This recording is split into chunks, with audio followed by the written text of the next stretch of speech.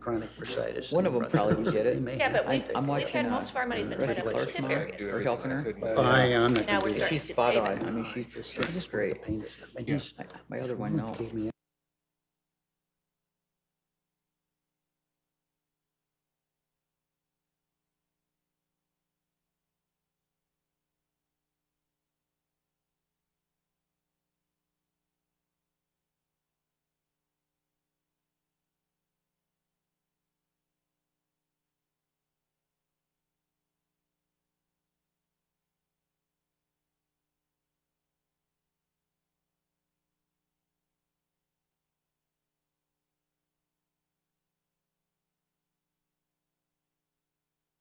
I don't think we have. Leaving Thursday, coming back That's the way life Sunday.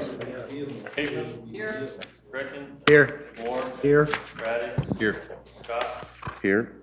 You're gonna start today with the finance director Don Porter to do a overview and update of the budget. Mayor and council, you should be seeing there we go with the PowerPoint presentation on your overview, talking about where we were with our TIF releases and what we were seeing. Now we're going to go one step further. I'm going to give you an overview. We've put together our operating budget and our capital budget. And just to update where you are, what our goals were when we put the book together, what the process was, update you on property tax reform, and then get into where the budget is. The goals of our budget, and as you look at the capital improvement program that we have in front of you, you're going to see a lot of these items. You're going to see a balanced budget. You're going to see us start to restore some services, and that will be more in the operating side of the budget as you look at what we've added for additional items. You're seeing a huge increase in the amount of infrastructure being done, some of it existing infrastructure that we're reconstructing and some of it new infrastructure. You're seeing us grow Sioux City, which is with the tax increment areas and some economic development things that we've got in our capital budget. You're seeing the maintenance function. One of the things that our instructions to the departments were preventative maintenance, deferred maintenance items. We wanted to handle those, get those into the budget so that we're not always going backwards with our buildings. We want to maintain what we own. And then next is the quality of life issues, especially in the Parks and Rec department. You're going to see a lot of capital projects doing things that we've talked about for 20 years. We're now starting to get those programs so that they can actually happen. The budget process, this is the same slide that we've had before. We've already had the departments meet, the peer reviews met, the managers met. Now it's the very final part of the process. We're presenting everything to you and to the public. March 7th, we will actually finalize the budget with the public hearing. It's appropriate. Property tax reform is something that we've had for a couple years. The major difference is this is the last year that we are going to have a guaranteed backfill. Going forward for the rest of however long it is, the base level of 17 will be what the maximum amount of backfill we will get back from the state. Chances are that we probably won't even get what 17 is because it's going to be dependent upon annual appropriation at the legislature. I will add, though, that one of the primary goals of the League of Cities and the Metro Coalition is to maintain that backfill. So we're fairly confident that that will continue to be filled. Correct. And help me, because it's a standing bill, but it's only a standing bill for a certain period, because if it's the senator, I'll defer to him in the audience. Standing bill means that they have to honor it, according to the governor, unless the legislature overrides that and the governor signs it, but he said he'll veto it. So is that a standing bill that's only for a certain period of time? You don't know that. I'm asking Donna, but I mean, that's what a standing bill means, right? Isn't that the term? Okay. Yes. So because the governor, we've been on the phone with him on this. right, and he's held firm that he wants us to be kept whole. 17 we will be, but starting in 18, then it becomes a political item, and we'll always have to talk about it at legislative day.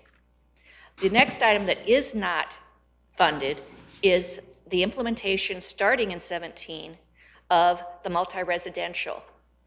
Any apartment building, any condo, any nursing home, anything that's got a component of housing is going to now have a new rollback on it till it gets down to residential.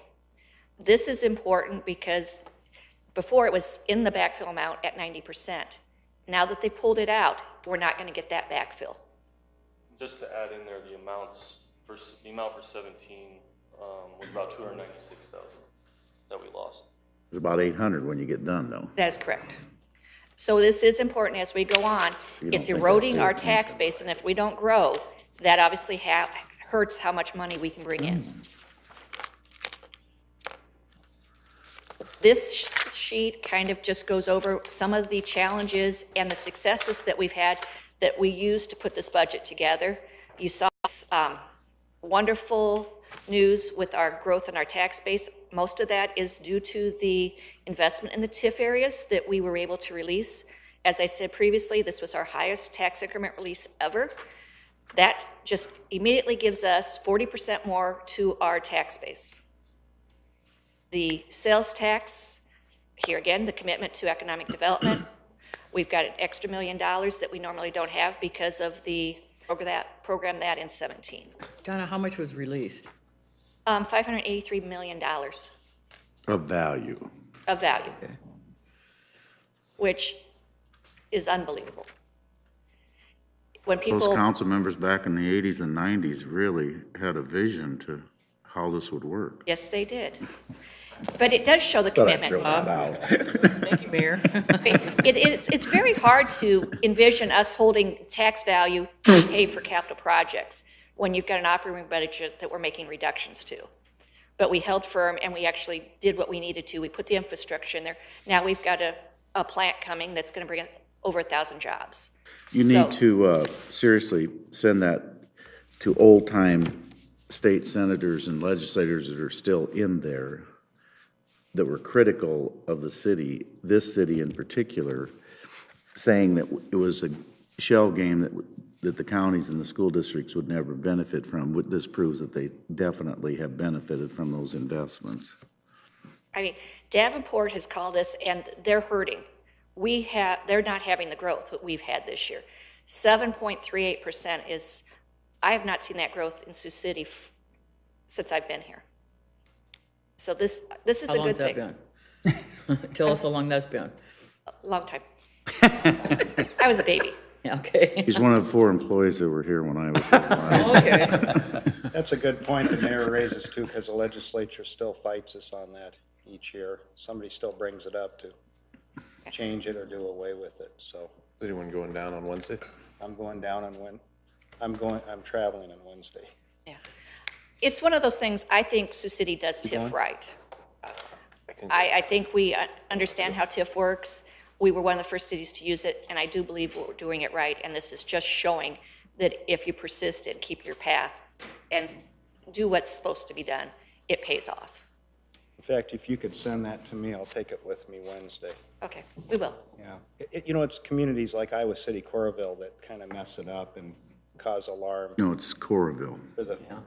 for the entire Isn't it state. Iowa City that screwed things up? No, Coralville took the, Orville with the Von Mars took the store. coal, or the, Yeah, yeah. but they used TIF appropriately, and Iowa City's upset because their higher taxes scared them away. No, they didn't use it appropriately. They built a store for basically very little lease payment. That's what they should be chastised for that. Anyway, back onto this. The challenges we have, obviously the big one is the I-29 debt. That has more of an impact on water and sewer rates than it does have on I-29 geo debt. But the water and sewer utilities are a component of the capital. We have a very high debt capacity if we do everything that's in that capital improvement program.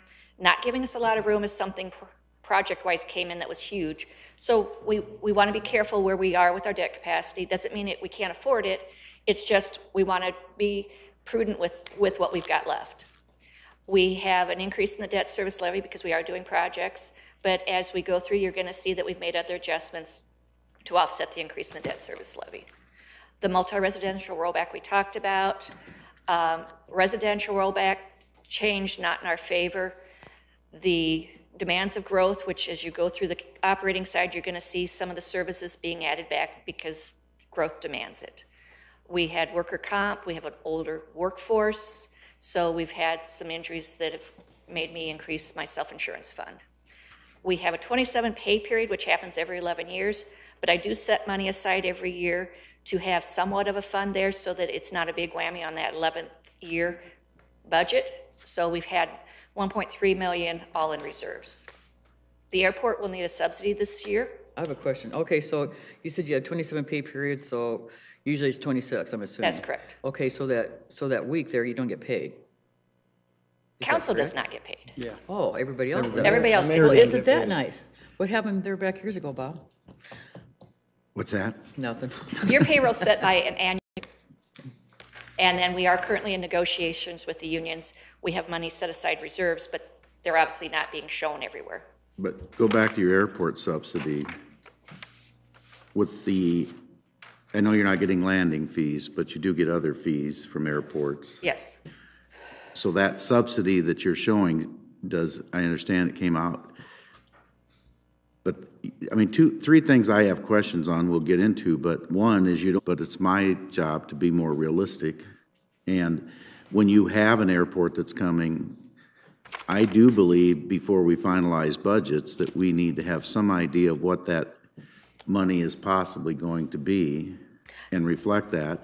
And the other one is that you're showing little, if anything, for Triumph Seaboard coming online with your sewer and water rate increases. I know in your rate study, but not in these documents. That is correct. And those are big numbers. I will bring those out because we do have them.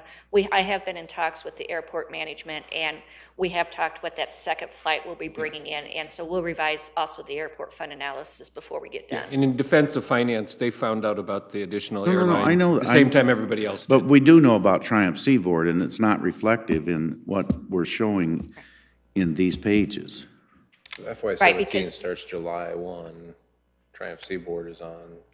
It will be maybe a month in the 2017 fiscal year. Right. Most but- of the but money's your in 18. program, but you're looking at 5-year outs. Am We I- have Triumph in In the 2 book- years out, don't we? No. We do have it in, but in the published documents, we did not because I was still waiting on the costs that would be. Okay. Got it. Exactly. It's But- not. Okay. it's But in not. my fund analysis where I've calculated the rates, I do have it. Okay. And I appreciate you gave us back, I don't know if you're gonna go through these sheets, but the airport one still doesn't balance, by the way. It still is not, We'll make sure you get correct, all the updated sheets. the rest of you guys didn't notice, but your beginning and ending cash doesn't equal, which it's a Briar Cliff must be accounting. Not a deal. USD. USD doesn't do it that way, so. In I Luke's just had to defense, throw that out, look. basically what's been hidden was the estimate of the 16 fiscal year, and that's where the balance is coming from. Probably Donna- by choice, if anything, but Mayor, in defense of Briarcliff, Luke does have a master's from USD, so. Okay. And I didn't take a master. I don't have a master, so then the USD and the master, they taught you how to hide stuff from the council. Looking it up. I don't think it balances if you look at the airport one either.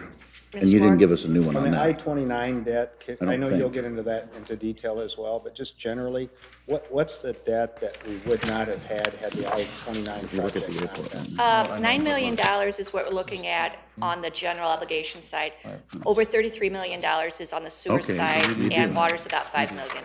All right, my bad. But okay, look at And- here. 3 and Look at 5 here. Yeah, it's over $41 million worth of total that we debt wouldn't have had. that we would not have You're showing had. revenue Had it not been declining for here the- in stormwater. That is correct. I-29. And if the No, I see it. If the shows public water. works I know people that. were here But today, if they'd you also look tell you airport- that some of the newest infrastructure was also what got taken out. airline or the additional flight's not in there. Some of the No, no. newest Some of our newest infrastructure, infrastructure was taken out.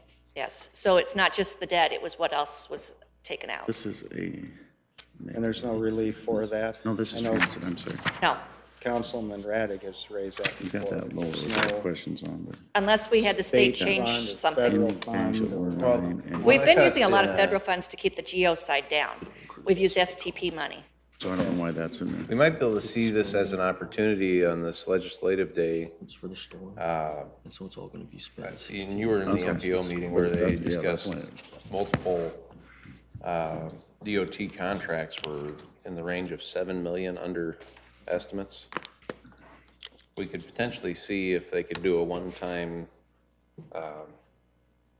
debt release or something, maybe in the 14 million range towards these utilities, maybe just ask for 10. I don't know, you have to ask for all of it. Through MPO.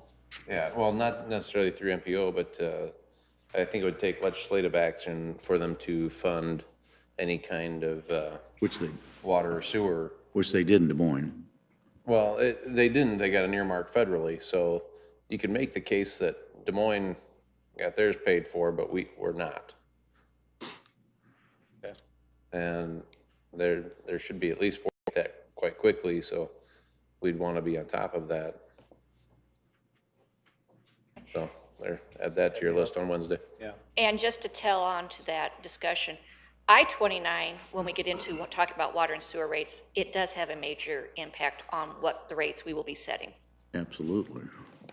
And so this discussion will continue as we go through this. Okay, thank you. The components of the budget, there are three parts that comes from the capital improvement books that we're looking at. You've got the operating budget and then the debt service budget, which is a product of the capital. The tax levy that we are presenting to you today is a flat levy. What it means is if we do nothing but went in and approved the book today, the property tax owners of residential property in Sioux City would have a decrease in their property taxes for the city portion of $2 per 100,000 worth of value. If it were commercial, they would not have an increase. It would be just the exact same dollars. We've worked really hard to get down to this point, but we feel that this is a good budget we're presenting to you. We're extremely proud to present this to you because it's been a lot of work by everybody in the city staff and the manager's office. It's just a lot of us have worked very hard to get here. Correct me if I'm wrong on this too, Donna, but that's taking into consideration the assessed value would stay the same. And I think that's where the citizens get tripped up. $2? Yes. Yeah, When the that's, assessed value increases and then the tax bill increases, they're saying you've increased our That is tax. yeah, this is correct. assuming a $100,000 value house. Right, So it doesn't go up or down, it just Right. stayed valued at 100,000. yeah, but there have been increases. Yes. But if your values I think increase, there were increases from, All the school kids. 'cause There this would be the 1/116, no, 15, 1/15 assessments. yes. For the 15-16 taxes payable. Which people would have gotten 16 probably shares 3 or and 4 months ago. charges. Everybody got their notices of what their 1st of assessed April. values were. Yeah. Yeah, But Everything your stays value the increases, same. obviously your house more, you can, I mean, your purchase price or sell price changes. right. And for us to be able Everything is the to same. That half actually get a million goes dollar up value to tell you, because we have to your keep things costs pretty are much up flat so here. that we can compare apples to apples. Well, we'll get into it during the regular, but there's 300,000. Oh, yeah. Now going into the capital side, if we have no questions on just the general over. Yeah, I have just one, and we'll get into it in the operation side, but another problem that you didn't mention is that you've got a $500,000 increase in the transit fund, and you're basically asking all the ratepayers, not the taxpayers, the ratepayers to pay the exact same. And when almost a third of your budget's made up by property taxes, which never has been the case here, ever. You know, when's the last time we asked the schools for even a small increase in fees on hauling their kids? When's the last time we had a rate increase even of some small amount? I'm not talking huge dollars, but that's a $500,000 almost that you're going up, asking taxpayers to pay.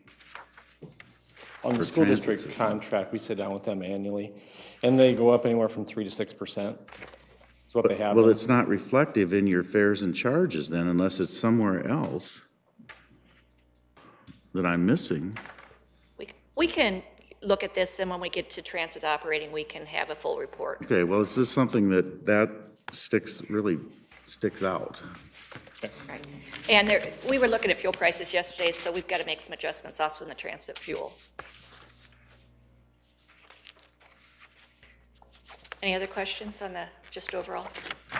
On the capital improvement, the pie chart in front just kind of shows you where the revenue sources are. You can see we aren't heavy in one area whatsoever. We've kind of got our revenue sources spread out.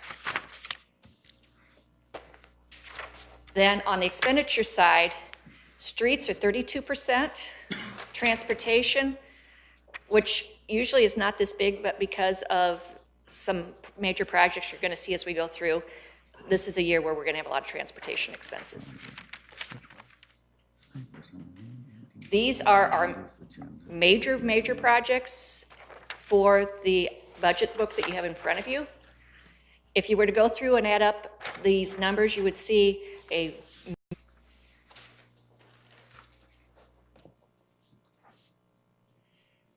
our debt capacity. When we were before you previously, we were closer to 69%. Based on some feedback we've got that back down to about 65%. Not great, but it's still better than where we were previously in December. What's a good target?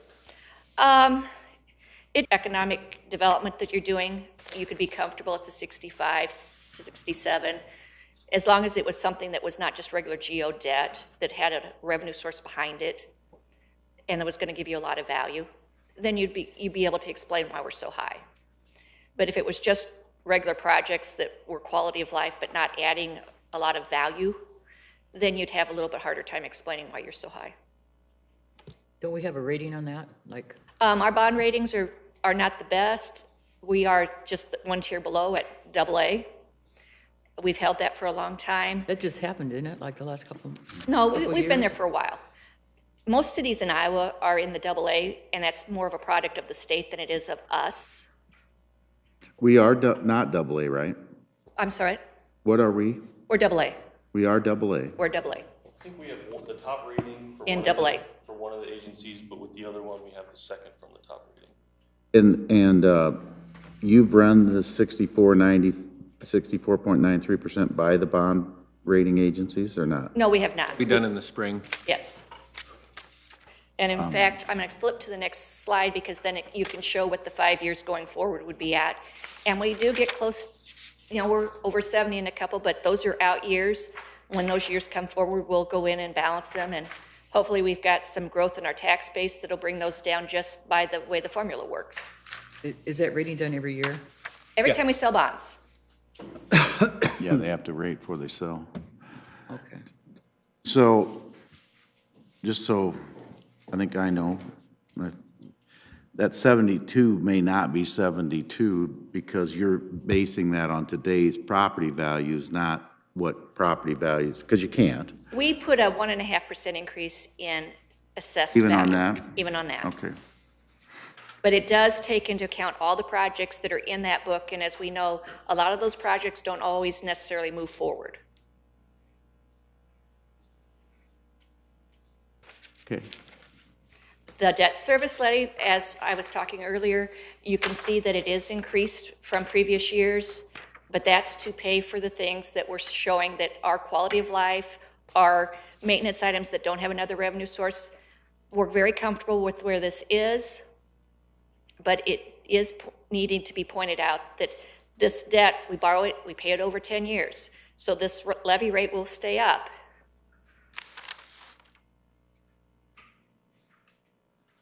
The utility rates, the most you're going to see, unless something changes dramatically, are these. We've been working to get these down, and when we get to rates, we'll probably have rates lower than what you're seeing currently to present to you. There's a lot of variables, and I-29 is huge.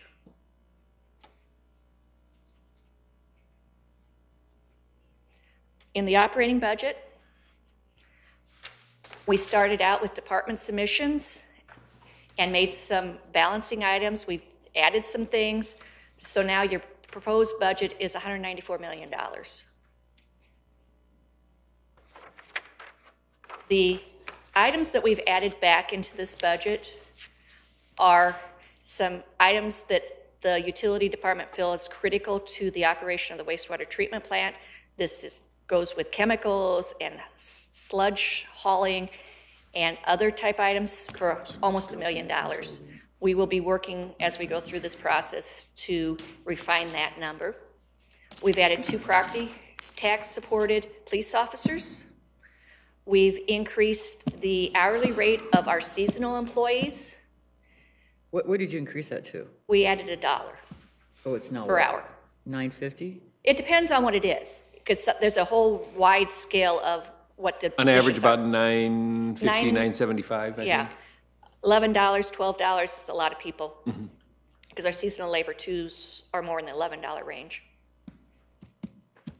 We've added some equipment. We've added some staff at Tyson. We added a grant position that, why the FT count changed. In the street department, we felt that they needed an additional body, so we've added an AEO1. Which one? Streets. We've taken a transit driver that was part-time and made it full-time because we found that there's some inefficiencies there and we needed another full-time driver. Previously, we have been cutting drivers and we're trying to get to that optimal level. We've added a custodian, a lot of little things that we've added. On that refrigeration EFAB position, what is that to run in the Tyson? I will have to get your report. I don't I believe have my it's to help improvements. run the HVAC system, the glycol system to underneath the ice. The issue they have is they have 1 full-time person now, and they've tried to make do with part-time people filling in, but it's a specialized enough position that they can't hire someone that's willing to work part-time. So do we have 2 full-time positions to maintain ice then? Is that essentially? It's ice and other things. It's part of the HVAC system. It's It's a lot of the mechanicals. It's not just mechanical. refrigeration. It's not just the ice. Run that control desk, probably. Yeah. But they'll be presenting, when we get more into the operating, we'll present what it all does. But those are the things we've added. Now, some of the things that you're seeing in the book that I just need to prudently point out to you are things that we used to put in there that you're not seen in the past. And we're using $1.5 million worth of balances. We talked about the sales tax payment. We've got the payroll money for the 27th pay period. And the health insurance, we've talked some about how we need an increase. We're also not only having an 18% increase projected, but we're also using fund balances at the same time. Then this will be the first year in a lot of years that we've needed an airport subsidy, and then transit started out with a negative balance. Just to show you some of the revenue sources, taxes make up 41% and charges make up quite a bit of it too. The expenditures, it's important to look at this chart because you can see 49% of our budget is payroll. In a lot of departments, it's a larger percentage. You get into police, fire, word processing, it's almost totally labor components. The next steps is we start today, we go through our budget hearing for CIP. February 10th, we will do the same thing for operating. We'll wrap up on the 18th for any follow-up questions. And then on March 7th, we will approve the budget. And I want to thank Trevor and Luke and the rest of the staff and all of the department staff because we've worked really hard since July to get to where we are today. And thank you for doing that. We greatly appreciate it. We really do. Overall then, so what's the operating budget? About $193 million. What's the capital improvement? Let me get up there.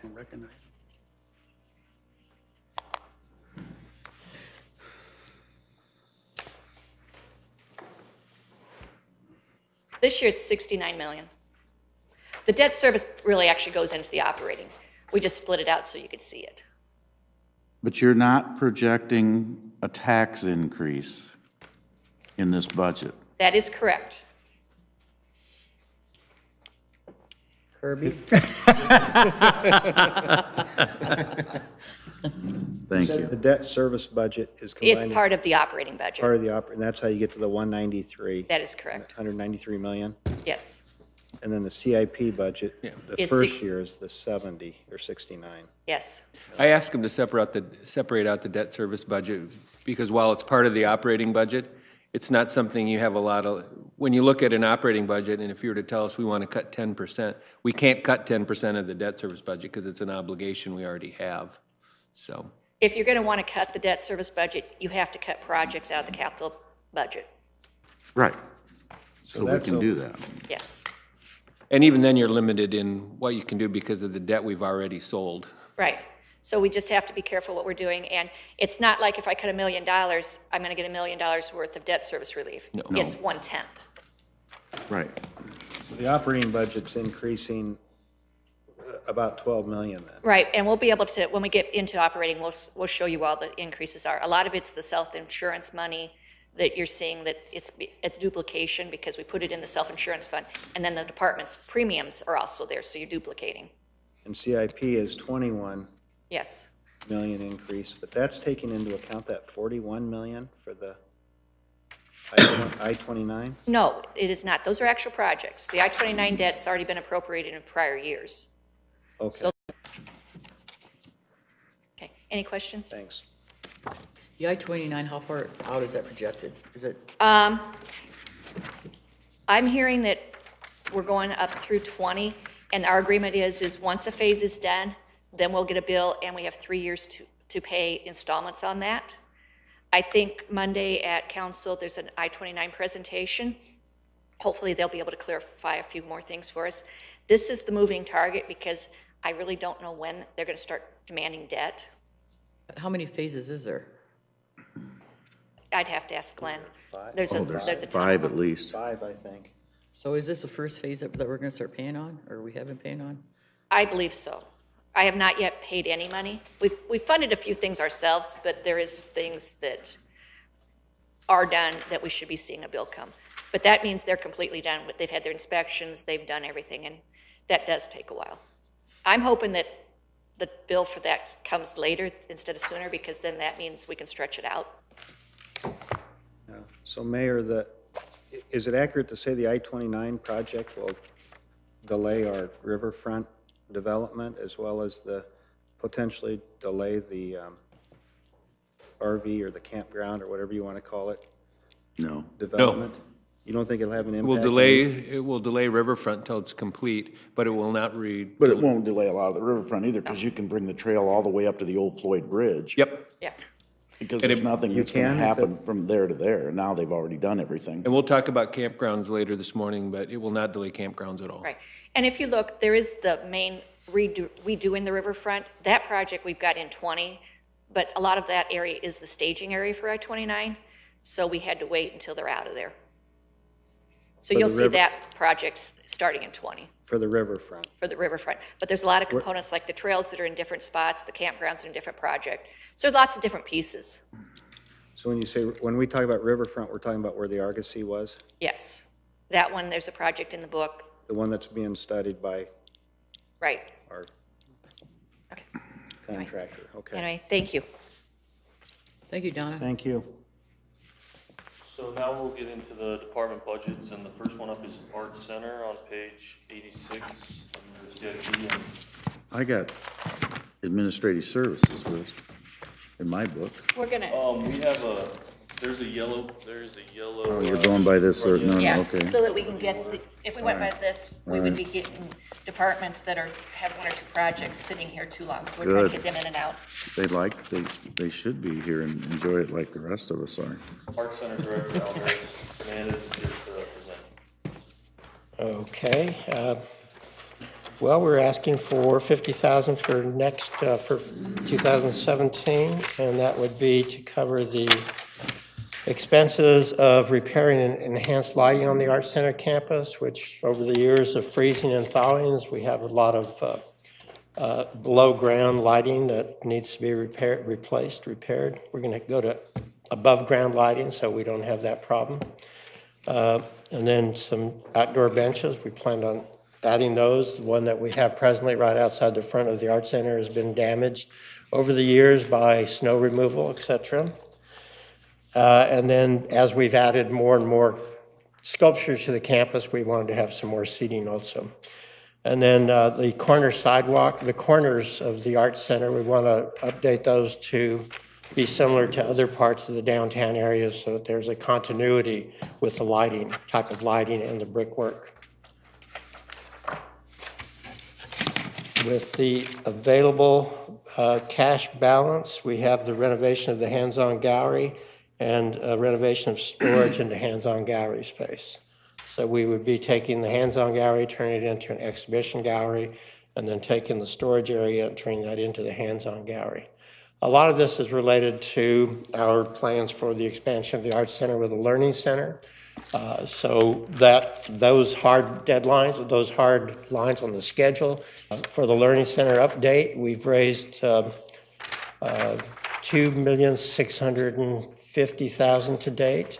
And so with the next $350,000, we'll then start the public part of the capital campaign, applying to Vision Iowa. And so we hope to be able to start construction either in 2017, 17 or the 17 calendar year. What's the total cost of the project? It's going to be about 3.7 million. 3.7? And we'll be at 3 million when we finish the quiet phase. And then we'll go public, and we have several foundations that we would approach in addition to Vision Iowa. And we have, we're working with the public schools as far as a collaboration to share employee and also to use it as a resource for the public schools to run a lot of their students through the Learning Center. So that's a big new development that we're very excited about, and that would utilize the Art Center, the Learning Center during the day, every day of the week, and then also be able to have it open to classes every night of the week. So we anticipate to really increase the number of classes that would be filled at the Art Center. So when will you put a shovel in the ground, do you think? I think in 2017. And I'm not sure if it's going to be the calendar year or the fiscal year. We're shooting, we would like to start it in the fiscal year, but if we don't have, if the city monies aren't ready, then we would do a bridge loan to be able to do those parts, et cetera. Now, then the hands-on gallery part, doesn't that coincide with the new Yes, building? So and that's why we're waiting to see what happens exactly. potentially we could use the 54 there to cover this year's projects and put all of them on next year's. Well, the issue, what I'm thinking about now that I look at where we are in our fundraising, is that we would take some of those projects that are earmarked for the fiscal year 17 and move them into now. For instance, the lighting on the grounds and things like that, we could do that now Right. without waiting for it. Yeah. Right, but we could use fund balance essentially to do that. Yes. Yeah, okay. Any chance the benches are just going to be out and just regular benches, or are they going to be kind of like an art project kind of deal at the same time? Well, that's always a possibility, yeah. And I know they've done that in Omaha, and those are pretty nice. Working with area architects, and they design them, and so, yeah, that would be an exciting possibility for sure. Yeah, right, but you can take this 54 and pay for them. And then on a different note, do you guys do art tile classes or anything like that? We have not. Okay. But we have announced a great new exhibition, Art of the Brick, that's going to be using the Lego product. There's an artist who creates large sculptures out of Legos. And if you haven't seen the billboards, they're now up and running. And when we announced it, the first 3 hours, we had 1,300 likes on Facebook. And to date, the last time I talked to my staff, we had over 7,000. So that's going to be a major attraction, I think, for our community. We have billboards on I-29, both directions, to get people to come in to see that show. I think that would be very, very popular. See if you can do some kind of permanent Lego piece for you. Well, that's a possibility. We have that Lego part of our hands-on gallery that's extremely popular. We use the large Lego blocks because we don't want kids swallowing them, but this will be using the smaller ones, and we'll have a lot of workshops and having kids create sculptures, and we're going to photograph them and then put those on Facebook, and should generate a lot of interest. Any other questions? I'm gonna ask this on every one. Mike Colette. The rebates on lighting. If the city's paying for it, the city gets the rebate. I've already put into his operating budget the rebate and reduced down the utility bills. If I particularly like that, but, okay.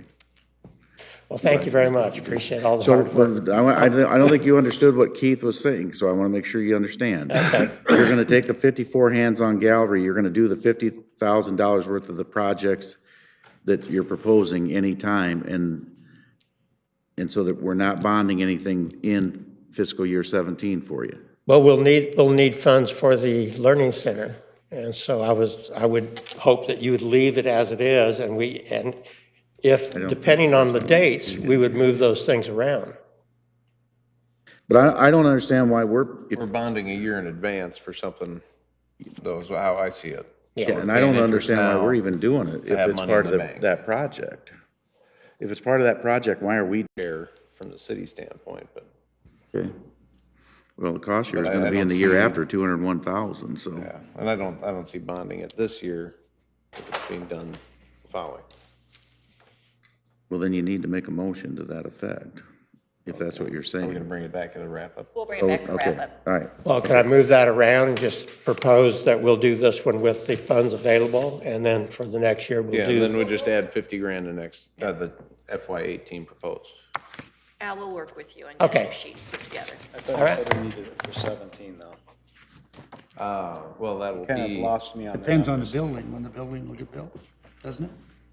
You still When he need, needs that 50? yeah. Well, 50,000 Donna can find for a short time period. well, we'll need funds to do the project in those areas, whether we change those projects this year to next year and move some forward, push some back. Right. We'll work with Al to get a sheet revised and bring it back to you at wrap up. Okay. Okay. Thank you. So, Where we going next, museum? Museum. Next up is museum on page 200. The Museum Director Steve Hansen present. Right. And as we are calling the numbers, just to let you know, we're focusing on the first 2 years. So there'll be some departments where we won't have much because we'll just stay with the first 2 years. Sorry, Al. Morning, everyone. We have two requests. One deals with the Sergeant Floyd Welcome Center, and that's really for paint and restoration of wood along the window sills and a couple other areas that have suffered weather damage. We have not painted the boat for quite some time. We've been trying to stretch it out, and last Which summer. part? Pardon? you said, the boat? Yes, The boat? the Welcome Center, the boat, the Sergeant Floyd. I said bowl, I didn't, Oh, I'm sorry. no problem. I have an articulation problem apparently. So anyway, it's, we tried to stretch out a couple of years, and last summer in particular, I think Councilman Hudson went down and observed it. The sun kind of finally caught up with us down there. And then the other request is with museum technology equipment replacement. It's all working fine now. We have had some problems with some of our computers, other projector equipment. We've been able to deal with that, either warranty issues, but just common sense tells you eventually that equipment's going to wear out, and trying to take a proactive stage on that. So those are the two requests. Comes up to 45,000. So any questions? have you had good traffic? We've had great traffic. So, a lot of groups. You know, what we've tried to do is, as you know, Councilman, you know, we've had a lot of different public groups meeting, like Crime Stoppers during the week. This morning we'll have League of Women Voters down there. They'll be on a regular basis for the next 3 or 4 months, and just a lot of good activity. And then we're in that time of session where school groups start picking up again, and it's How many busy time. how many visitors annually at the visitor center?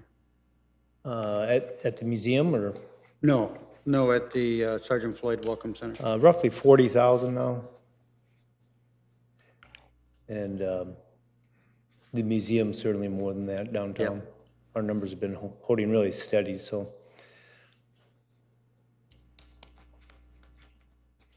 Thank you. Yeah. Thanks, Steve. Thank you. Thank you. Next up, we're jumping ahead to page 526, which is the comm center, with comm center director, Glenn Sedgwick. There is a revised sheet that we left on your desk because we had some additional information that came out after the book. We have 3 requests. The first request is a Starcom Motorola Lifecycle Planning upgrade. The actual Starcom upgrade, $185,500. We were on the Radio Council upgrade. The 911 board on the 13th approved capital improvement budget for the 911 service board, which incorporated the major portion of funding the Radio Council upgrades. So instead of the $635,500 asking, it will be reduced to $341,027. The 911 board, with that capital improvement budget approved, will totally eliminate on the Radio Council and Starcom upgrade.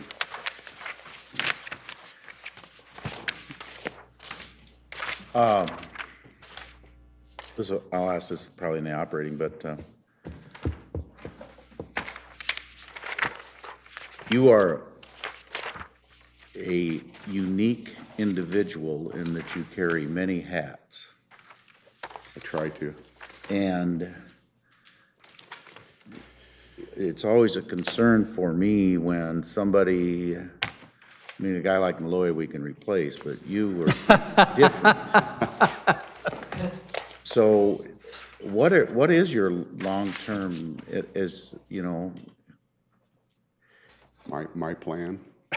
Well, yeah, I mean, do you have a number 2 person that knows as much as you do? Oh, I mean, Wendy Hess is pretty much the operations supervisor of the comm center. Right. So she pretty much handles day-to-day operations. Right. In the communication center. As far as the technology portion and the fiber and the communications pieces, a lot of, such as the radio network system, that's under contract we do with Motorola. So if there's an outage, our people know how to contact them and open up work cases. The 911 system's the same way, along with the recording equipment. Pretty much all the equipment we have contracts to maintain that. So it's a matter of recognizing there's an issue and getting the proper people dispatched to manage those. As far as fiber optics, John Malloy's department does have staff that work very closely with me.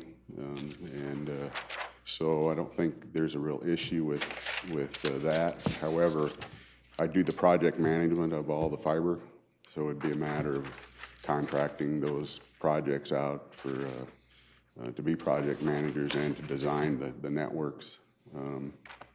This current year, we've completed our fiber projects. I did design those and was a project manager on all those. We're about 90% complete with the projects this year.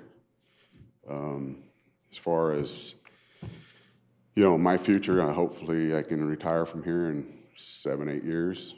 And I think once I get close to that, we'll need to get somebody in here to, to walk through with me and make sure that we don't leave any voids in my work, I guess.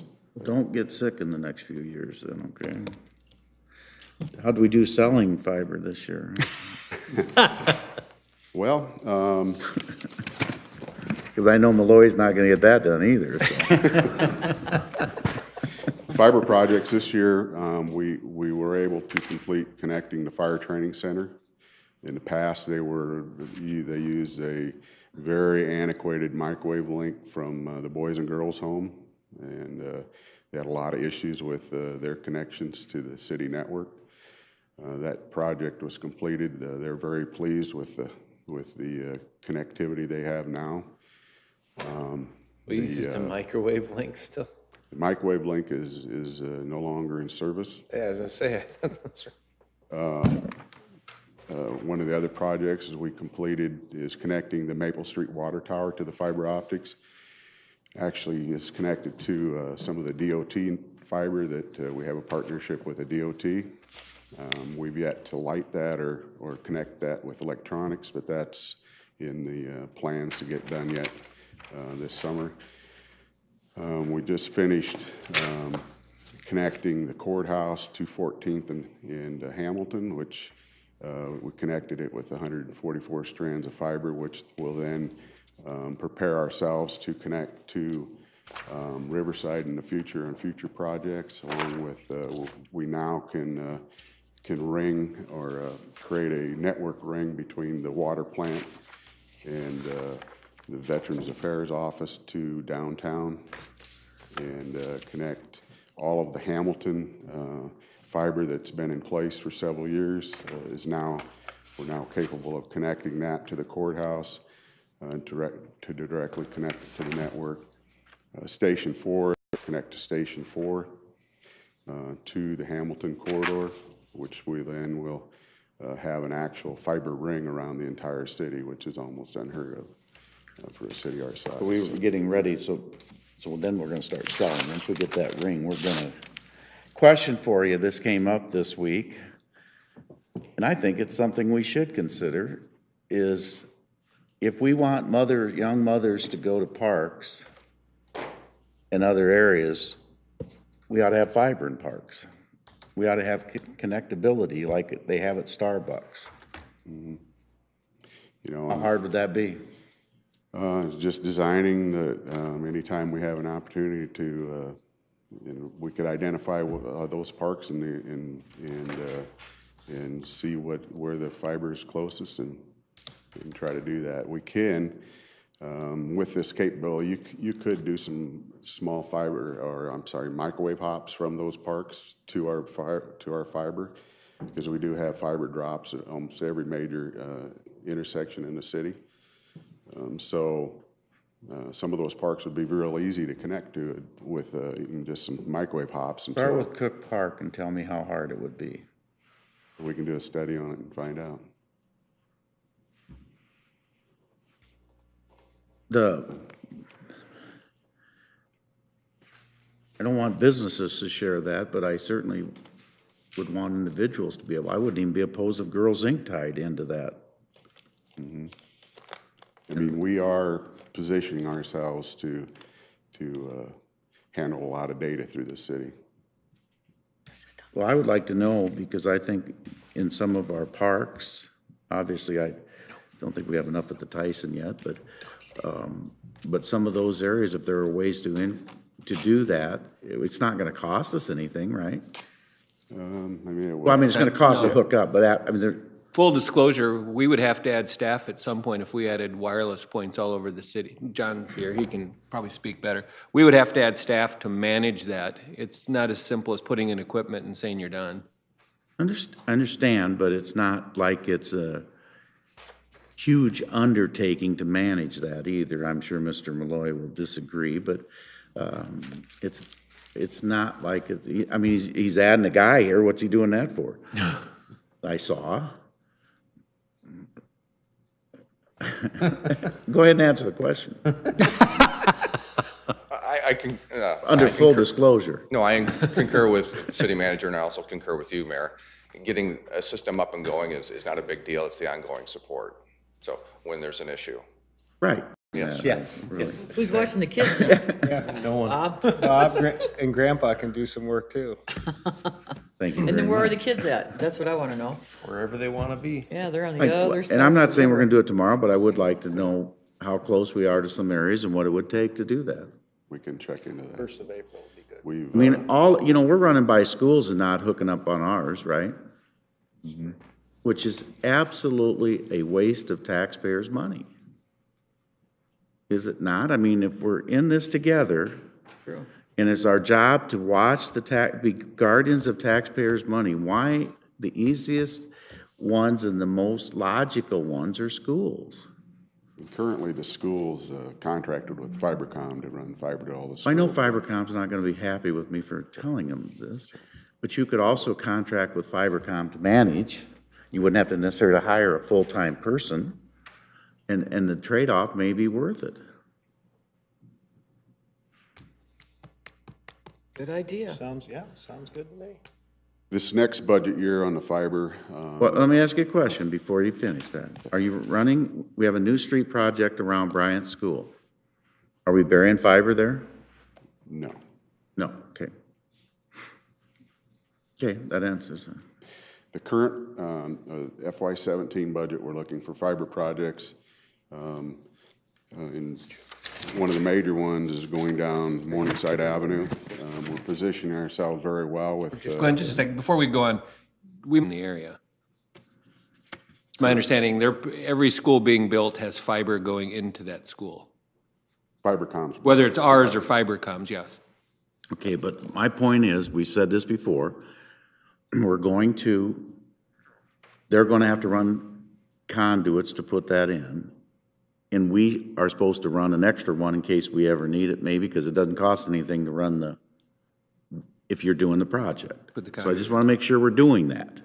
I don't want to get down the road and say, we could have connected the park at Leaf, we'd have been close, but oh, by the way, we didn't put any extra capability in there. That's all I want to make sure we're doing. And we are. Every route, we're putting 2 conduits in under the city projects. And we should be leasing some of that to somebody. Until they could build to a Sioux City hotel. So shouldn't the city be coordinating with the school district then to make sure there's a second conduit and so it makes FiberCom available for the city and the parks like Bob's talking about? I mean, you say, no, we're not doing it, and I know that school board's doing it, but how do we get a second conduit in there then?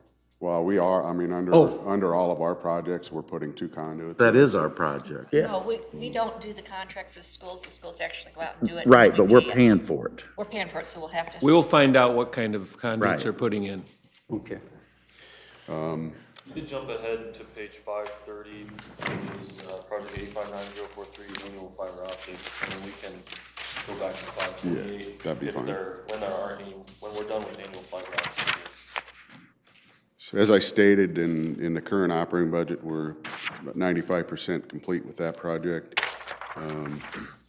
We're very successful in completing what we said we would do. In the FY17 asking, we're looking at going down Morningside Avenue, and it's going to align itself very well with the reconstruction of that section of road. So under this budget year, we will purchase all the materials to put 2 fiber ducts along with fiber and connect to the library and to the fire station. And under phase 2, which will end up happening in the FY18 budget, which will complete the Morningside Avenue reconstruction, we will have the materials on hand to complete that in FY18 out of the FY17 budget. But with them having Morningside Avenue completely tore up, that duct will be able to be installed in trenches rather than boring, and should reduce that project cost. Right now, we don't know what that savings will be, but there should be a substantial savings there. Along with the Morningside Avenue route, we are going to connect the York Street lift station and the 520 water booster, along with the airport pressure reducer valves for the sewage and water plants to the airport fiber route. Unfortunately, back when they installed the original airport fiber route, they bypassed every bit of the city's infrastructure on the way down to the airport. And that is some of the things that we're trying to establish and complete. Back then, they even bypassed the sewage plant.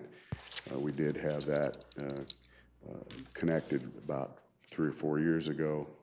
Now we're just wanting to complete and identify city infrastructure that we can connect to a vital resource that's already been in place for several years. That fiber's been in place probably 10, 15 years. And with it bypassing all that city infrastructure, it's a waste of city resources. So those are the projects presented to you today for the fiber in the amount of $200,000. These connections. And then we pass this over on page 528, this project 159004, which is warning siren upgrade. Just a minute, I want to go back. I'm going to keep hammering this, and I'm not, because we're connecting a lot of things that need to be connected. But in the end, there's so much extra capacity there that is not being used that it's a shame. It's a shame that we can't figure out how we can't get with somebody that has a need. Because what you're running is, what you're doing here is great, but it's, a couple phone lines would have done, not as fast, but it would have given you connectability. Not as fast. I mean, we are building the extra capacity, because installing a 12 count fiber versus a 144 count or a 96 count, it's all into the conduit and the installation of that conduit cost. The actual fiber itself, there's not that much difference in cost of putting a large fiber bundle in rather than a small one. So we are positioning ourselves to have that extra capacity for future and not just limiting ourselves.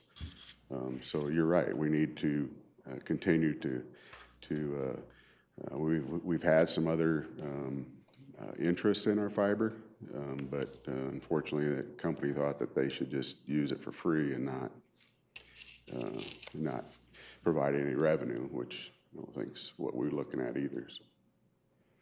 Well, I suspect, Keith just wrote contract with Fibercom, but it doesn't have to be with Fibercom. I suspect if you somehow said you were going to try to do a deal with the schools, that somebody would come and say, let's work together on this.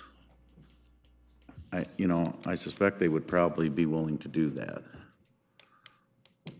And I really do not understand why we haven't, not your fault, but why we aren't helping the school districts when it's everybody's same money, but, so, all right, we can go back. On page 528, warning siren upgrade. Outdoor warning siren upgrade, the current operating budget, we had at $120,000. That was to upgrade 15 outdoor warning sirens to the latest electronics. That project is well completed. We upgraded the first 15 sirens from the north side of Sioux City about to the middle of Sioux City. This next year, we will complete the remaining 15 sirens, and at that point, hopefully by the end of this fall, all those sirens will be completed and will be up to the latest in electronics with those sirens. And the other night you said you have voice command over all of those. Is that through the comm center then? We have voice command from the comm center. However, it's to use the voice portion of that siren. It's better to go to each siren and pinpoint where you want that audio to go to. Because the comm center, it's either north, east, south, or west. We can't, and we do have a microphone and a key in each one of the first line fire engines in the city. Fire staff are trained to be able to go to those sirens, open them up, plug their microphone in, and they can turn those sirens to the exact area that they want to broadcast. Under the siren upgrade, the current system, we were only able to activate the sirens through a Wayland siren controller. We added under the new sirens a two-tone radio activation piece, so our actual Motorola radio consoles now can page them up just like we do a fire department, and it would activate those sirens. It's more of a backup because if that Wayland controller would fail, we had no way to turn those sirens on. So now, under the new design, they come with not only the Wayland control board, but they also come with a radio two-tone controller, which allows us to activate them from the radio consoles. So making sure that we do have redundancy with these new controllers. Okay, so this is probably going to be a dumb question. I'm going to ask it anyway. The sirens are used for, obviously, tornadoes, I'm assuming. What else? The sirens are meant to be an outdoor warning. not indoors, outdoors. And they're meant to notify the folks that are outdoors and in parks and issue coming. Policy is we activate those sirens for storms that have straight line winds of 70 mile an hour or greater. We did experience a windstorm during RAGBRAI. At that point, we activated when it was 60 mile an hour, and fortunately we did. We had a tree fall on some tents down in Riverside, and so it's just basically to let the public know you need to take shelter, you need to turn the news on and find out what's going on in the area. I had this the other night at the emergency management, so I can tell you now. It's that an inch and a half hail. So if you can imagine an inch and a half hail, you better be taking cover. And that's the two basic things. And we programmed the sirens that were next to the river during the flood, that we could have activated just those sirens with a different tone, so that those folks down on the river's edge would have known to take high land, move to high land. Do you have different tones for different? We typically do not. We did during the flood just because we wanted to make sure that, but typically it's an attack sound. And it's hard enough to educate the public just to listen to the sirens and head indoors. So trying to educate those to different tones. That's not gonna work. And we don't do a cancel tone. We just, they blow for 6 minutes. And the reason we activate them for 6 minutes at a time is because they rotate. And sometimes those sirens are pointed in different directions, so we make sure that we have enough activation so that as they make their full rotation, that the public hears them. And how many sirens do we have now?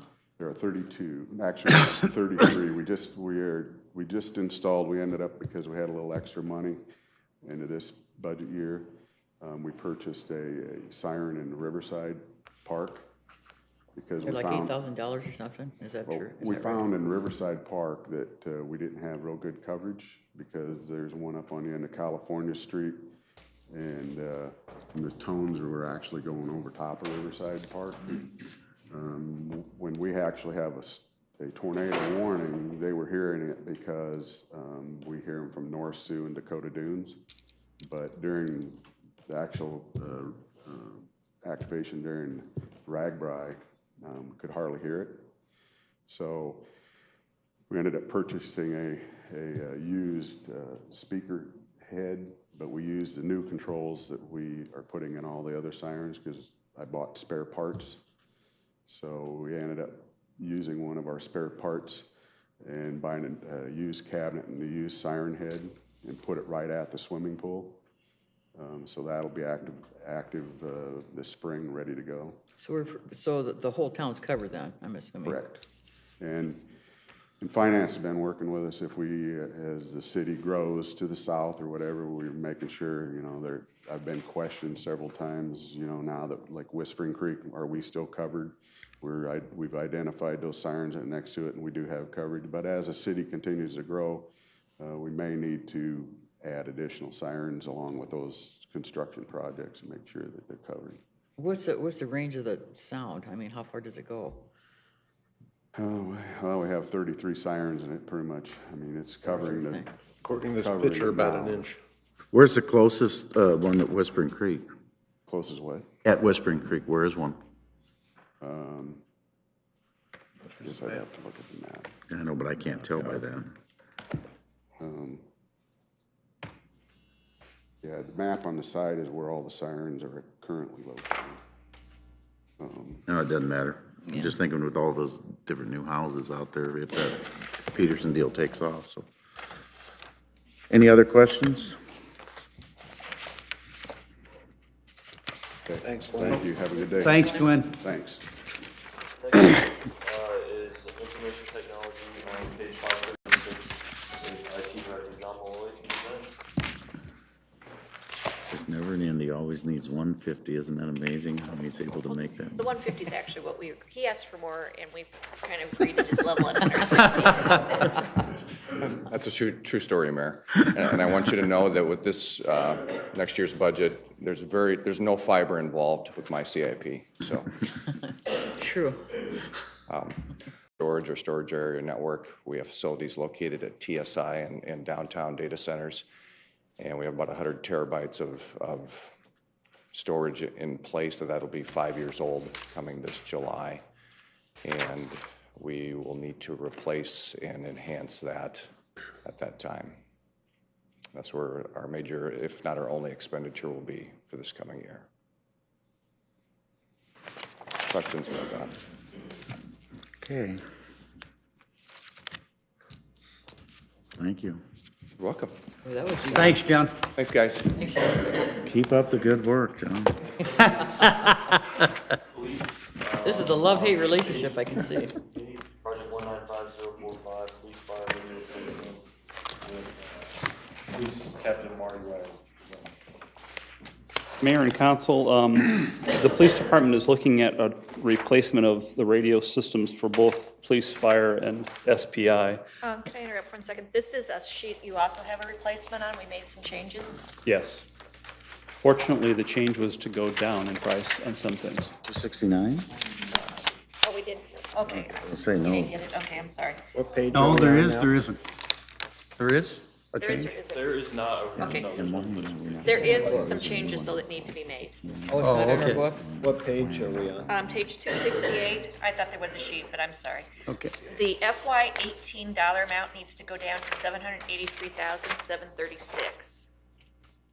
Say that again, please. FY '18 is going to be $783,736.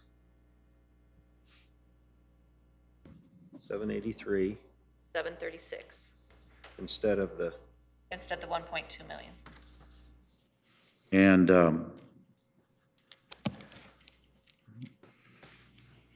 there's, E911 bought a bunch of radios back in the day, right? Yes. The original purchase in 2005 was through E911 funds. The problem with the funding that the state allowed was E911 funds were only drawing off of landline phones. The state kind of hoarded in on all the cell phones. And obviously, the number of people who have landline phones has decreased over the years, and cell phone usage has gone up. So the state has gotten more money, and we had gotten less money. The hope Well, was that's that... not, no, that's not necessarily true. They're trying to muscle in on it, but they have not yet. We're still getting that money. I'm on that committee. I know we are. We're still getting that money. They're trying to get it for their statewide system, but they haven't necessarily been successful yet. No, they haven't, I don't think. What's that? I think you're right. I don't think they have. No, they haven't. That is the plan. But the funding's not there for the replacement, so that's why it's being CIP'd. Now, the chief. Funding's there for what? Well, I don't know if there is funding or not without, I wish Glenn wouldn't have left. I know the deal is that we have to pass our radios to volunteer fire departments, and that when we're done, they're not ours, right? Right.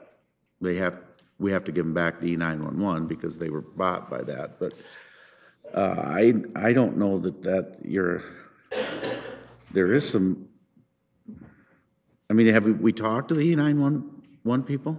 Yes. I've worked on this project with Glenn. This is mostly information that I got from Glenn as far as why we're doing this way. Okay, well, I have a question because I was under the impression from the, E911 board is using the money for the comms center replacement. okay. Chief, They're not planning on didn't you buying once say equipment that for there is a combo radio, microphone, battery Camera. thing? That's not included in the CIP. Well, now, wait a minute. You got, these are portable radios that the police are gonna carry. Right. And there is one out that's a radio and a camera. It is not yet, it's beta testing. Understand, but it's gonna be much cheaper than $6,000. That's one portion of the radio, is that it's a Bluetooth connection that has a camera. What we're replacing is basically the entire radio system due to the fact that radios aren't radios anymore. Radios are computers that operate radios. I agree. They're actually eliminating they're no longer going to build the radios that we currently have, and they're not going to support the software. Kind of like what Microsoft did with XP, Motorola, and the software that operates the system is no longer going to be supported. Give us some idea what a radio phone, a radio camera. I don't want to buy this and then we got to go spend another $1,000 for cameras besides. I We're understand. going to have cameras in this police department, whether we like it or not, because the public's going to demand it.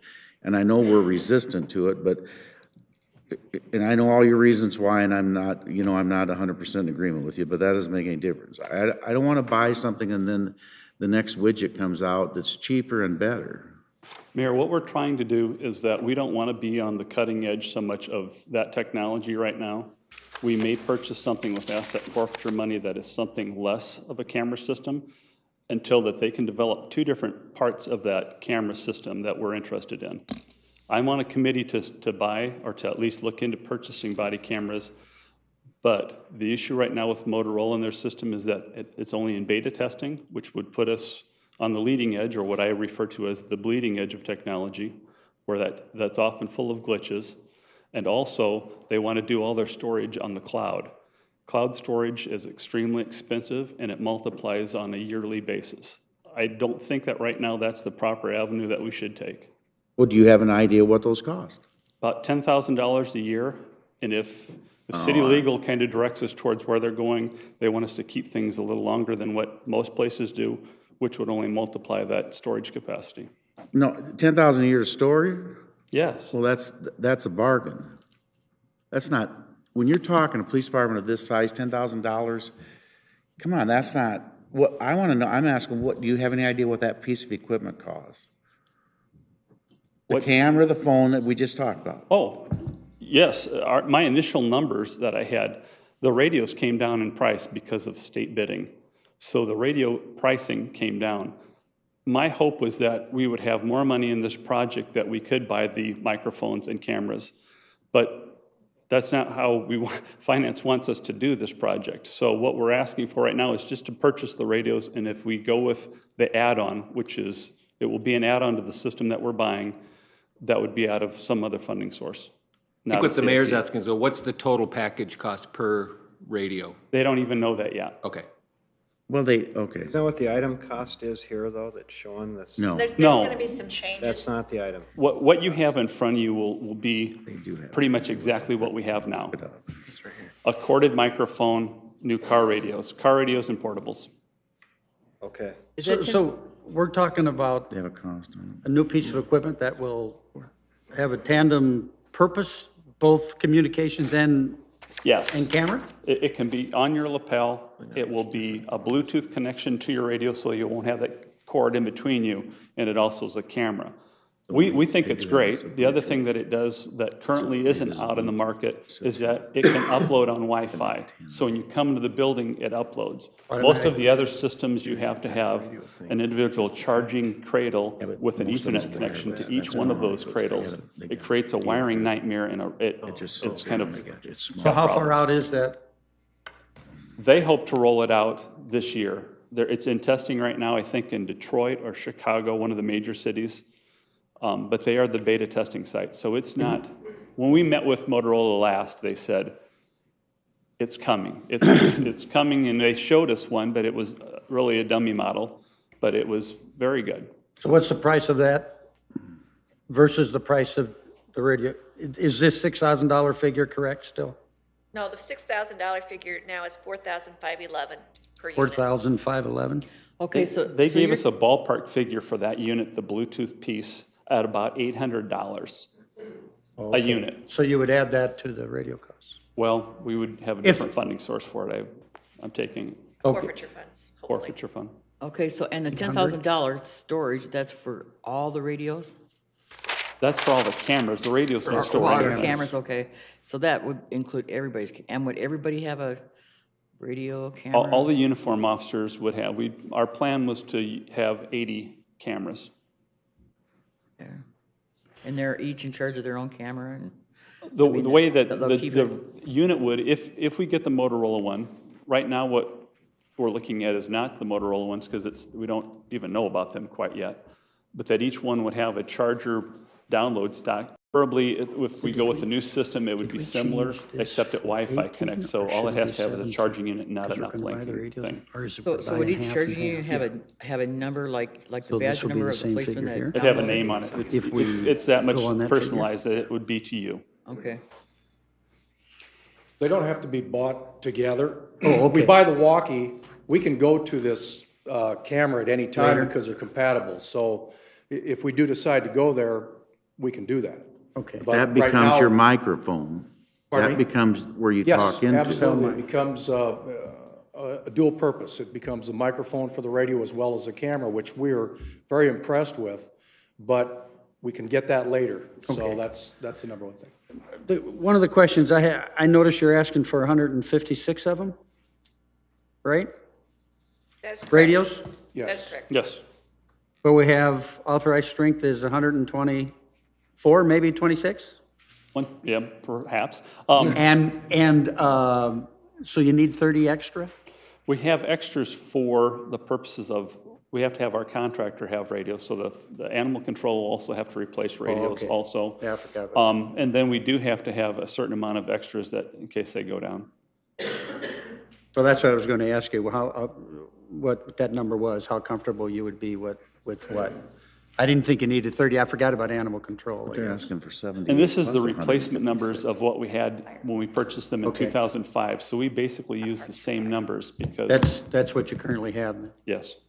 thanks. On the piece that we want to pay for with forfeiture funds, we don't want to program that because as soon as we program that, it becomes your planning, and we can't do that.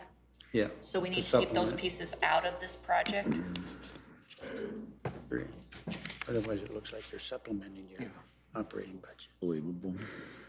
The new numbers that you have, the fire department contacted me with numbers for SPI. So there's new numbers that weren't on the original CIP information Right. because that was new information to Right.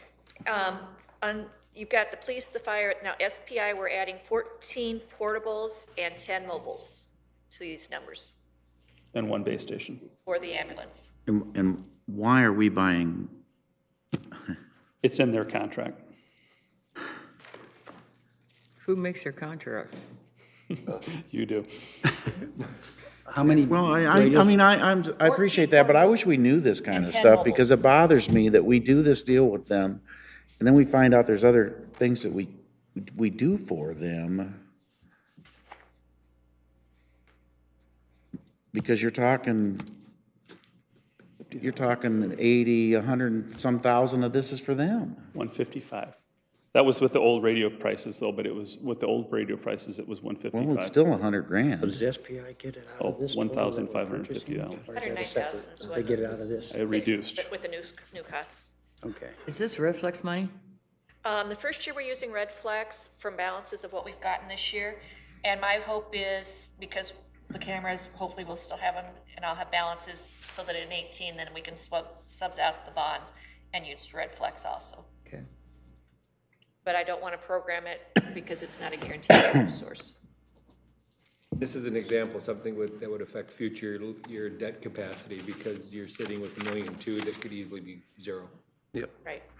I noticed that too. I felt was a very good use of the money that we've already collected. 'Cause that was GO bonds last year. Yeah, and it shows, if you look at this year, it's a program for 18 GO bonds for the second half of this that could easily be funded somewhere else. So on page 269, is that what we're supposed to be looking at? Page 269. Yes. So what's changed on that? And Okay. So what are the totals for the police department? I didn't, I mean, so you have portable radio with batteries. This police and 150 fire, I just found out. it's both Dan. together. Okay. Yeah, but Let what- me give you I the don't know what we're changes. looking at.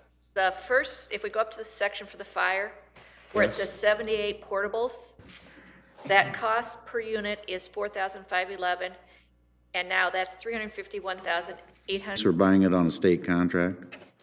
We would expect to use the state contract, yes, So it's 4,511? Is that what per you're saying? unit, for a Right. total of $351,858. Okay, Then you go down to the mobile radio, which is a 30 count, right? That dollar amount is $4,620 Okay, for a total of $138,600. 138,600, Right. okay? Then under the police department, a cost of $4,511 for a total of $703,716. Okay, The mobile portion of that, which is 74 count, at $4,620 per item for a total of $341,880. okay, Say that one more time. 341,880. $341,880. 4,620 per unit. Gotcha. Then you have for SBI 14 portables at a cost of $63,154. So they weren't even in here. No, they were not. 63,150. 154. And then 10 mobile units for $46,200. Now I'm really confused. What's the difference between a mobile and a portable? The The mobile's mobile's in the unit. car, portable's the walkie-talkie. What are the totals then, Donna, They're- between fire and police? I would have to add that up. And Can we just provide an update? Let's just will provide an get you the updated sheet. sheet. Okay, We just got these numbers. So how many Wednesday. officers do you have? 124. And how many do you have for the animal control? I think they have 4 radios there. So these things must be really junky if you have to keep 28 of them on standby. Why you do that, though, is when they go down, when you have to send them off for repairs, they Listen, don't come back instantly. I know, I sensed my headsets for the football team down all the way to Atlanta, I know all about it. But I don't keep 20% on inventory. Quite honestly, Bob, the issue with these radios is that we have enough of them in case of a what if, but we keep them in reserve so when we break one that we have one. When you're in the first response business, you have to be responsible that way. I'm all for it. I'm all for it. But 20% rather than 10% doesn't make sense to me. It means that 10% of those radios, in my opinion, are never probably going to be used in the life of the cycle. I guarantee you that they will, Well, because then- when they then break, we we need to be don't come terribly back to you and careful. ask for more money. We just take one out and use it. So when they're totally not usable, which does happen in this line of work, we drop them and run over them with cars and things like that. We don't come back and ask for more money. We do have them. are they replaced then eventually, like under Are a they warranty or? They're not insured. No, and we kept these radios from 2005 to now. That's quite a long And you've time not in bought radio a life. brand new radio in any of that time frame. Pardon me? You haven't bought another radio in all that time frame? No. Okay. So you're saying you'll use the extra, the 20% that the mayor's referring to? They'll get used.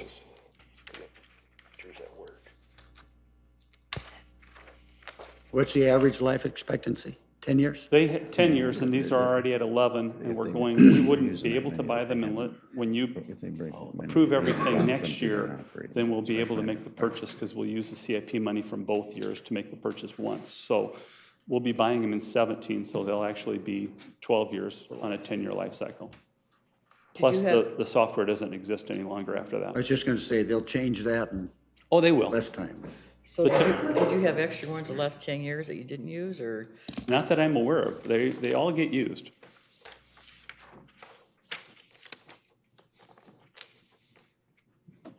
Any other questions on that project? Next up is fire on page Thanks, Marty. 178. Thanks, Marty. Thank you. Project 159018, fire apparatus replacement. And fire chief. This is another flipping joke. What page is this? Page 178. Council, if you don't mind, I'd like to give you a snapshot of the department.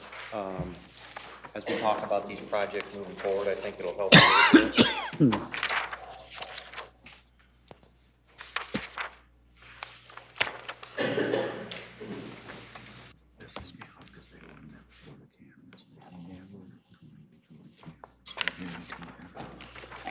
Come the prices were so far off, 6,000 and 4,500. Where did they?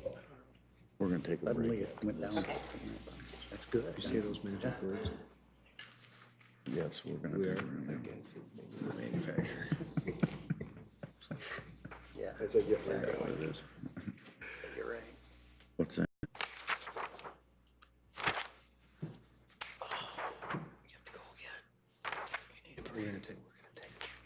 Yeah, Dan, I just got my 30-year pin the other day, so we take breaks. Union guys do. Excellent. Excellent. As soon as the chief gets done here, we're taking a break. I know he's not in the union anymore, but How some long of is us. our union break? Take one now. He's Take your taking a time, while, chief. How long is our union break? I just need to know. Well, we're diligent. We'll be back in less than. We have to negotiate. Paid breaks. Oh, Chris.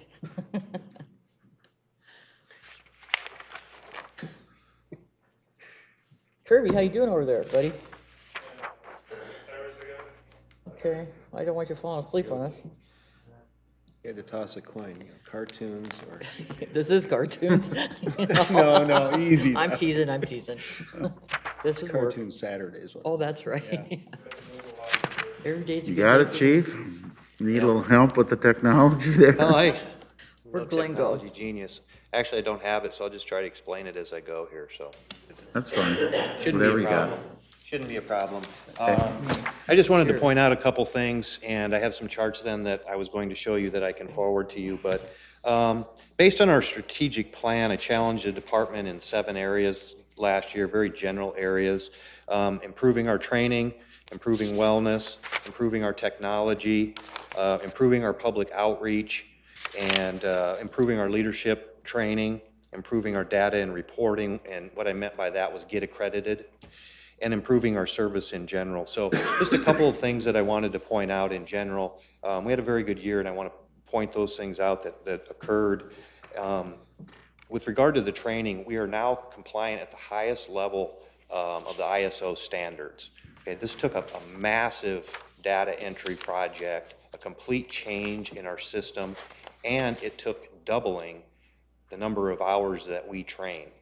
And the charts that I had to show you was somewhat impressive because we went from 15,000 hours of training to well over 30,000 hours of training. We went from 144 per person to 288 to achieve this goal. Annual training? Annual.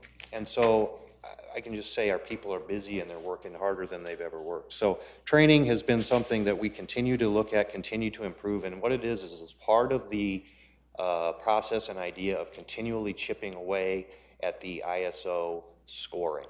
We want to just create a continuous improvement mode within the department. Thanks to your funding last year with regard to the wellness, we were able to implement fitness assessments, and we should have some general data back about direction as far as what we need to do better on the department there soon.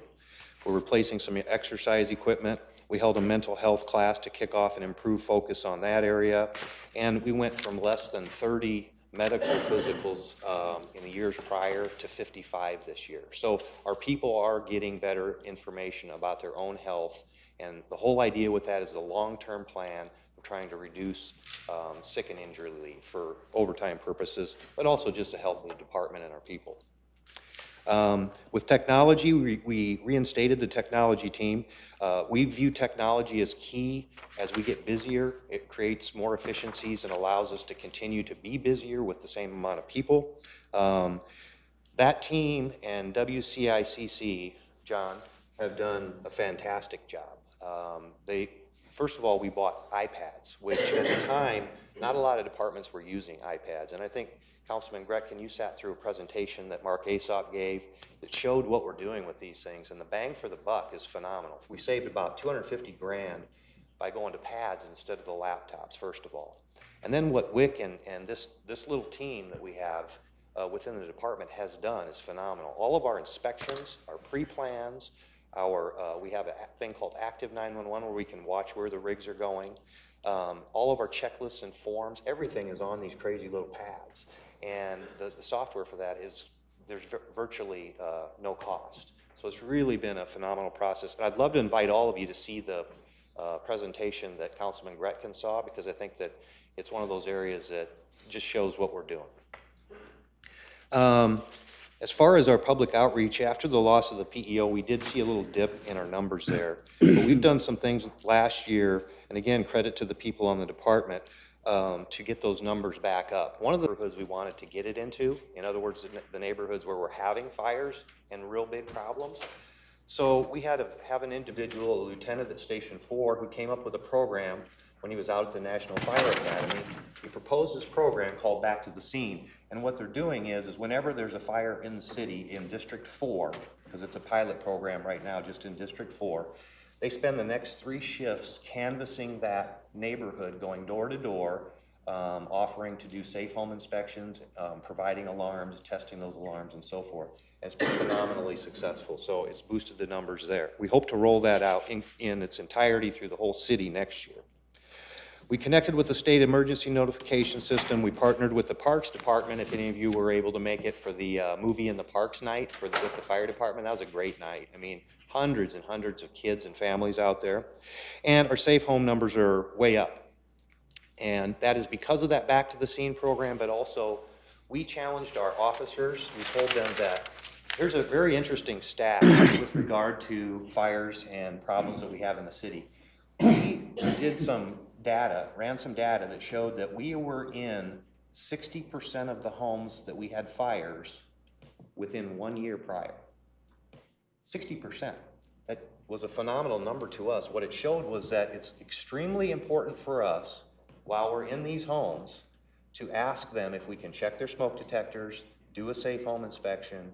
And that's not always easy when you're dealing with, if somebody has a heart attack or something like that. But if it's a little less if it's not such a major medical emergency or something like that, we'll ask the family, can we check your house? Can we check your alarms? Can we install alarms?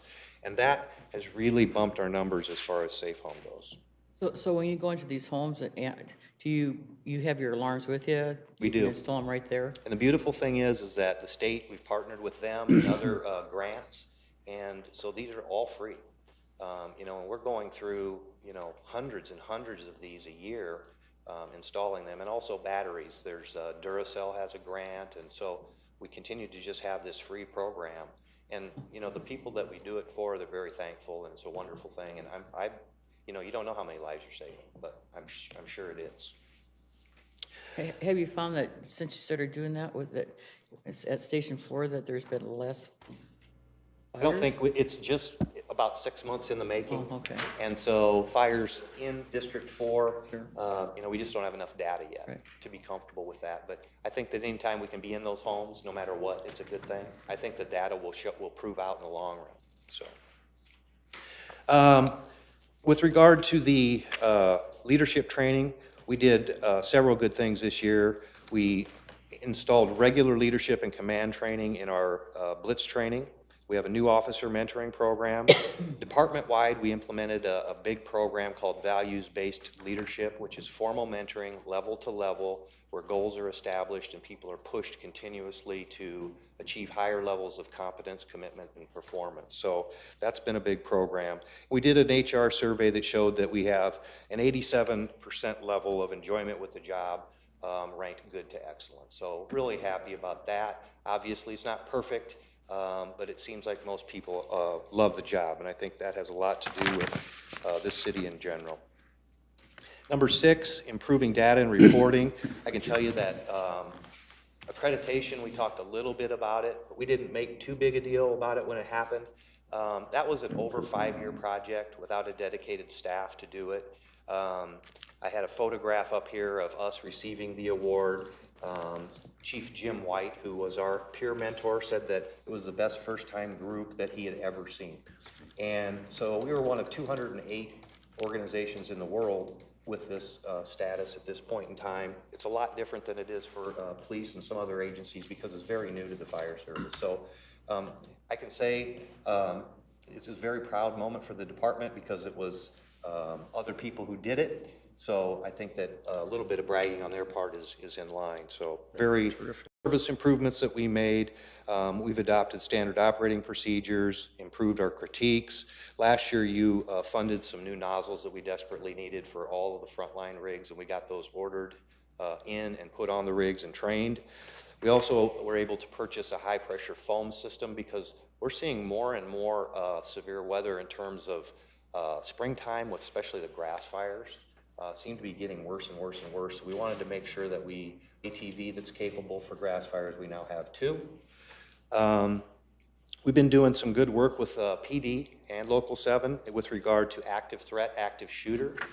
We just held some of the first training that we did here at the Orpheum. There's a lot more scheduled. We also put procedures in place, because that's a big deal for fire departments. Exactly how far in do you go? What are you doing? Our people need to know that stuff. And we needed union buy-in as well. And we've also purchased some equipment for that as well. We've improved our What kind EMT of equipment? 9 new advanced EMTs, and adopted the international. What kind of equipment did you purchase for? We have firefighter, we have vests, ballistic vests, and helmets. And then we also have medic kits that are specific to that kind of an injury, so. Oh, very good. Yep. Would you please provide us with a copy of that presentation that you made? Absolutely. That's what you're going to put up on the screen. Correct? Absolutely. Here's the one thing that I definitely want to get to you. This is a concern of mine, and it's driving some of the CIP and other budget things that we have going forward. So I want to get you a copy of this chart. But it's a chart that indicates the number of calls that we have year to year from 2000 now. And what we're seeing is not just growth like we've seen in the past in the number of calls that we have, but we're seeing an accelerated growth.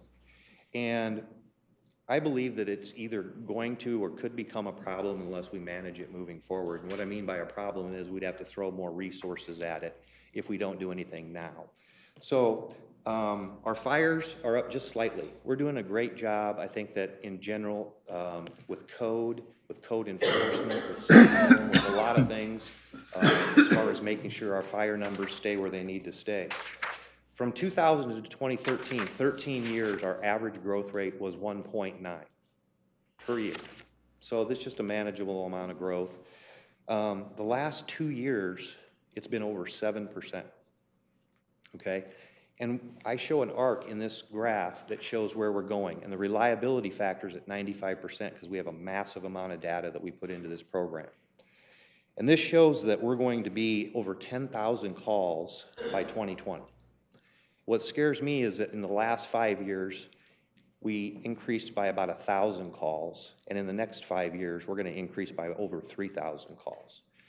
And what that means to me is that, you know, obviously we're going to have, if that's the case, longer response times, delays, which will mean more damage, more loss of life, but also firefighter fatigue and some other problems. Obviously, something has to give. When you're completely busy, you can't do your other programs when you have more and more calls.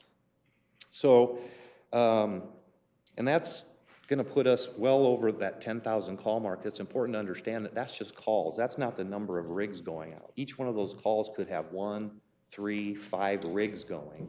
So it's just a busier city. And it's really accelerating. So I think we need to really focus in on the EMS calls, seeing what we can do to kind of push those down. Getting with the types of groups in the community, whether they're elderly or very young, and working with them about when to use the 911 system, how to avoid being part of the 911 system, and so forth. But we have to increase our education from just fire to really risk reduction. Otherwise, I think these calls are going to just continue to skyrocket. And we're going to see some additional I think the calls are going to continue to get more and more just because we're growing. Right. That's the other side of it. So, Yes. you know, the more people we get in town, Absolutely. the more things are going to happen. So we'll have to take that in consideration. And I do believe we're growing. I'd be interested to see a for sure. census, that's for sure. And then the next chart I have to show you is just maybe a sore topic because it's been tough the last couple years. 2013 overtime was brutal. 2014 was worse. I'm happy to report a slight shift towards the good for 2015. We're back down. If you remove the backfilled overtime, which is the overtime we're reimbursed for, if you take that out, which we should, then we're down about 27% on our overtime. And I was happy to see that. We're not where we need to be. We know that. I think, again, it's a long-term prospect, but we're headed in the right direction, I hope. And last year, if you recall, I told you 4 things. I said we're going to collect better data, We're going to implement fitness evaluations. We're going to send more people to have medical physicals done, and we're going to be aggressive getting people back to work, and we've done those things. So I don't know if that had anything to do. And there'll definitely be an opportunity to discuss overtime and things like that when we move on to operating. Right. So if we want to start here on Thank you, Luke. CIP on page 178, project number 159018, fire apparatus replacement. I liked your overview. Can I just ask you one, your Yep. very first point about the training? Yep. What was that, a state certification, or what was that again? That's for the Insurance Services Office standards, but it's also for NFPA standards.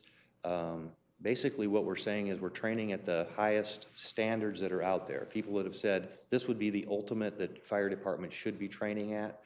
That's the level that we have achieved hour-wise this year.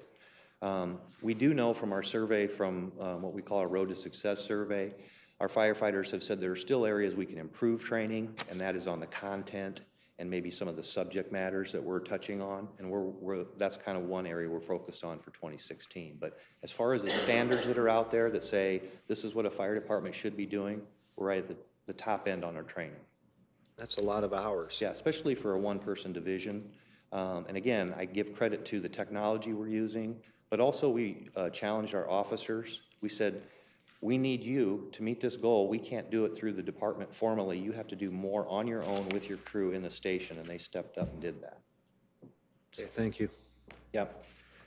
So on this piece of fire apparatus, this project that we're talking about, this $1 million truck, we're basically looking at pushing that out 1 year. I believe next year when I'm sitting on the CIP review, I'm going to ask this to be pushed back, and I'm going to ask that station that's in the book to be pushed up so that those two coincide and we can get something done on the south end of the city. That's one thing reason I wanted to give you a little bit of a snapshot. Some of our response times and so forth and the development in the south end of the city are indicating that we need something down there. I think it's a little early. I think a couple years from now will be good. If we can get that truck pushed out, that station pushed up, we could get something done down in the south end of the city. What area would you say? I would like to see something, Jeff Hansen and I have been looking between the interstate,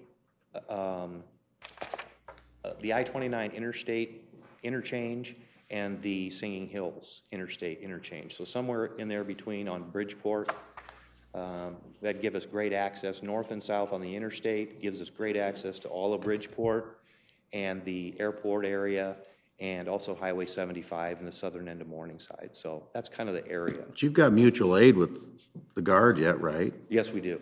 Yes. What's the land area that you need? And what size of It's parcel? not a lot. We're looking at probably our smallest station. We're looking at a metal type building. I believe the figures for that, it's not part of what we're looking at here, but I believe the figures for that were right around $500,000-600,000 for the station. But you're talking 12 firefighters. I don't think so, Mayor. I have a different plan for that, using the resources that we have. That's part of why I think we need this truck to be pushed back 1 year. I think we can get a piece of equipment that allows us to move some of our firefighters down into that station.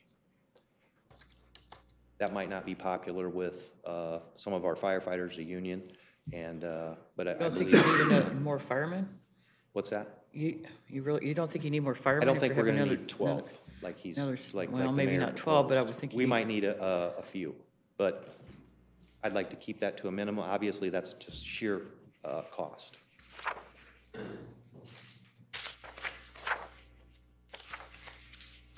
Next up, if we're done with that project, on page 180 is project number 159019, which is fire station maintenance. This is just the ongoing fund that allows us to keep our stations in good repair. I can tell you that Fire Marshal Mark Aesop runs that, and he's just flat out cheap. And he makes sure he squeezes a replacement of items. That's just hard if you think about your home, trying to figure out when your washer and dryer is going to go to kaput, some of those kind of things. But he goes by industry standards, creates a list that's in front of you for things like furniture and flooring and stuff like that. But frankly, a lot of this is when stuff comes up. A huge part of, and then we prioritize what's left to keep the stations in good shape. So that's what that project has been used for. What's the extractor and dryer for? That's to wash turnout gear, Mayor. Is that in every station or just one? No, we have, this will be we do currently have an extractor and dryer at Station 5 that's getting to be, well, it was installed when that station was built new, so it's probably, what, 15 years now, maybe? And we're just thinking that that's going to need to be replaced. So There's just one. you have them in every station? now? No. Okay, okay, and then not that it matters, I'm just curious, where is the HVAC needed? You don't know, just to have it available? It just, yes, it's anticipated breakdowns. So And do all this- the, go ahead, go ahead. And the Mike. storage sheds are just because you're storing the lawnmowers and that outside now? Yep. We have one station that doesn't have a storage shed, Station 5. And here's the problem with that, is that's the station where our turnout gear is laundered, and we really shouldn't have gasoline machinery in there, so we asked for a shed. How often do you have to do your turnout gear? Because if you're on a call and you have a fire, you're gonna wanna wash it. It has to be washed. So, okay, so everybody takes their stuff there? Yep. Like, do they do this after they get off work? No, basically, it's on duty. We have to it has to be on duty. They can do gross decontamination, just basically hose it off and scrub it at their station. But if it's bad enough, it does have to go out there. Those people are certified. They've been trained to what to look for tears and different things and tests, and they have to launder that stuff. So do they have extra turnout gear then if you? Yes, we do, yes. All right. It's out year stuff, though. It's almost like it's just kind of, because you just put other anticipated needs on every one. I went back the last few years, and they all said septic system, HVAC, some part for flooring. We've had some major repairs that we've come up and ended up shifting stuff because he needs to do something immediately versus what was programmed. And if what was programmed can go out further, that's what we do. Right. Well, and I remember last year asking about the $45,000 septic tank, and then this year it shows 18. It shows a $5,000 septic tank, which is about appropriate. But it's just interesting when you look back year to year. But that's like with our house. I mean, you anticipate replacing something and something else breaks, so you take the money and switch it around. Sure. Next on page 186 is public safety generators. Talked about it last year, nothing new, other than the funding source has been changed. This is the one that's at Station 8 on West 19th. And the balance you're seeing is red flex. I still struggle with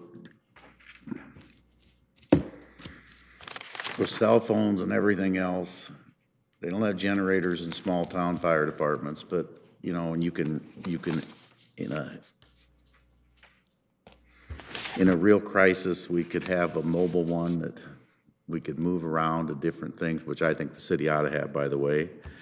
And, Why don't we?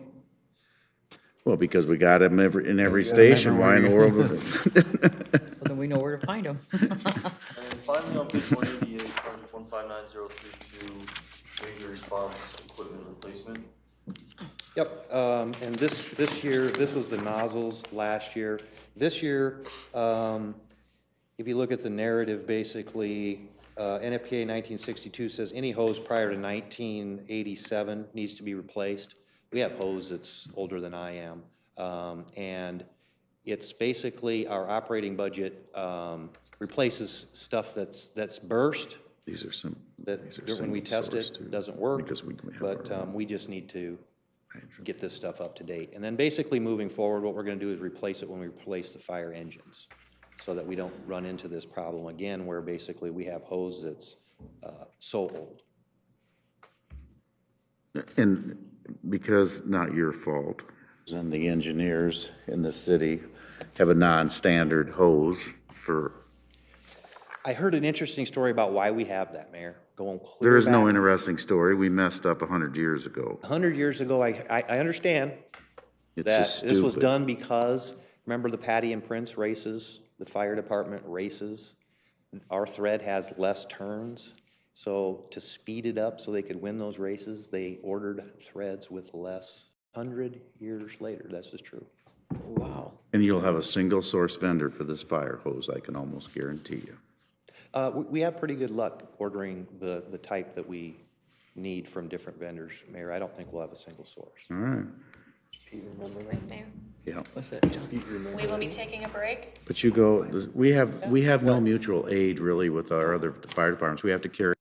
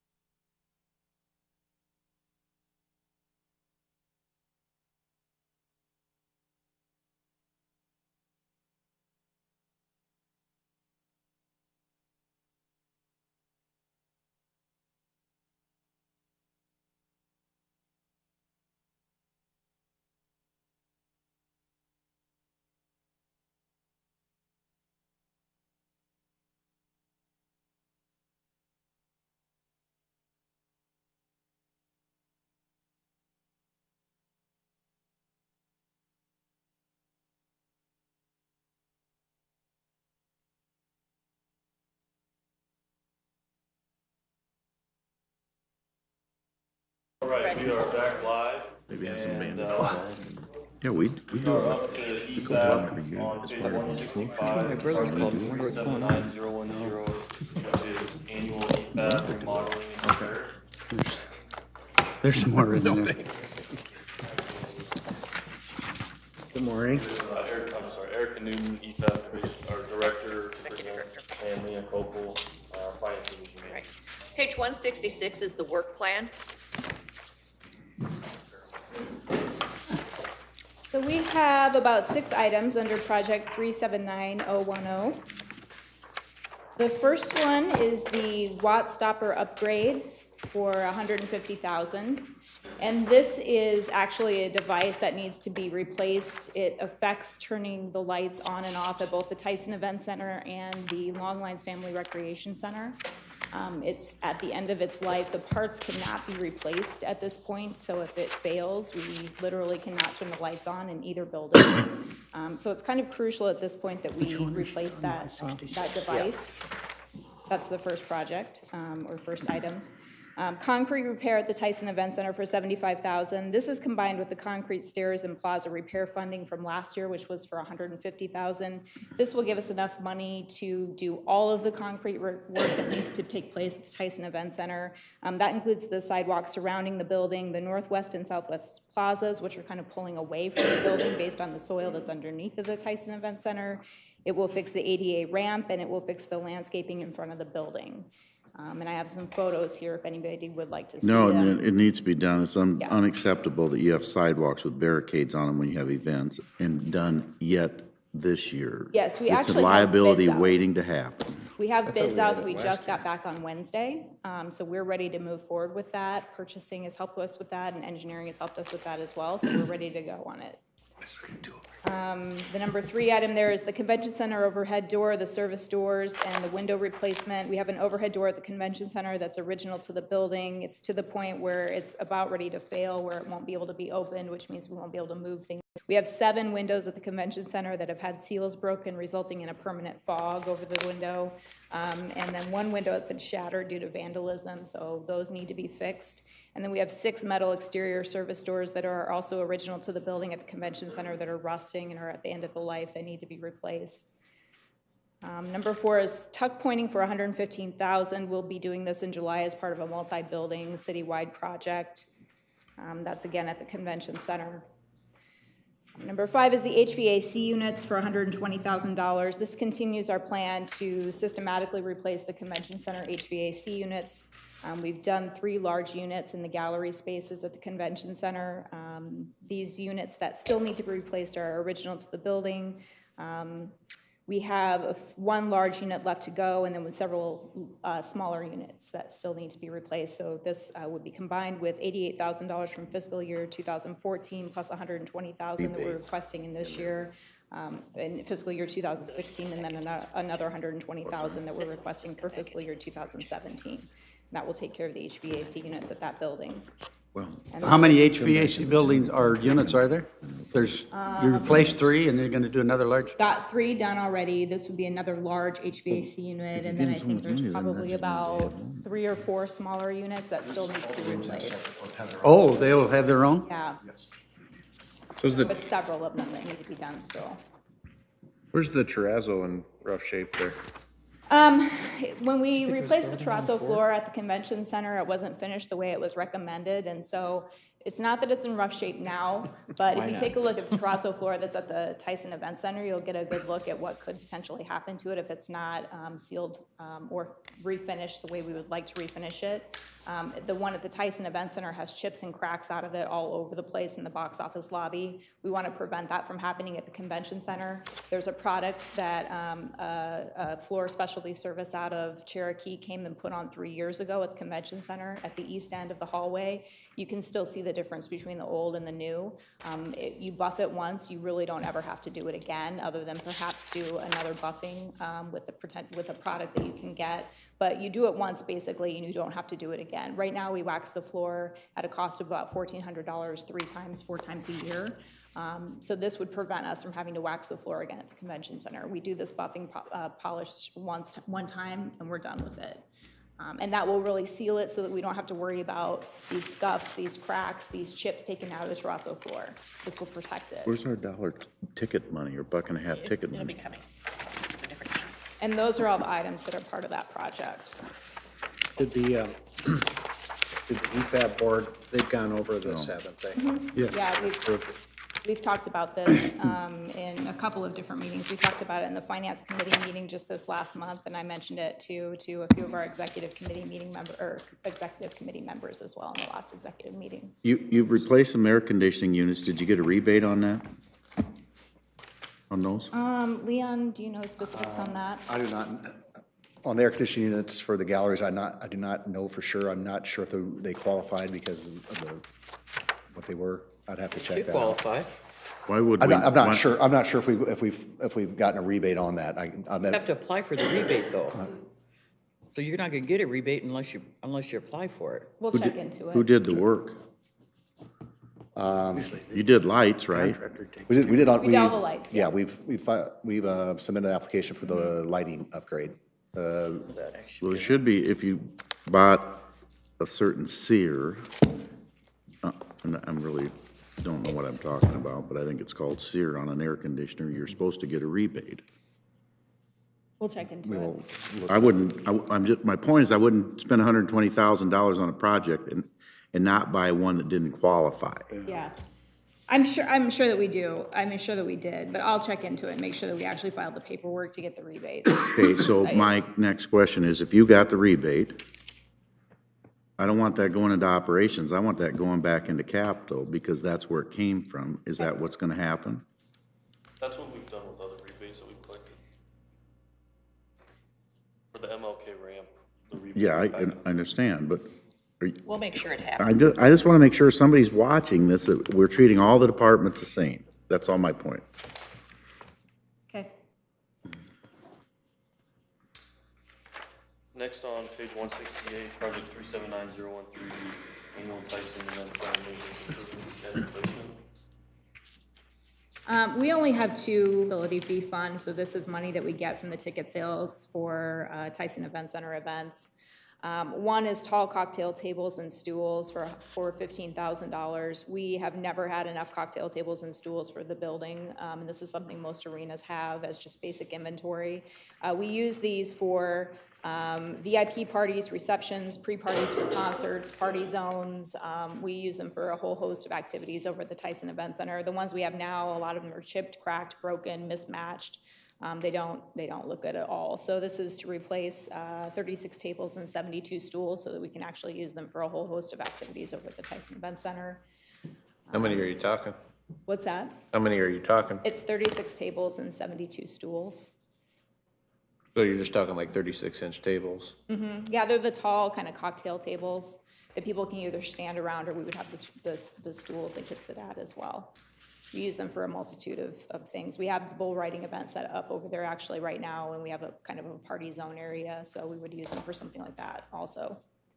Because, you know, with like bar height or counter height too, you know, you can stand at those pretty comfortably. And some people do. Some people choose to stand at them, but it's nice too to have the seats. Some people, you know, don't like to stand, can't stand, whatever the reason might be, so we like to have the stools to go with them as well. Are they going to be like a personalized tabletop kind of deal where they have like the Tyson logo or anything like that? We could, and we've done some things like that Bandit upstairs with some custom-made things that we've done. We actually have some garbage can things that the guys at the Tyson Event Center have made that have Bandits logos or Musketeers logos or things like that at the top. So, I mean, we could do something like that with some decals or. There's a company out of Michigan that Maybe does Home those. Furniture there could sponsor that. There. Yeah. What do you think of that? They could give them to us for free. Yeah, that'd be I great. think we're paying $1.50 now, so I don't know that I'd be willing to spend any more, but that's the question. How much are you collecting a year? How much are we collecting in facility fee money? Approximately $150,000 a year at this point, $150,000 to $175,000 a year, depending on Depending opposite on volume. events, obviously, yeah. Depends on the concert activity, Okay. ticket sales. It's approximately 150. How's the Wi-Fi? I just asked Donna. That is the biggest thing going, and believe it or not, I think hockey will be going to this next year. I think we are it looks like this year is that, you know, we used to have what's called B2 Network, and somebody had to pay for that. Now we're going to a system that's free. So you can watch the game wherever you want to. I'm probably going to black out Sioux City, but maybe not. If there's a way, I may not block out your building. And that's the big deal in arenas now when people go to a game, because they can see that they actually watch the game on the TV besides they're on their phone. It's stupid. And so you're going to see a lot more of that usage, and you don't have nearly even close to remotely enough. Yeah, and many arenas don't. We had a big issue with Wi-Fi access happen with a couple of clients this year at the convention center, and we have an RFP request out right now with purchasing for an upgrade at the convention center for Wi-Fi access. The next step after we get the convention center out of the way is to do something similar with Catalyst or with whoever we choose as a provider at the Tyson Event Center. But part of that is going to be in conjunction with. See, I have a real problem with that. You've got how many conventions that affect how many people, but you've got a hockey game that has, and they have more than me, I'm going to defend them, 3,000 people 41 times, and they can't access. So I have a real. What hockey has actually asked us to do is to shut down Wi-Fi access for their games because they want it quarantined off for the people that they need to have Wi-Fi access, like their media. Right, their because staff, you don't have that enough. Sort of thing. But if you had enough, right. I mean, we're about at that point too. So I question your priorities that the convention center that doesn't pay a facility fee, by the way, that you're using the money from the facility fee for. That's not coming from the facility. Don't you have money in the current budget for Right. Wi-Fi Yeah. upgrades? Yes. What we're actually doing though is we're kind of partnering that up with the Venue Solutions Group study that we're doing, because we want to make sure that whatever it is that we do, that it's not obsolete 6 months or a year from now. And this is something that all arenas are kind of going through at the moment. A lot of arenas don't have the right amount of Wi-Fi access, and whatever it is we do, we want to make sure we do it with the best practices and with whatever the industry trends are right now. So we don't want to do something and then in 8 months it's like, well, that was a stupid idea because now that's totally obsolete. So Venue Solutions Group is coming in on the 3rd of February. We're going to get the best that we can get for our clients and for the people that come in and buy tickets to our facility and to our events. So that is definitely, it's not necessarily that we're choosing the convention center over the top of the Tyson Event Center, but we just want to make sure that we're doing it in conjunction with the study. That's the only reason why we're doing the convention center right now. It's just simply because we had this issue pop up with this one convention or two conventions that had a major issue with it, and the timing of the study works well to try to get it done to make sure that it all coordinates together and that it's the right thing to do at the right time. So How soon, Erica, would the Tyson then be done after the convention? Because I think I agree that we'd probably want to look at the Tyson first, based on your explanation. So how soon would the Tyson be? It's programmed for 16. yeah, I mean, it's could be programmed shortly. it's programmed for fiscal year 2016, so we can get it done. It's one of the But it's reasons not the going to be facility done fee in fund fiscal is year a little 16. bit squirrely, just from the fact that we've had a lot of things that have popped up in the facility fee fund that we've had to pay for that we didn't plan on paying for. We've had a lot of repair work with the glycol system that freezes the water to make the ice. We've had issues that have popped up with the chiller that needed to be fixed. We've had other issues with the audio system that needed to be completely overhauled because otherwise we wouldn't have had a PA system for the first Musketeers game. We've had all kinds of issues like Did you fix the speakers up above them? Yes. That were a disaster last year. So we had to replace and fix a lot of stuff that took money out of the facility fee fund. That's why it's causing a backup and getting a lot of these things done. So you have what you need then to make the Wi-Fi a priority? Do you have what? No, she doesn't have the money because she spent it other areas probably. As we build up the fund as we go through the year, then we should have enough money to get the Wi-Fi project moving forward. Yeah. So how much is a Wi-Fi project, do you think? We have it at $50,000. I think For it's both- going to. for both? No, No, just for the just Tyson. for the And I Tyson. think it might come in at a little bit higher than that myself. But that will put it at, I mean, see, I don't completely understand this, but will that put it at, I don't even know if full capacity is the right word, but I mean, does that put it at the max? No, Or- and that's why I say I think it's going to come in at more than 50,000. Here's what I know, happens. but I mean, the Wi-Fi project. What happens now, when we do a game, our people that should be able to go wireless have to be hardwired.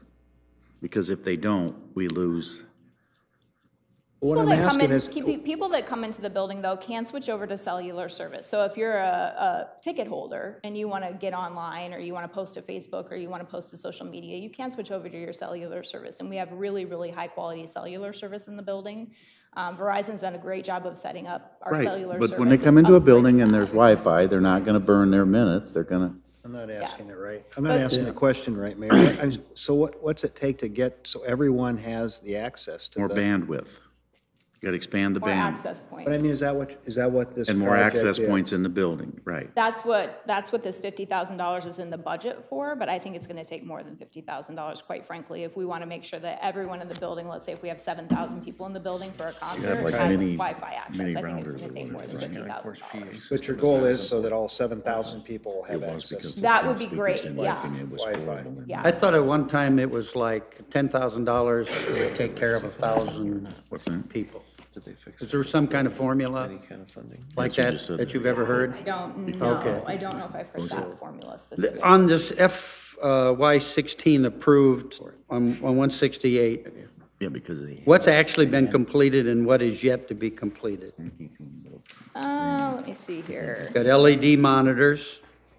Yep, let me. That's done? Look here, LED monitors, most of this a lot of this has been pushed back for the reasons that I just mentioned, because we've had so many other things that have popped Okay. up that need to be paid for. The So only what thing hasn't that's been done? Maybe that's a better question. The things that haven't been done, the LED monitors are to replace all of the regular like CRT tube TVs that we still have in the building. Okay. Those are still there. Okay. The insulated ice covering, that keeps rolling over year to year. So whenever we do have to replace the Ice Pro, that we still have the request in anyway, so that we can replace it if we need Okay. to. Pipe and drape has not been replaced. Carpeting for $10,000 is for the suite. We do have a bid out for that right now. However, when we got the bids back, it came in at more like $20,000. So now we have to figure out what to do about the suite carpeting. The suite carpeting is in really, really bad shape. It's torn in some spots, it's stained, it's really, really bad. So now we have to figure out what to do because it's double what we thought it was gonna be. The Wi-Fi upgrade we just talked about. The second carpeting is for all of the other areas of the Tyson Event Center together and move to a different system, because now it's been in there for a while. We may want to move to a different technology. So we may take that out altogether. The Bobcat attachments have not been done yet, and then the study is what we're moving forward with. So none of it's been done. Well, one of the things that was on 16 that we had, before we split this, that we had done was the camera project to that, and that has been completed. We have much more, that was approximately $40,000. That has much more coverage than we had before. Yeah, we cameras added outside to- too? We We added to added, the and we camera also did system. we did outside cameras also. And you did the PA system? You said you did redo it? We have not done that yet. Huh? That's on Inside. our, That's number 2 on this list, which was the concourse outside PA system. That's number 2 on this project, which is basically, we don't have any way to communicate to mass numbers of people. This is another thing that most arenas just automatically have. If there were emergencies in the building and we needed to communicate to everybody at the same time, either inside or outside the building, we don't have a PA system of any sort to do that right now, to say, hey, you need to exit this way, you need to go this direction, there's a fire in the building. It can also be used for welcoming purposes, tell people as they're coming up to the building what they can and can't have as they enter. Marketing purposes, you can use it for a whole host of things, but we don't have one of those right now. So that was the number 2 item on the request for this project number. You know, another thing that we talked about yesterday at EFAB was security. That's gonna be huge. It is gonna be huge. So Live Nations wants security. Right. If they have performances there, so. Yeah, it's a huge hot topic in the industry right now because of all of the attacks lately, terrorism and otherwise internationally and here in the United States. And one of the largest promoters in the country is asking for its non-NBA and non-NHL arenas to start putting some pretty significant security measures in place. A lot of arenas are putting in permanent metal detectors. Live Nation has even gone so far as to ask for bomb-sniffing dogs to be available at arenas, at concerts. All of this is really significant in terms of expense, and so the question comes as to who's going to pay for this and how is it going to be funded. Is it going to be a show expense? If it's something permanent like a metal detector, certainly you have to figure out where the funds are going to come for something like that. And I think that's going to be a huge question that we're going to have to address as we move forward, and that certainly is probably going to be something that's going to take more out of the facility fee fund. So those are issues to address. So back to my question on the 16 approved stuff. None of it's been done. The balance is 76. 75,000's already been encumbered. Oh, it has been encumbered. Yep. And like I said, the carpeting for 10,000 for the suites, that went out to bid. It's just that it came back at a higher amount than we had anticipated. So now we have to decide what to do with it.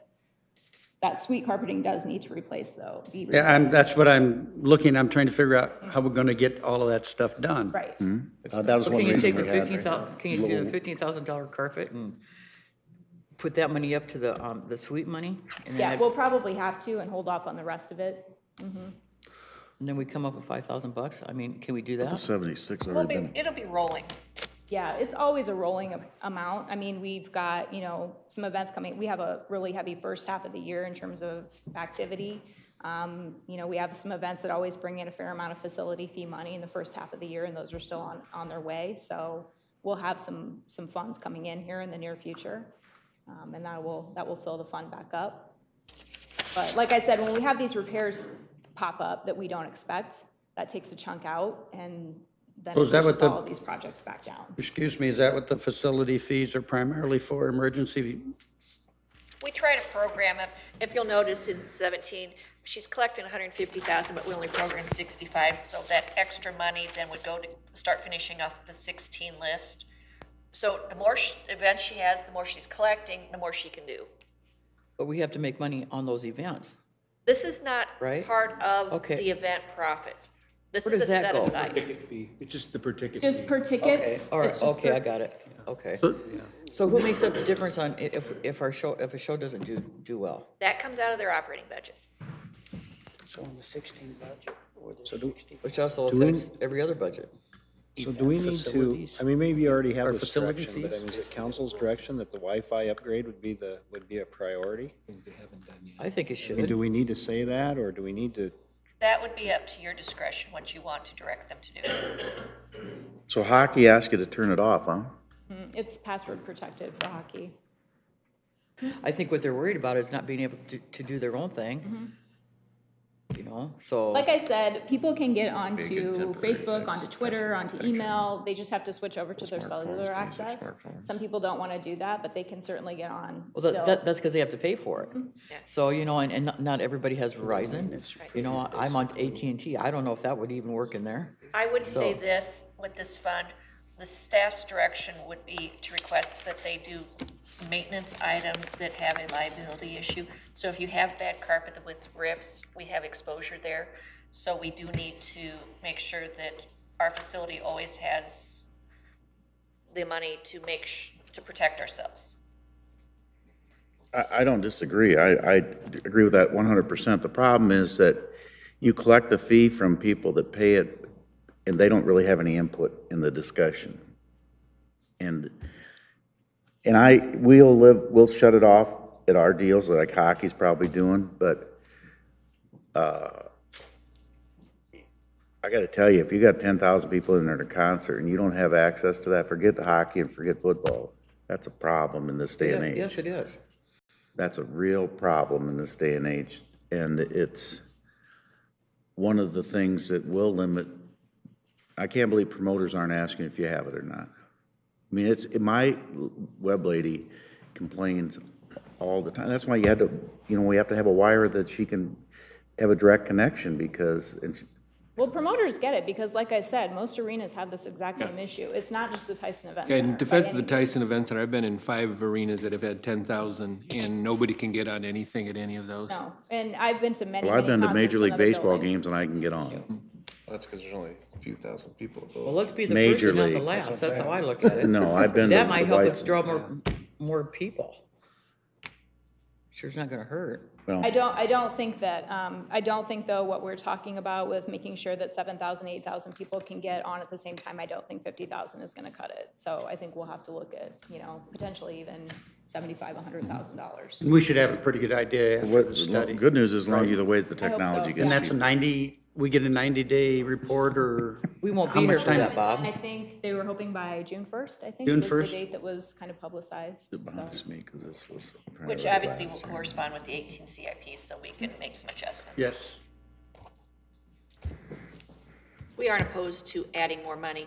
You know, if you go back to the first sheet, we have a lot of Tyson things on there. So we do fund things that we feel is a critical need with GeoBonds. Well, part of the problem is, and I'm gonna say this, and people aren't gonna like it, because some of them, people might be around this podium, but when this thing was built,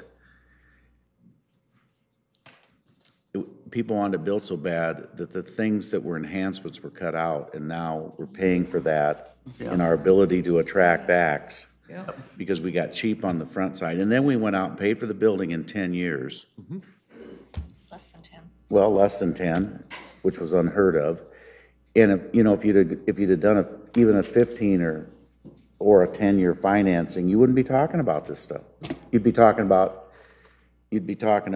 maybe some things that have worn out or will be wearing out, but you would not be talking about things that were left out in this building. I think that's part of the reason why 11 or 12 years later we're doing this study, is because we need to now catch up and figure out why we're so far behind in terms of the other. Let me tell you something. Anybody that built this building, after the complaints that you've had at the convention center of no bathroom on the east end, knowing that the locker rooms were where the bathrooms were, that didn't put bathrooms on the main floor of this building, didn't learn anything from the convention center.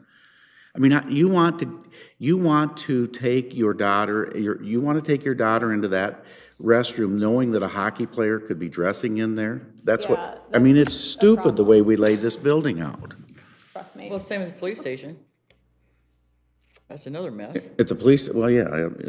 Well, one of the issues here, and I mentioned it yesterday at the EFAP building, is I think the mayor's absolutely right. In hindsight, if we had an opportunity to do things different, the city probably would have. But knowing that that's the facility that we are dealing with and will be dealing with probably for a number of years into the future, I think it really is important for us to make maintenance improvement as possible, and then start adding the amenities where we can, the Wi-Fi, whatever, to attract people, because we're going to need to do everything we can to draw people in with the competition we have in the surrounding areas. And if our building isn't in good shape, we're never going to get people in there. Yeah, and so maintenance issues are really important, and I think we need to do what we can to support the facility. Especially when you're asking the people that pay for those suites, if you know what they get, to not have nice carpet's ridiculous. Yeah, I agree. I agree. That would be my thought. So we're in. You'll have this all done. Do it all. We're on it. Yeah, do it. Okay. We're This gonna do point it all. going forward. I know, Donna, that'll come back.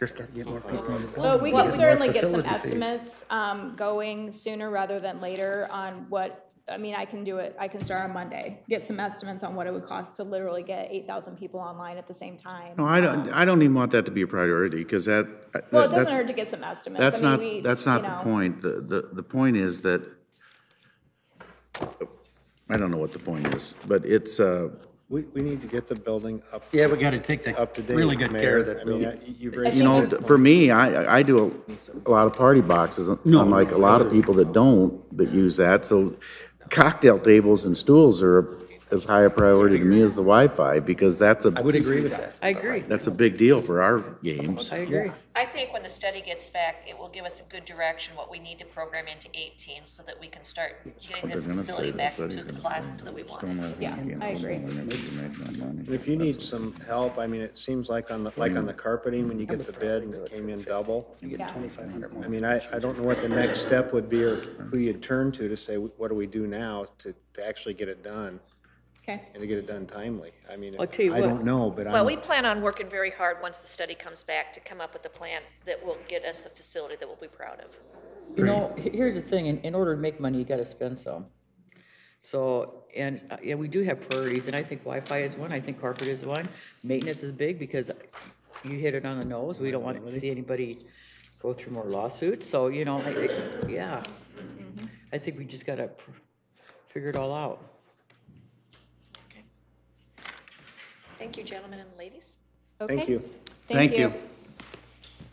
Next up, we're gonna go to airport, which is on page 76, project 749084, annual airport capital projects.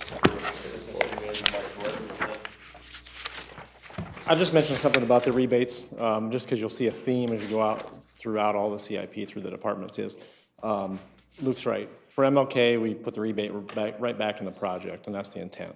It's not gonna go to operations and try and, fund a different pot of money. I think at MLK, we got about $32,000 rebate back, so they are significant. So, people will be looking at where those dollars are going for all departments. On the airport side, we've got a couple significant projects for the summer of this upcoming summer that's in fiscal year 17. We've kind of started, down the road with the first one with the Guard for Taxiway A connector project. The Guard will have a big share of this project. Last year in your book, this project was at $7.5 million. It's now been scaled back to $4.4 million. In working with them and what their real needs are, they decided not to do the holding area of this project. We're just doing the taxi lane itself. However, they pay for the additional depth and width that we don't need commercially. So of that 4.4 million, they're sharing 1.85. FAA is putting 2.3, and us as a city is 250,000 out of 4.4 million. So we expect, if the budget is approved and proceeds like this, to bid that and get the application in the spring yet. So it could be constructed. The next item on there is the beginning of the large runway project, and you'll see that's phased into 3 fiscal years. This 3.7, we've had discussions with FAA. In September, there was a 4-state conference and got some real good feedback from them as far as the funding and the timing of these monies. Overall, when you combine the design, environmental, and the construction phases, it's about estimated $22 million project. FAA project, it's also some safety concerns for them, so it's very high on the list. The grade of that pavement right now has been pushed back. The feasibility study was done in 2012.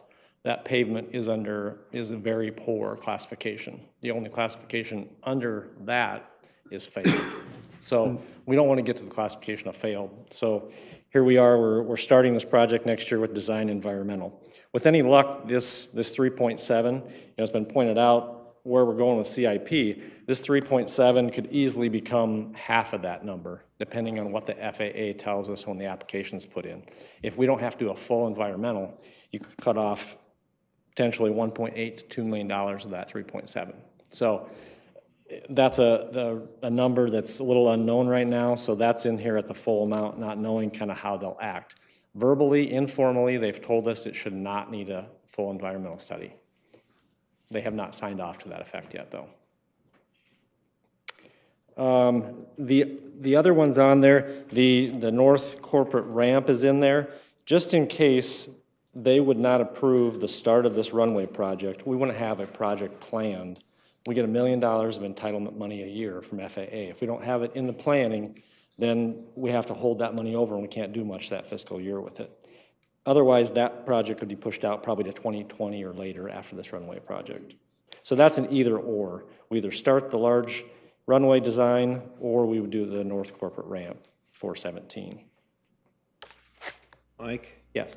What's the difference again between when you rehabilitate a taxiway as opposed to reconstruct and extend a runway?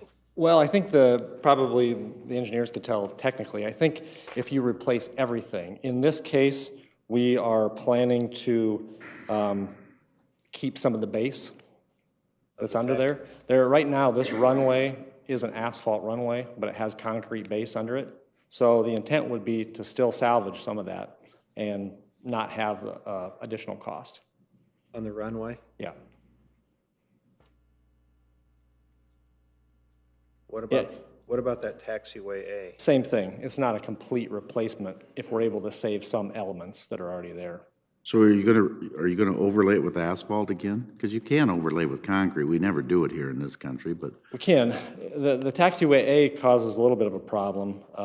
We're dealing with that right now with FAA. They're pointing us in the direction of asphalt, just because of cost. However, the guard, with the size of the tankers and weight of that, and maybe John can speak to that better, they really are pushing for concrete. So we're trying to bridge the gap with FAA, saying we could do asphalt, but the life of that with the tanker use on that might not be in everybody's best interest. Well, you might bid it and concrete might be cheaper today. It might be. That's the problem. We don't know if we don't get at least a bid of it as an alternate. Right now, it could be $300,000 to $500,000 difference, but we don't know until we bid it Well, out. if So it's it'll only be an $300,000 to alternate. $500,000 difference in the life of a runway, you ought to do concrete. We're trying to Even push. if the city has to pay the Okay. the difference, because the long-term maintenance will be so much more Agreed. dramatically different. But we're going to have both as alternates, so we can make that decision at the time.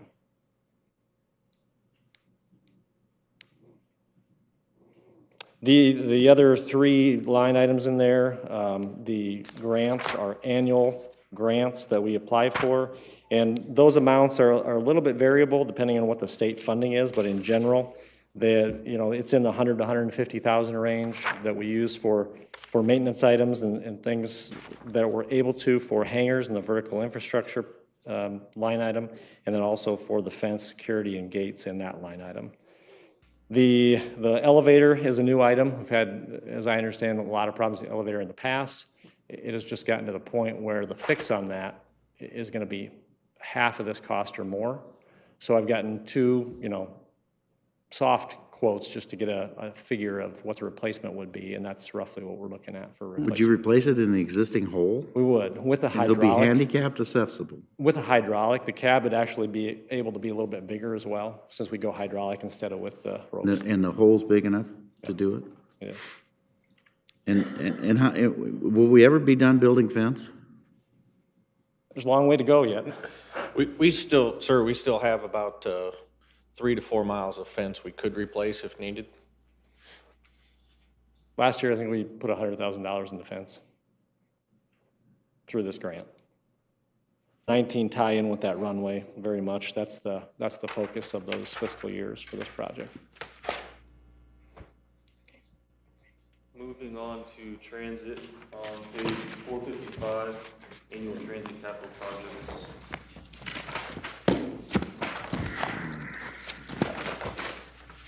For transit on the capital project side, we have been really successful in our grant applications with the state. They have infrastructure grants as well for transit that are outside of federal funds that are specifically designated for these purposes. So the last 3 years, we've been successful. Just to let you know where the money has gone, we've gone to the maintenance garage, we've gone to MLK last year for the lighting upgrade. This year in 16, we're replacing passenger shelters. So then we look outward for next year and the following years, and we really have a need for the parking lot at the maintenance garage. Currently, it's programmed in there with all city funds. However, we did that before in the past, the last 3 years, and we were successful in the grants. So we will apply for a grant for this project, but the concrete's in pretty rough shape. We did put 2 new panels in this year and just did it out of operating. We had to find the funds in operating to do that with because they were so bad. Can you bid this with the other parking garages we're doing? Is that how to get bid, to get better pricing? The first line item? Yes. We sure can.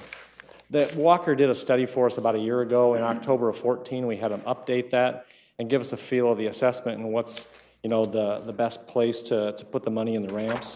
At MLK, they kind of stretched out about 30, 40,000 a year. I didn't like that. I'd rather group them into every 2 years or 3 years because the administration just starts eating you up. Because you essentially have the same administrative cost for plans and specs and oversight on a 30,000 project as you do for 100,000. So Right, but I'm saying when we bid, because this is separate, the money comes from a different. that's okay. We can still bid them together. That's what I want to make sure. Yep. How much does Jefferson Bus Line pay us? Roughly, I think maybe $1,000 a month, if I had to guess. 1,500. And Greyhound doesn't come here anymore, right? This is Jefferson Lines. That's what they converted to, right? Greyhound does not come here. And that's, I'm sure, we pay all the utilities and everything else. We do on that. They have a pretty small dispatch area that they lease.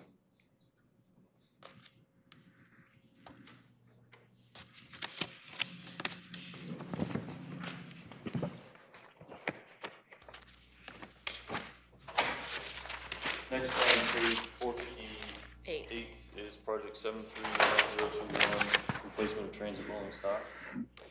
This one is our standard replacement and priority look each year as far as they're on the list. They're on the tip and the STIP for planning purposes, so when the funds become available, we can replace buses. We're probably going to be coming up to request 2 used buses this spring again to replace some other used buses that are 12 years old. But in the meantime, we did just take to council a couple weeks ago 1 new bus, so we are getting there slowly, but it's 1 bus at a time and not 10 at a time. Now we're going to put another hat on Mike, and we're going to switch to admin services. On page 64 is the start of those projects. And this is the report I was referring to with Walker. We do combine that with taking a look at the facilities and kind of reprogram the money. They are proposing that we stick with Rivers Landing again. It has the most need, probably, so the focus will be there. We give them a dollar amount as a target. When they get in there, it becomes variable a little bit. Last year we had a change order on there, I think it was a little over 10%. So we've set the target a little lower than we asked for here, knowing that it could get there in a hurry, and we want to make sure we have the money and do it while we're in there as well. They just said you're sticking with Rivers Landing, but on here it says Discovery for 17. I'm sorry, for 16 I was looking at for Rivers Landing. We haven't bid out 16s yet, so we're doing 16. Okay. That's what you got for the cash. Be Skywalks. Skywalks. Get that pipe fixed the other day I called in? What's that? Did you get that pipe fixed, Bob, the other day? Yeah, we went out that day. Yeah, it was drainage off of I think snow was melting off of the. No, I know, but it had a rubber coupling that was leaking, and that's what I'm talking about. It was going right down the sidewalk. It wasn't going down the standpipe. Correct. So for 17, we are asking to replace 2 of the bridge roofs, and that actual plans and specs are coming to council on Monday. As part of the overall, Stan puts the roof projects together, and we've lumped those in there with the request to replace 2 that are greatly in need. The convention center is probably one of the biggest ones that has a lot of leaks to it, and we don't want any trip and fall hazards, so we're asking to replace that roof on the Skywalk. Next page is annual city buildings.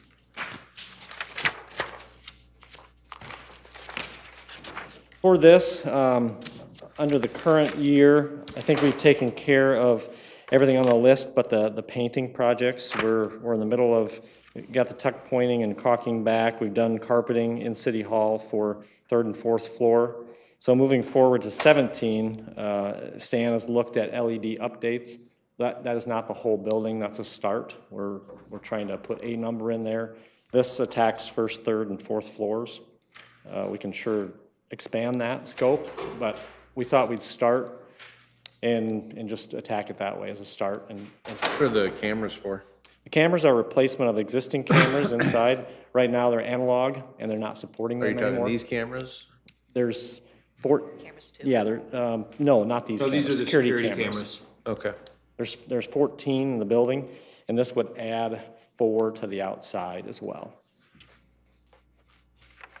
Somebody monitor those during the day?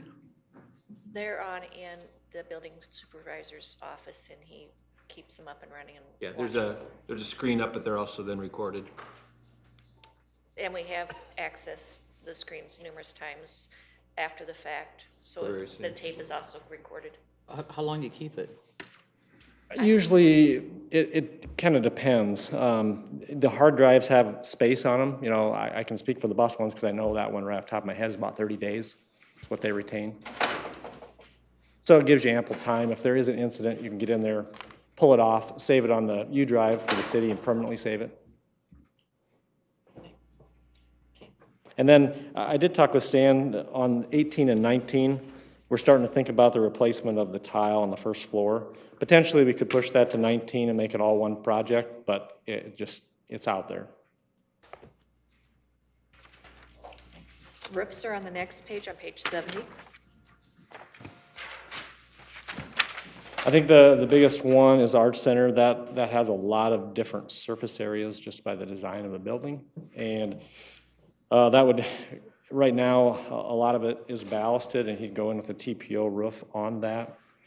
Stan also did a walkthrough with Matt on all these facilities for Parks and Rec, and really recommends moving forward with those due to their shape that they're in right now.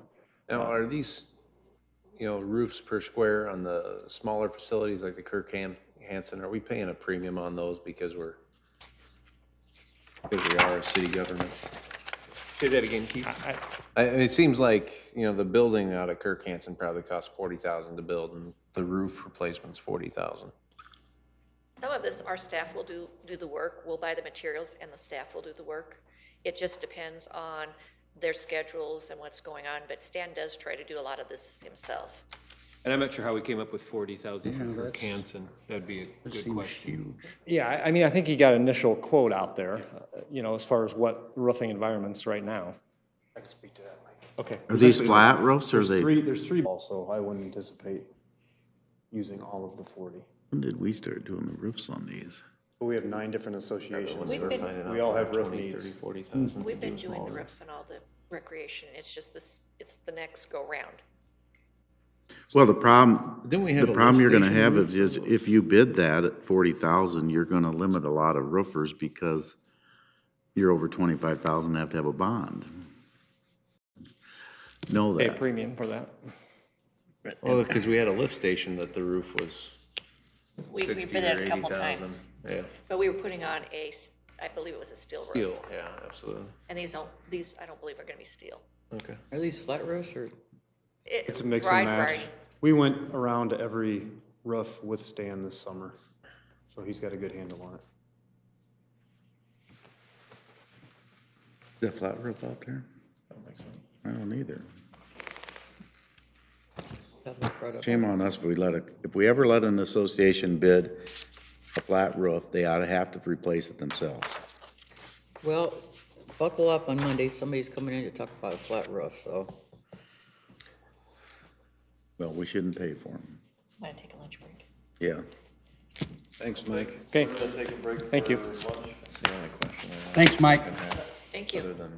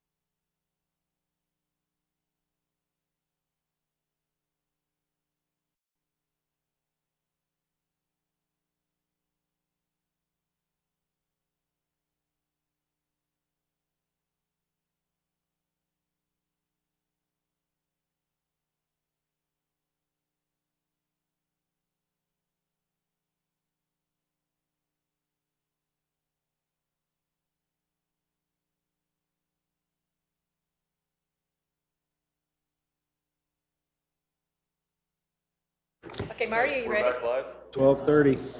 We are on page 132, starting with economic development. Marty Doherty, economic development director, is going to be presenting. Thanks, Good Marty. afternoon, Mayor and Council. Just have a few quick slides here, talk about some economic development-related capital improvement projects, some of the areas of focus. Obviously, the Seaboard Triumph Foods project is a major capital investment in Sioux City and requires us to make a number of improvements to the Bridgeport area. We were fortunate to receive, as you know, a $4.8 million RISE grant to assist with 80% of those costs. So one of our major areas of focus over the next 2 years is making, I think there's 12 or 13 separate projects involved there. With our sale of that land, 250 acres, we will be looking to use those proceeds and identify other shovel-ready sites so that we can continue the industrial growth and business growth in Sioux City. We also, as you know, constructed in partnership with a developer a spec building in Bridgeport West, which we are marketing actively. We has had a number of showings of the building, and we actually had a proposal sent out yesterday.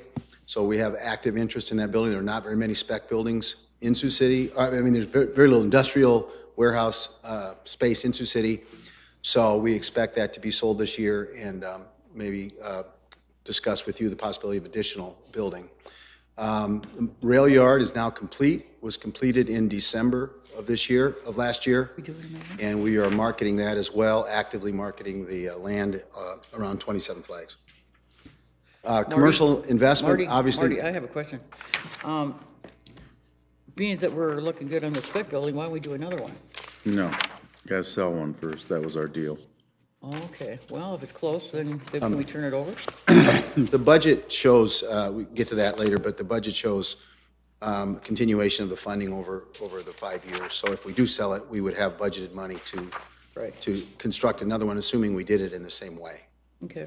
So commercial development, the big item in there in the book is support for the Sunnybrook Village project, 365,000 square foot project, $30 million project plus the $20 million apartment complex that's adjacent to it. So we're fortunate to have continued commercial growth as well. Downtown, a number of things going on downtown, reinvestment district, facade programs, and so on. New museum opening up, so a lot of positive growth downtown that we think will continue.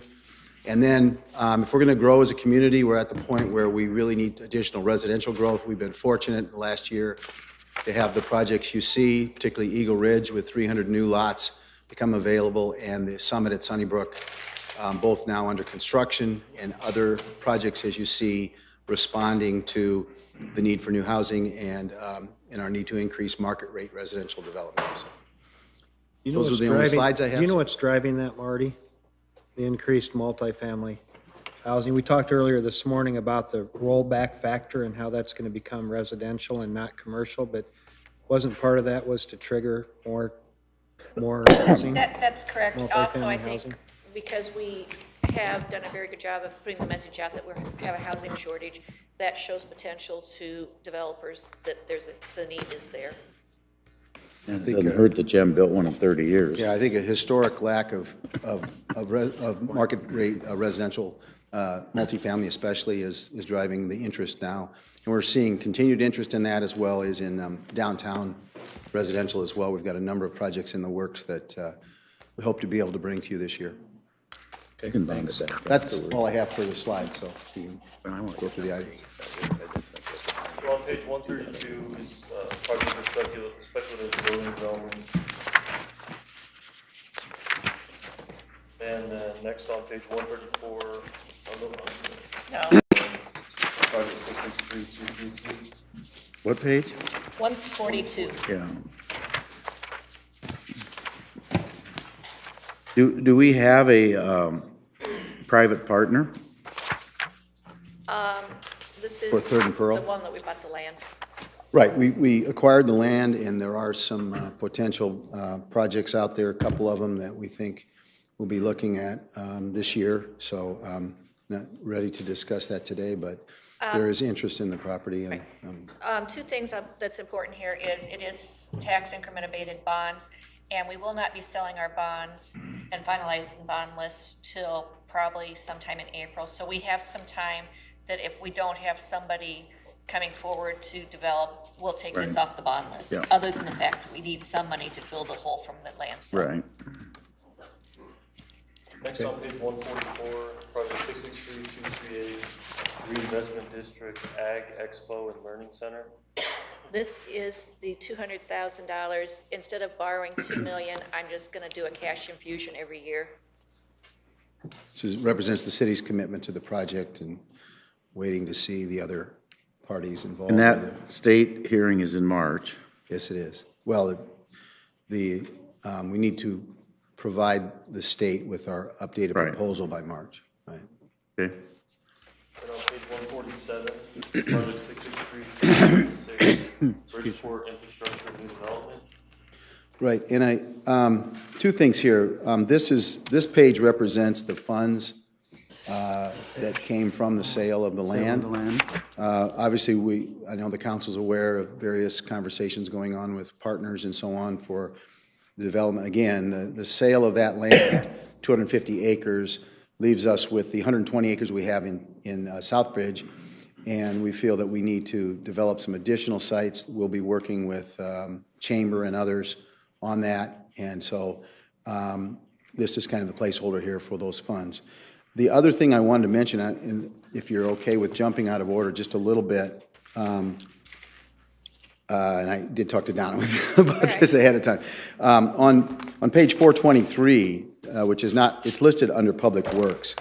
It does tie together, though. It does tie together, 719247, and Glenn is here. Glenn is here too if you have any questions, but that project sheet, which is again under Public Works, is the one I talked to about a couple minutes ago with the slide. That's the various projects supporting the Triumph Seaboard project in that we have the RISE grant for. So the $6 million, a little over $6 million in funding there that is funded 80% by RISE. If you have any questions about that, Glenn is here right now too, but that's basically those kind of tie together because one was the sale of the land. 23. Sorry, page 423. That's the project, the new project representing the recommended improvements from the traffic study that was done, and we'll be selecting an engineer shortly and designing those projects, further designing those. Like I said, I think there's 12 or 13 projects, mostly traffic signalization, railroad crossing improvements, some widening and some intersection improvements. There's some concrete there too, and working with the DOT, of course, as well on potential impacts on the I-29 ramps, so some traffic signal changes and so on. So it's you approved the grant application, and that was approved by the DOT. Is that what it's going to cost to engineer that? Well, I hope if there is reincarnation, I want to be an engineer the next time I come back. Because that is unbelievable. You're talking about the 1.2 that's represented there? Yeah. That is based off of about a 20 to 30%, 25 to 30% of the construction costs. You know, the economy of scale tells me as the project goes up, the cost go ought to down. come down. Yeah. Well, I thought a year ago we were told it was like 10 to 11. 15 again for inspections. This would be for both. The nature of this project is we have, like Marty said, we have 12 to 13 locations, and to bid those appropriately, we're going to have at least 4 bid packages for construction contracts. So there's a little more involved in that. There's going to be a lot of acquisitions of easements and some right-of-way. And then Marty did indicate again with the DOT and the ramp, there's an impact. But we are negotiating with DGR at this point on an agreement through the scope and the fee. But it's only 4,000 hours at $300. And they don't have 4,000 hours worth of people in this office here. Well, they're teaming up with Snyder and Associates, so there's both firms. Okay. Also on this project, The legal department is currently working on an amendment to the development agreement with Triumph Seaboard, which should be coming back to council shortly. Yeah, we are actively working on that, and that's just an amendment to what they previously agreed to as far as cost sharing the 20% match part of it. So, okay, that's just. So moving back on page 148 is commercial and business signage, and that's the next project up with the town development. Before we start that, I have a question. I know in the past we talked about mega sites, and I know that Debbie Germer was she was really involved in that with the governor. So is anything going on with her mega sites at this time? Right. The phrase that I like to use is site certification. Mega site is one category of certified sites, being the largest category. So, okay, so she was talking, well, we were talking 1,000 acres for a mega right, site. The state of Iowa, Debbie started a site certification program when she took over. You can have anything from 50 acres up to 1,000 acres, 1,000 acres being a mega site. So with working with the chamber, we actually started site certification of the Bridgeport West site, the 250 acres, and then when we realized we had it sold to Triumph Seaboard, we stopped that process. But we had done the bulk of it, which involves soil testing and environmental testing and so on. It also involves acquiring land or getting the option to buy land and make sure you have utilities in place. So we had all those in place for Bridgeport West, but we didn't need to follow through with it because we sold the land before we did. We also started that process for the 27 Flag site in Southbridge, which is 120 acres, and we can finish that one out, and we probably will finish that one out, get that certified. As far as going beyond that, we would need to acquire more land or get options on land, and to approach anything like 1,000 acres. The good news is we have a lot of utilities. We have a great wastewater system in place. We have a brand new water plant down there. All of the other things we need, except we will need, as I mentioned earlier, since we sold 250 acres, if we want to continue with larger site development, we're going to need to either acquire more land or partner with somebody else that acquires land or gets options on land. And that's what I think we'll be talking about a lot this year. And then, of course, we can proceed with certification as part of that, and that's what the state recommends. There's about 10 certified sites in Iowa right now. They're not all mega sites, and that's sometimes a little misleading. Ideally, yeah, sure, 1,000 acres certified would be fantastic, but our sites, even a couple hundred acres certified would be a huge asset. We have the rail yard down there, so that's another big, of those 10 sites in Iowa, I think only maybe 3 have rail, or 3 or 4 have rail. So would put us in a good category to be. So yes, we want to pursue that, but we will have to find some solutions for additional sites because what we have now is 120 acres. So the certification is for infrastructure, for utilities, for all that? Right. You used to call it shovel ready, and you still use the phrase shovel ready. Certification means that there's an official designation by someone that you're shovel ready. So our sites are shovel ready. Bridgeport West was shovel ready, and that's why it was easy to sell to Triumph Seaboard. But and Southbridge is shovel ready today as well. But there's a formal process the state has to go through to certify, and that's what Debbie has set up, and a number of states do that. It's not necessary if you can sort of show you have all that in place anyway, but it's a good marketing tool. Thank you. Sorry to go on so long. Marty, out of curiosity, what kind of progress on the entryway signs has been made? We are continuing to work on that. There's a group that the mayor's involved with. We had a few setbacks in terms of identifying sites the DOT would allow, and there's some cost considerations. So the group continues to work on that, and Ann West is working on that. So we'll make a few other business park sign improvements as well while we're at it, including in Southbridge. She's been working on that as well. Thank you. Next on page 156 is South Cypress Extension, project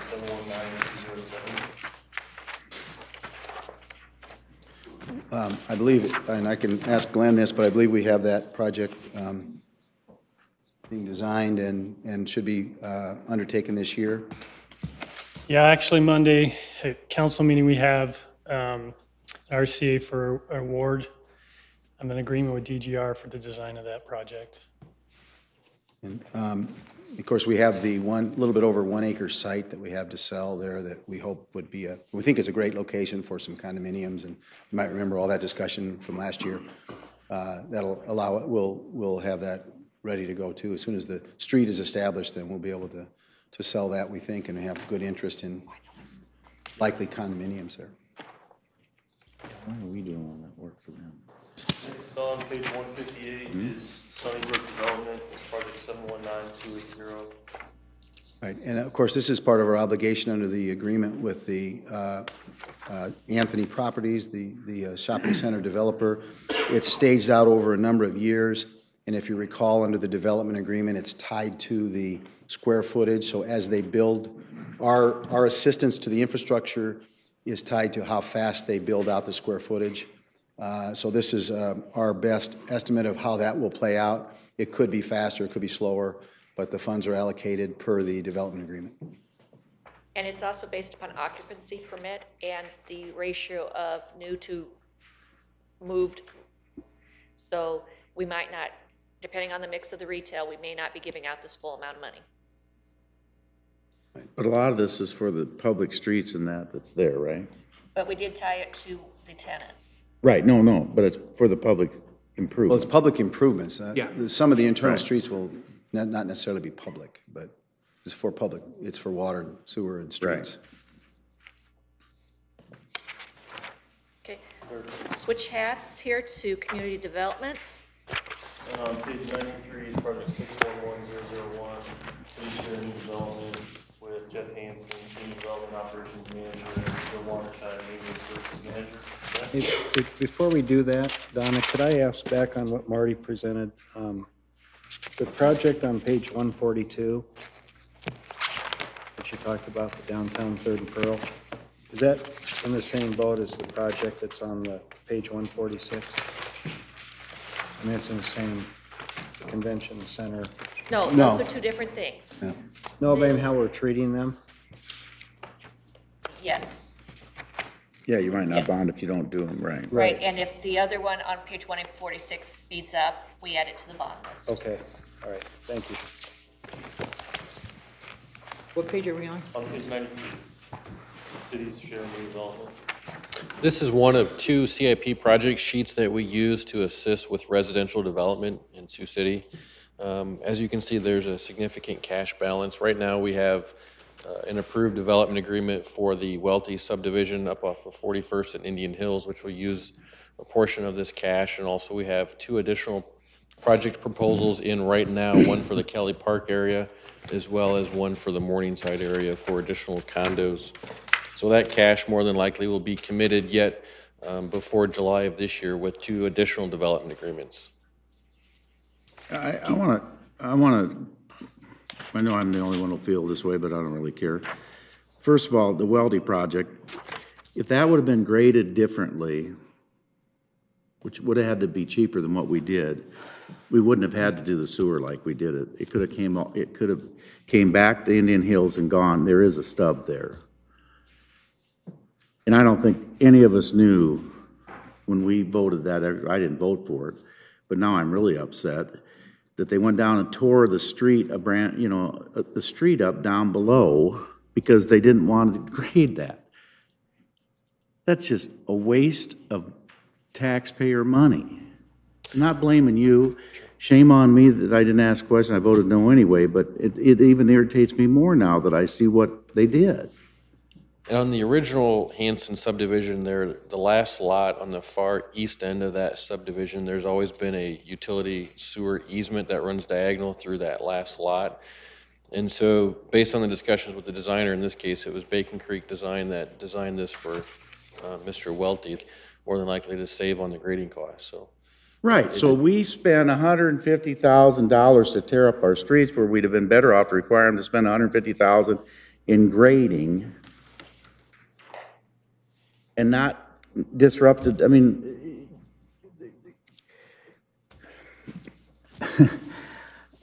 if you drive up there, it makes no sense what we're doing up there. we've made it difficult for kids to get to school. We've made it difficult for buses to get through there, to pick up kids.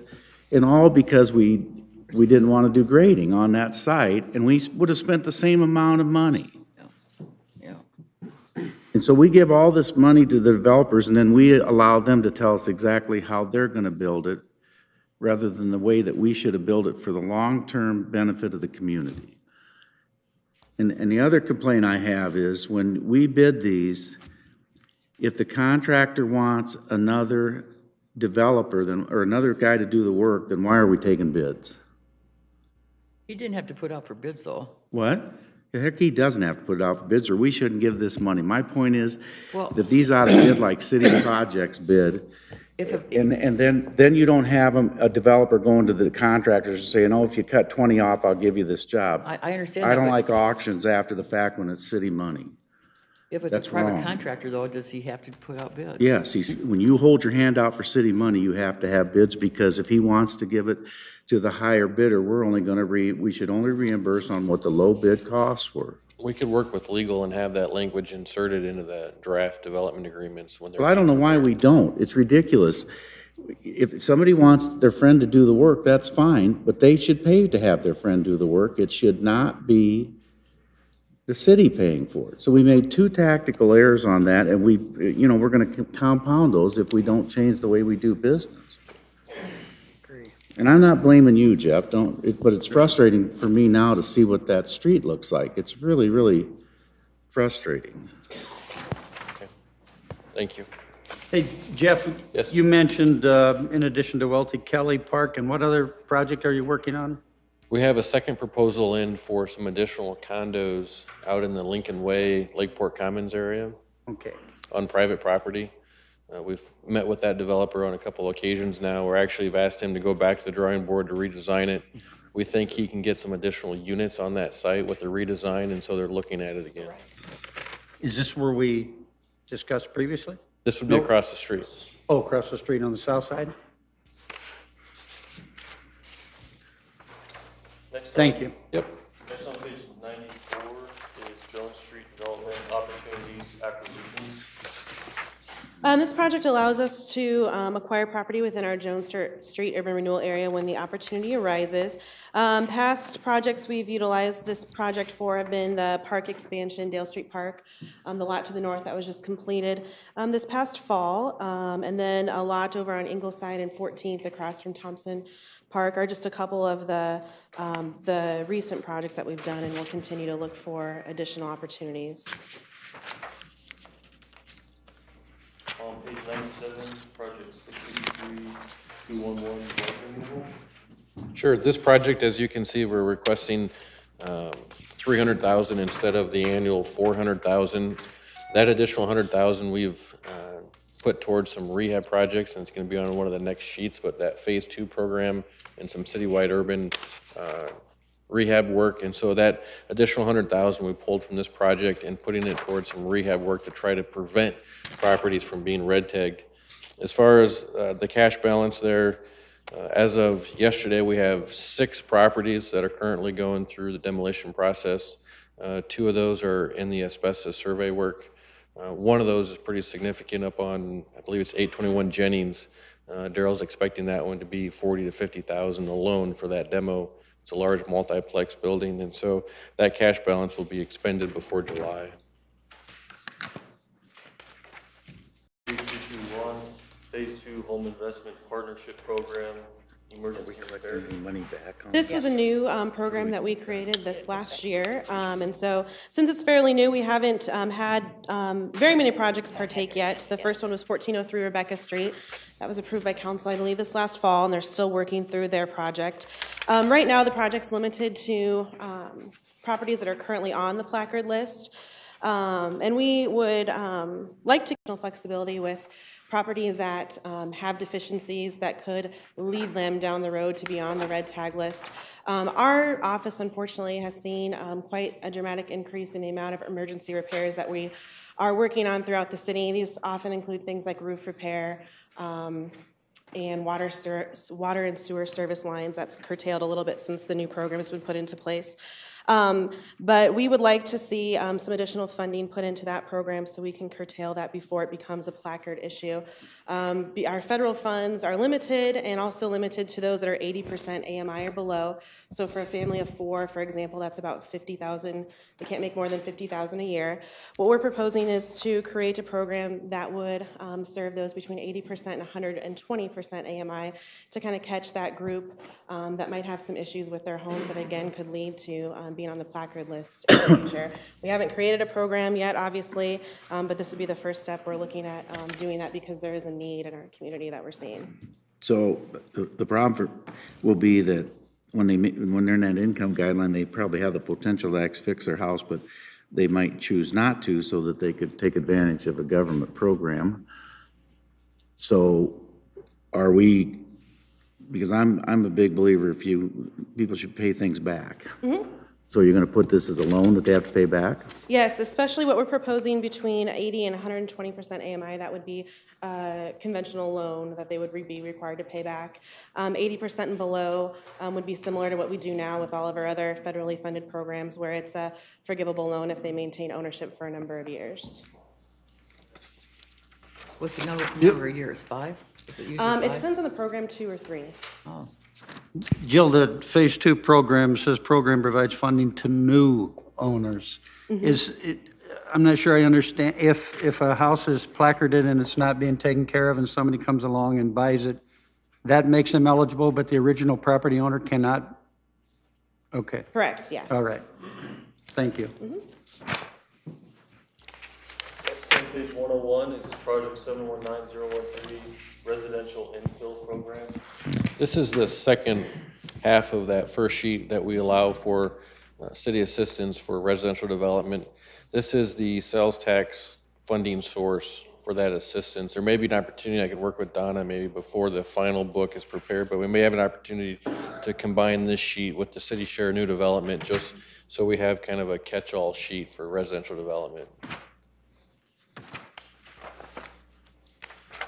Next on page 106, project 719130, annual railroad crossing improvement program. This project provides the match required for several rail crossing and rail safety improvement projects that we participate in through the Iowa Department of Transportation.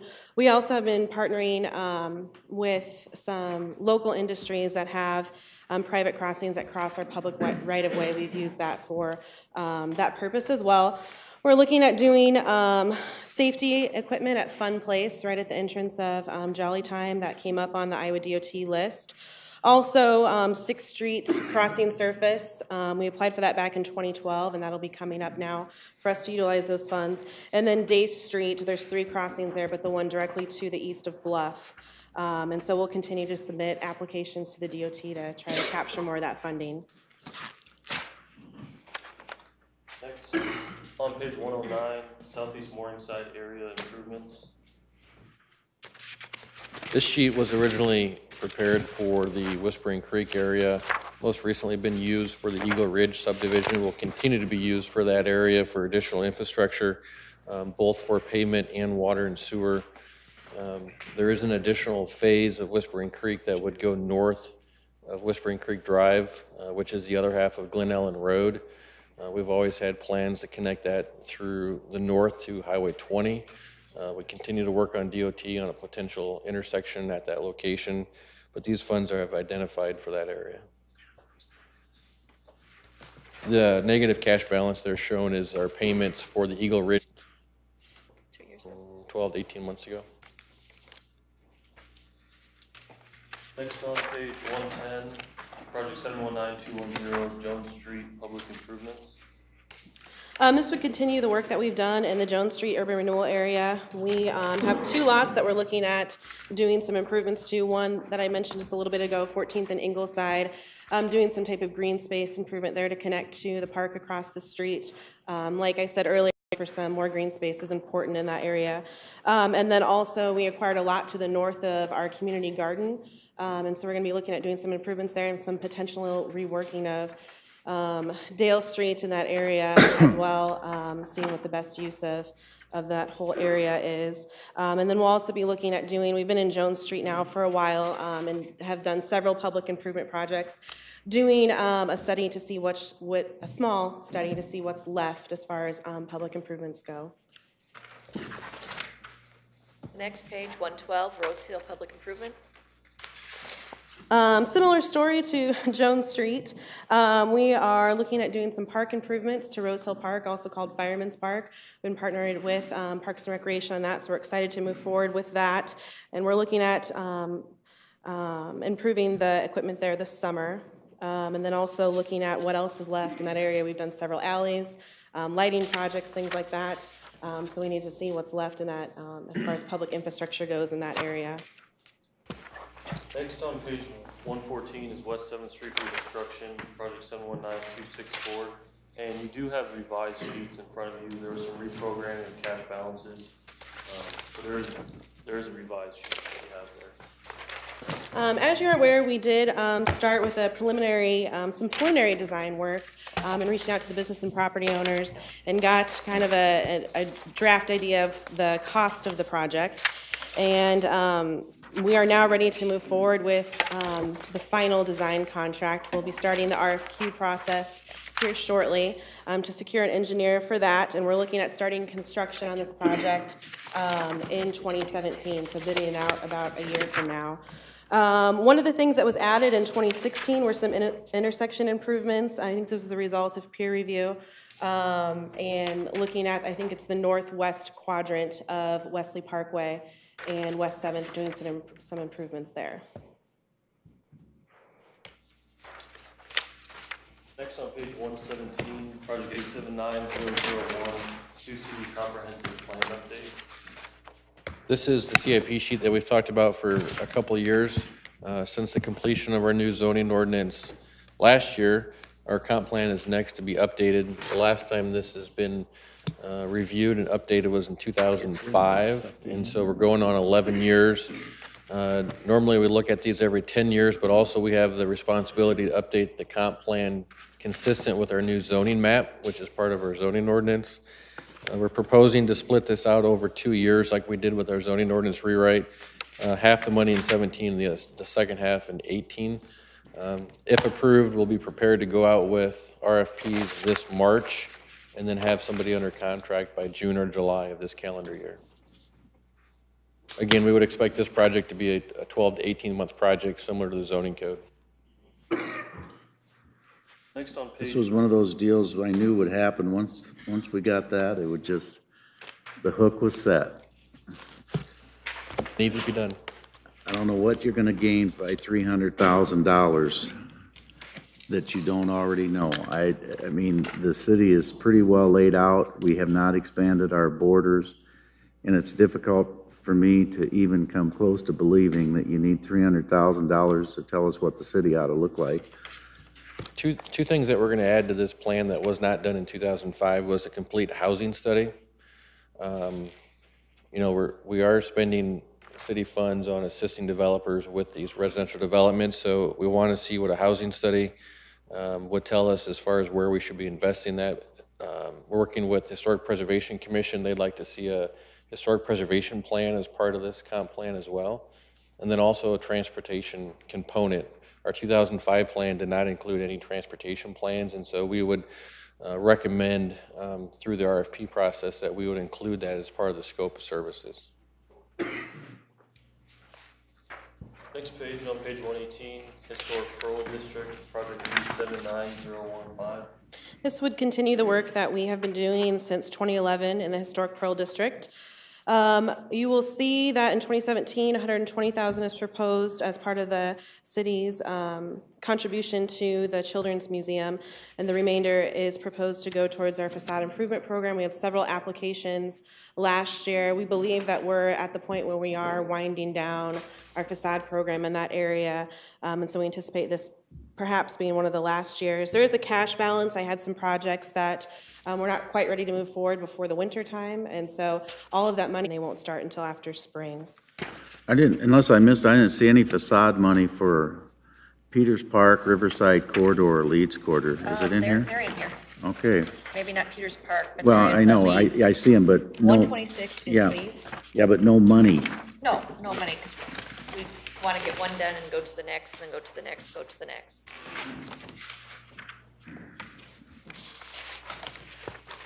Next on page 120. There's been millions in a negative downtown district, but we can't spend any in it. 79017.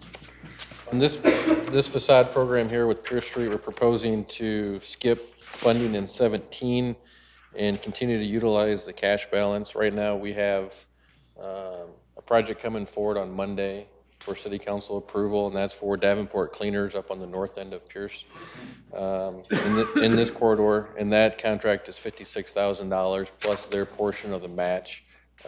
And so that'll use up approximately half of that cash balance. So we expect to have another project in here before July. On the Davenport Cleaners building, they're proposing to do all new windows and awnings on that property When's that gonna happen? This year? this year. It's on Monday's agenda. Yeah. Final project for community development is on page 122. It's project 879018 West 7th Street corridor improvements. This project funds our facade improvement program that's currently in process in that area. You will see that there are no funds programmed in 2017. That is the reflection of focusing on Historic Pearl District to try to get that project wrapped up as we move into West 7th Street. There is a balance there of $129,000. All of the funds for FY16 were awarded back in August, but again, had some projects that did not start by the winter time, so they are waiting till spring, better weather to start. Do they have to be on? Omaha, and they've been eligible for funding. So, So we have not expanded it, like, for example, it's just a half block in either way on West 7th. We haven't expanded it all the way to West 8th and West 6th since we're just getting started in that area. so that block that goes out Is it to Leeds West and the Floyd 8th Valley Street, area? That goes due to. between Cook and Main? Yep, due to the parcel line, so that's one whole parcel. And that's why it juts out a little bit there, because we go by parcel lines. Okay. The rest of them all stop at the alley. So I think you know the business I was talking about.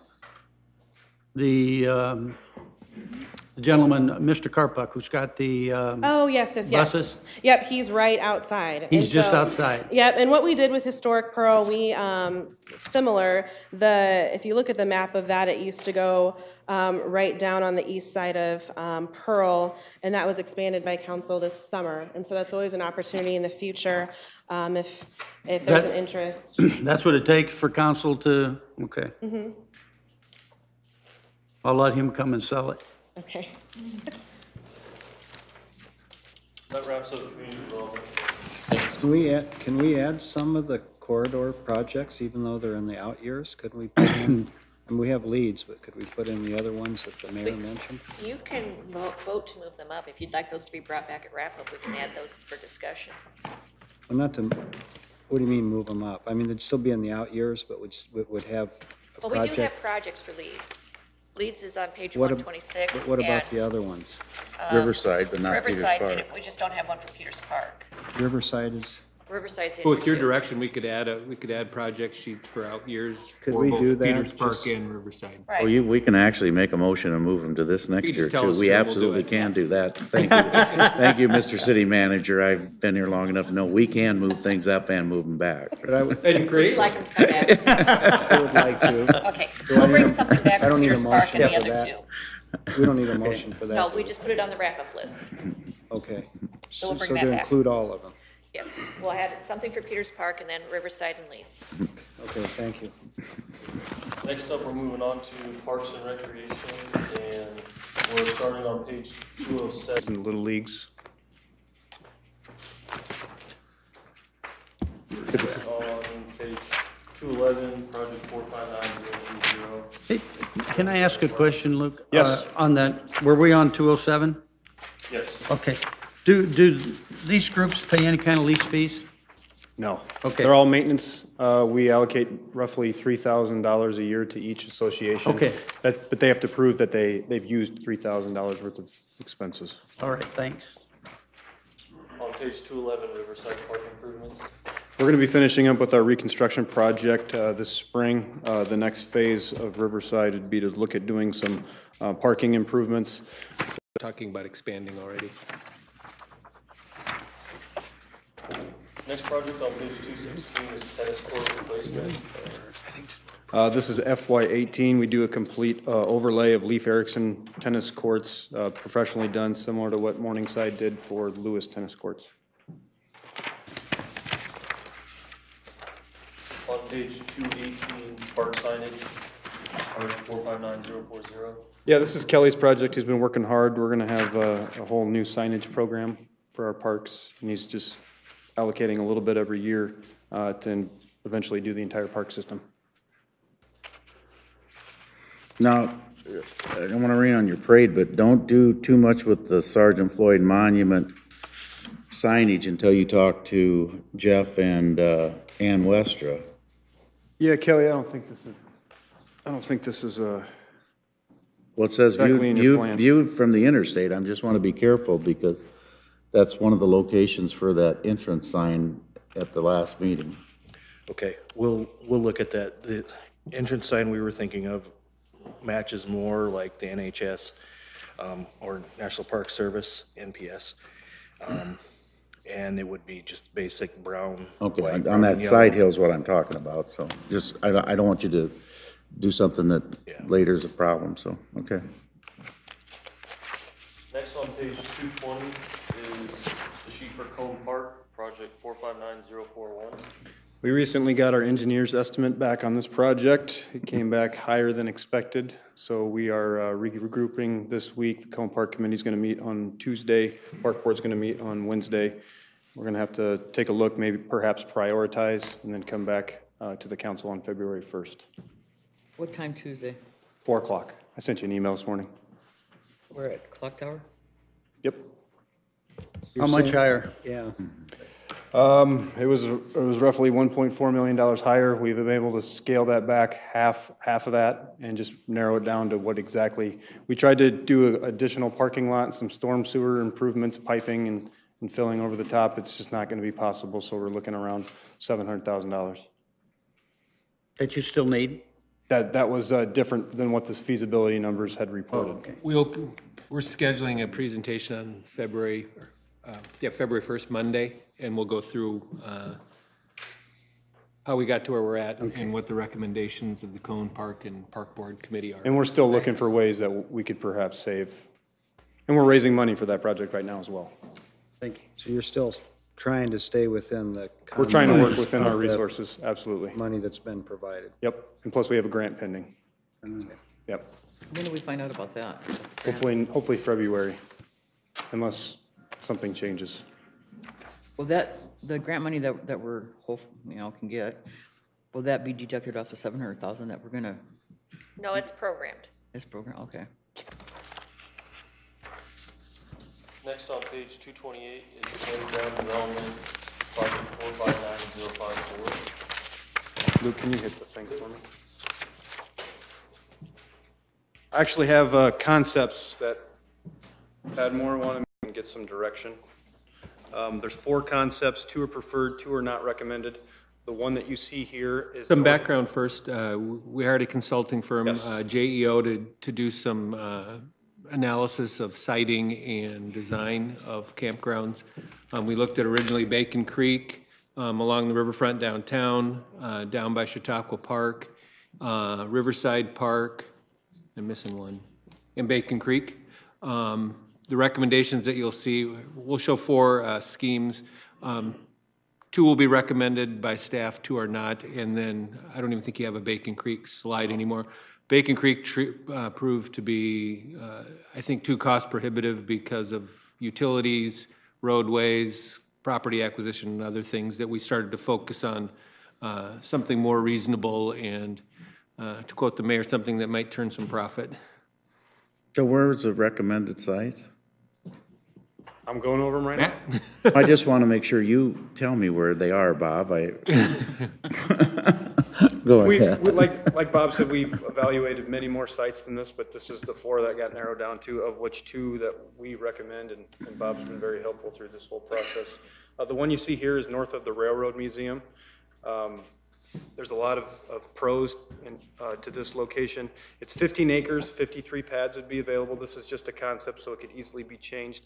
Some of the pros of this location is, of course, the location itself. It's ready, it's terrain compatible for development. There's space for amenities, for cabins, playgrounds, shelters. It's proximation to other attractions such as Dorothy Pico Center, Stone Park, future trails, the Railroad Museum. There's access through the state highway, and there's potential for full service hookups here. We've also had some discussions with the Railroad Museum, and they are a potential partner on this project with us for operations. This one was designed, what I call for family campground. As a family campground, there'll be much more green space, much more playground amenities and things like that for like your weekend camper. And the only con to this site is that it's privately owned, so there would be some property acquisition involved. The next preferred site is south of Chautauqua Park. It's 12 acres, 54 pads. There's also opportunity, you can kind of see here over on the right side of the sheet, for a tent camping area, 4.5 acres, 15 different tent sites. A lot of the things that I have going for this is the proximity to the ball fields, its relationship to current and future trails, and future access to Chris Larson Park. There's definitely room for expansion here. There's access from the interstate, there's space for amenities, and of course the tent camping. This is your spot, Mayor. No, I'm not saying anything, Bob. There's a couple cons to the site. It's privately owned, and the interstate noise could be an issue. We see this more as an RV campground for people going through town on their ways to somewhere else or coming back from somewhere else. And the next slide will show the expansion. There'd be two different property owners there, but the second expansion area is 20 acres, approximately 36 pads could fit there. This is at Chautauqua? Yeah. Yep. We also think this would help with softball tournaments and other tournaments that use the Chautauqua field. And how many spaces? The first phase would be 54 pads, and this property is actually for sale right now. What do they want for it? $325. The next one is north of Chautauqua Park. This would be not recommended for a couple of reasons. It's 10 acres, 45 different pads. This is city-owned property, and there is a plus with it being close to the relationship with the ball fields, trails, future trails, and access to Chris Larson Park. But as you can see, there's a lot of trees that would have to be removed that would add to expense. There's an access, the access under the bridge is very narrow. The interstate noise could be an issue, and there would be a required railroad crossing with this site. And I know, Mayor, this is the one that you have. This would also require some pretty substantial road construction. You'll see it actually shows an entrance, but that roadway is actually just the bike lane. That's the trail right now. Yeah. Another one that's not recommended, this is just west of the boat ramp. It's 8 acres, 37 pads possible. There's a possible expansion as well, but some of the pros of this site is that it's very accessible. It's city possibility to use the existing and the future riverfront attractions. Just off of Hamilton Boulevard. Cons would be there's multiple culvert extensions required. There'd be some significant tree removals. You'd have to relocate the trail. This would be very close to the interstate, so noise would be the worst among all these concepts. And it's prone to flooding. It has flooded in the past. This would be the second part of that. It's 5 acres, 25 pads. So kind of phase 1 and 2 of that site. So those are the 4 that JEO went through for us. They examined a lot of different sites, but those were the 4 that we fell on. We really like 2 of them. The other 2 have some challenges. So just looking for a little direction on next steps, which ones you'd like, which one you'd like to proceed with for a public meeting. We obviously recommend the first 2. Didn't know if the other 2 were worth bringing forward in a public input process. I like the first 2. Chautauqua and the train. And the Railroad Museum? Mm-hmm, railroad. Other thoughts? What were the other 2? This one here, the boat ramp. North of Chautauqua. Oh, I thought you meant you had 2 more that you didn't bring forward. Those are 4. Those are the 4. Okay. But you, They're recommending the first two. yeah, Recommending the first two. I thought he was suggesting there were 6 total and 2 you didn't even We, want to bring we looked forward. at Bacon Creek, we looked at Riverside Park, we looked at some other places, but it just wasn't feasible enough to put some things down on paper. So the first 2 will have to purchase land though? Correct. And how much for the train, for the railroad? The guy, I think he came to the same, there's a couple brothers that own the property. Someone came to a recent council meeting and he wanted $22,000 an acre, so right in that same price range. Yeah. But we would do an appraisal and negotiate from there. Mayor, what are your thoughts? I don't have any. You don't have any? No.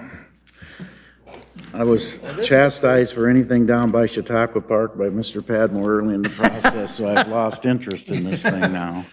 I like You're ahead of Chautauqua them. Park. I like the first two. I'd like to have public hearings on the first 2 designs. Okay, Matt? Proceed with the first 2 for public input? Yep. We have Okay. 2 of us in, yep. Pete? Whatever happened, when you say Riverside Park, were you talking to the south and then kind of Where bend the around? mouth of the trail, Okay, it's really prone to flooding. okay. And it's not, it's DOT, it's owned by the DOT, They'd probably want to give it to us. probably. Yeah. I have copies too if you want me to, if you guys want some. I can pass them around. Yes, please. Come on, Mayor, tell us what you think. I'm all for either one of them. All right. Yeah. All right. With your Maybe permission, even a we would third one. actually would like to proceed with maybe developing both. Funds being available, of course. And we'll get a cost opinion developing through JEO's work, so we'll be able to budget accordingly in the future. Thank you. We have changed some of the phasing a little bit. We moved some of the funding out because of the cost of acquiring and doing some site prep. We've stretched it out a little bit longer. It's a step in the right direction. And depending on how things go, the sheet will change when you see this 18 book. Yeah. We've just tried to put some pieces out there just so we could see that plan. So are we gonna program it to 18? Well, we've got money in 17 for some, whatever we need. Yeah. And in all likelihood, that'll be land acquisition and beginning the site prep. Yep. Like tearing trees out and stuff? Till we need to. Some civil work. Next on page 231 is project 459055, annual IDP Ice Center maintenance. Todd Lean, our IBP Ice Center coordinator, has done a great job with his work plan for the Ice Center. Last year, we did a lot of work with converting our Freon. As you can see, more maintenance items here, upgrading the facility, keeping it in great condition. Next on page 234 is downtown park, project 459055. Well, I want to go back to that sheet. Go ahead. Because there's always a place to sell stuff that is specialty like this. So you're 20 sheets of tempered and 20 sheets of acrylic. Will you look to sell that, or will we find it on the citywide auction that somebody will bid $10 for it and then go sell it themselves? You have an option to do anything but that? Do I have an option? Do we? I mean, we're purchasing on That's that. one of the problems. We've got new purchasing, remember? You know, if it were me, I'd put it on eBay and Craigslist and see what you got. It's a bidding process, so you'll just have to take the high bidder, that's all. But I wouldn't, there are ice rinks that'll buy that stuff. There'll be a market for that. Yeah, and we'll sell it at the auction, and then somebody will buy it and go sell it the same way I'm talking about, but. We'll work with Spiro on that. On page 234 is downtown park. This is just to get us started with this project, and that's basically converting the parking lot into green space. I've been working with some volunteers to put together a concept plan for this project, which I would anticipate we'd bring forward sometime in the next year, but this 50,000 would just be to convert it to green space for now. No benches, no, We'd like, a lot of it can be done in-house, so if we can add some benches. okay. That sort of stuff, some shade, maybe some walkways. Yeah. I would like a little bit of direction from the council on time frame. I know there's been some discussions with KCU on how long we're going to be there. When would you like us to get started on this project? As soon as the frost is out of the grounds, we've done our part with KCAU. We've been very cooperative with them, and I think that it's time that we get started right away, July 1? Well, I think it's important if you have a children's, if you have, I you have agree. a place, a park across the, where people could go have a picnic lunch and that sort of stuff. Yeah, and we'll work with Launchpad as well on partnering on this. Ho Chunk's interested in partnering on this as well. Good. Next on page 240 is project 459133, annual park restroom repair and replacement. This is Kelly's project. He's plugging away on the fish cleaning station and planning the FY17 improvements. Riverside number 5 would be next, Where's the fish station going? right near the boat ramp. Kelly can expand. Yeah, when is that gonna get built, Kelly? When? Yeah. As soon as I put it out for bid. What? I've got plans for the restroom and fish cleaning. Yeah? So it's bid ready, basically. I'm working on getting everything together and getting. We have all the utilities we need now down there? That has to be moved. I have to bring electric in. I have to put in a pump station, basically a lift station, and then put in the sewer line to roughly the west side of the marina. That's the first place I can connect into. So, working on that diligently. The placement of it would be basically right where the kayak canoe rack is sitting right now. So, Who designed it? me. Not that you're not qualified. And do you fish? What's that? Do you fish? Yeah. And have you used these? Yeah. Did you go to South Dakota and look at some of theirs? Because they probably have the best fish cleaning stations in the... They're using either Monster Muffin or the Barracuda system. And Barracuda is just bought from Monster Muffin.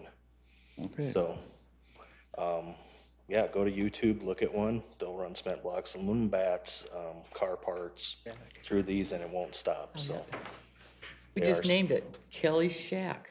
no, this is Bob's Cleaning Station. Bob's. Bob's cleaning. Well, if we're gonna I do, got a- Kelly if Park you're gonna, ready. Dennis, am I right? If you're gonna do a fish cleaning station, do it right. Don't just put a hose and a bucket. This is top of the line. This fish cleaning station, station alone is about 30,000.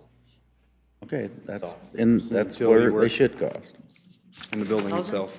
They're expensive if you do it right, because those things will, you could put a 20-pound fish down in the They nail. fish right there too? What's that? Any fish? Yeah, you're right on the river, right? Yeah. That's the idea. You'll come off the river, clean your fish, and you don't have to go home and do it in Okay, your so- wife's so- sink, which doesn't go over very well when she's not home. Okay, so what I'm asking is it just gonna be a cleaning station? I mean, are you gonna have an area where, you know, like, you can have a park, a little park No, it's a there? restroom facility that should have been built when we did the boat ramp. Shame on the council, I was on there at that time. There'll be a restroom facility and those sort of Okay. things. They're just general ballpark right now. So it'll probably be up and ready by spring then, huh? I'm gonna shoot for July. Oh, July? If he's doing one of those bathrooms and that, it'll take. Oh, yeah. You buying that precast one again? I'm getting the price on both this one where we could have a unisex on one side and then a roll-up door and the fish cleaning on the inside. Also looking at a male-female restroom standalone with a matching structure, the precast for the fish cleaning. The downside to that is it's outside always. You know, you can't roll the door shut. Most of them are that way. Yeah, most of them just have a 4 posts and a roof over them. You don't need anything more than that, because you're not gonna run them in the wintertime anyway. So, looking at the two options, keeping in mind the aesthetics of that area also, so. Well, you can do a nice colored roof and they'll still look nice. Thanks for designing that for us, Kelly. Okay. Just remember, that was an in-house design. Yep. We did it in-house. Well, we'll let you know when it's done. Next on page 244. This is you again, Kelly. 459140, annual park roads, parking locks and trail improvements. Yeah, there's nothing there for FY '17. Looks like seal coating for FY '18 and some repairs to Singing Hills Trail. Is that right? Mm-hmm. That up to date? Yes. Yep, that's current. Also on page 246, project 459149, self-employed monument area maintenance. It's another Kelly project. It was address some of the issues with the monument itself. On page 247, project 459179, annual swimming pool maintenance. Let me just tell, is there anybody here talk about swimming pools? Feel free to come to the microphone after they explain things. This project is based on 5 swimming pools. So if we move forward with our pool plan that was presented earlier this month, only there would be a savings of $212,000 from this plan, which could be used to implement other parts of the plan. There would be no need to do anything at Cook and Leeds. Leaf would be reduced to $49,000 worth of improvements. Say that again, Matt, please. If we're moving forward with the pool plan that was presented earlier in the month, we would not need to do any improvements at Cook, Leeds, and only $49,000 at Leaf. So we're looking at a savings of $212,000 that could be used to implement other parts of that plan. That'd get us through the 2016 season then? We wouldn't have to. Yeah, for FY '17, yeah. Yeah, we wouldn't have to do any of those. We do them in the spring. But we wouldn't have to do Cook, Leeds, and we do minimal at Leaf. We would start, as soon as the CIP would be approved, depending what the changes were, then we could start working and move the 17 money forward so that we can get it implemented for this year. We traditionally always pull this money forward so we can get started on improvements right away. But we have enough for one splash pad, the 200. Not necessarily, because you have to factor in, a splash pad's about 200,000, but you also have to demo the existing pool. So we really have enough for demoing 2 pools and then doing some preliminary design. We're not spending at Cook, Leeds, and only At 49, a Leaf doesn't get you 212,000. I count 96.5, so it'd be 106.5? 106.5. You're about half of that. you got to factor in our cash. Cash on hand, Yeah, which will be what? It says 210. 210 now. Yeah, some of that'll be used for Riverside. But you were asking for 395? Yes.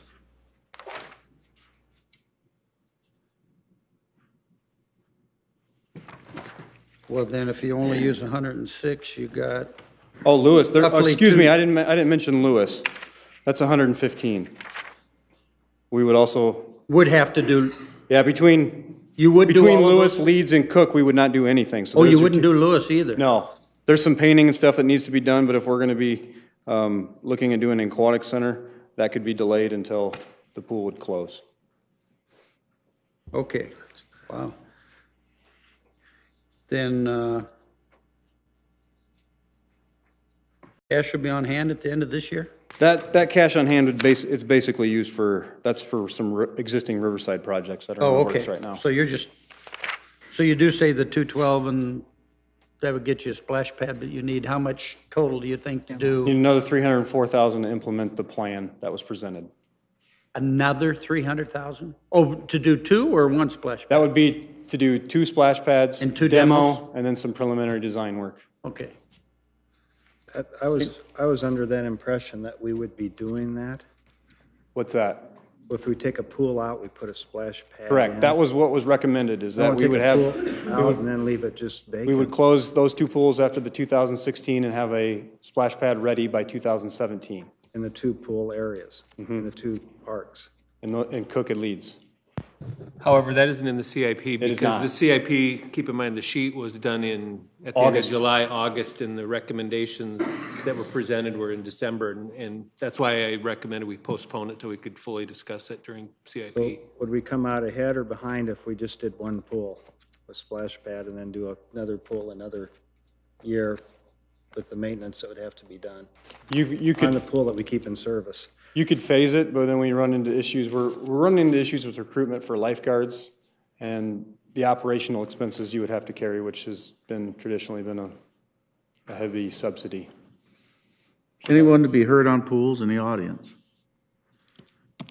Out here for pools, so that's good, okay. I've done pools before, so I understand. Then I think before we wrap up, you need to give us the sheet that tells us what you want. Yeah, it was in the RCA, and I have that. That was. No, I know, We'll but, bring it back for yeah, wrap-up. in and have a wrap-up, but discussion. just give us a sheet we need to see. The way That he way we just can also described take it, into he's gonna account what move, other he changes said we've 500 had to so that we can $600,000. reprogram. So it include 2 demos and 2 splash pads and. Some you said- preliminary design work, because we're gonna have to design a splash pad, 2 splash pads, and start to work towards an aquatic center. Let Kelly design them, it'll go a lot faster. Yeah. Spend 30% on them either. Good job, Kelly. Kelly, I hope you got 30% for that design work you did. And we haven't determined where the splash pads will be located. No. either, have we? Well, Cook is pretty self-explanatory, but Leeds, we're planning on doing public input to determine where in that neighborhood the splash pad would be located. So that could be left open-ended and, Do we have a sheet in the CIP for Leeds Park improvements? it's the next project. It's park improvements in general. Which would include Leeds? It does for FY18. Page 251. So at Cook, Matt, you're talking about replacing it where the pool is? Yeah. Most logical place. Okay. That's what? Like $12,000. There'd be a little bit of flexibility within the park. Where do you see that? What page are we on now? 251, Kelly, do you want to talk 51 about will this be one? the annual park improvements. See where it says work plan? Where are you doing all these pavers at? Anderson Dance Pavilion, Oh, ADP, but can we get away from those pavers and do stamped concrete. stamped concrete? That's exactly what we're doing. Play features for Leeds and Sertoma. It's only $12,000. I'm sorry. So there's a little bit that Kelly already had programmed in for, Move that up to 2017.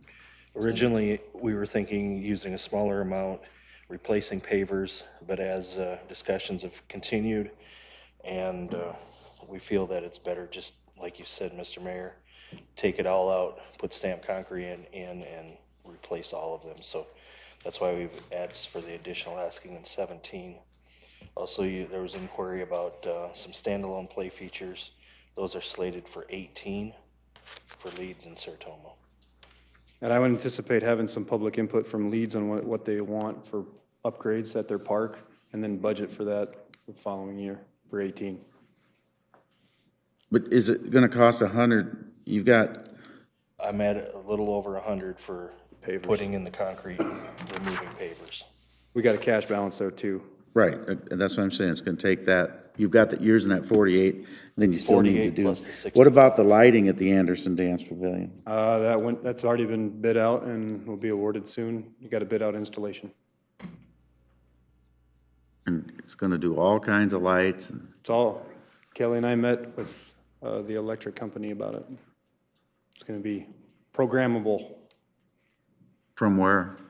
But where do you gonna have to drive down, program it every time, or did you set it up so you could? We'll get some training on that. There's a controller Where's the controller going to be located? on site.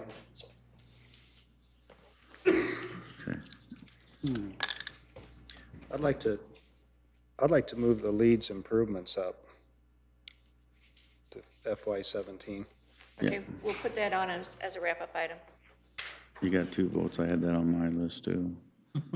You have that on your list too? Mhm. Okay, yeah. So we'll bring it back for voting on the wrap-up. Okay. It's like 3. Well, I mean, especially in light of what they have said to us at public hearings. Next on page 252, project 459212, annual Lewis and Clark Park improvements. There's a lot of significant repairs and improvements that need to be done at Lewis and Clark Stadium, Lewis and Clark Park. There's actually a contract coming to you on Monday to do the outfield fence, restrooms, press boxes, suites, some minor tuck pointing, and updating the clubhouses. That's on our agenda Monday? Updating. Just the engineer. Clubhouses? Huh? Yeah. Is the signage been all taken care of? There's a decent sign out there right now. Yeah. There's a what? You mean a scoreboard? No. Oh, the video board, yeah, that's in process as Yes. well. We hope to have something to announce within the next 2 or 3 weeks related to the scoreboard. We're still working through some issues. I think you need to, I don't want to throw a wrench into this deal, but I'd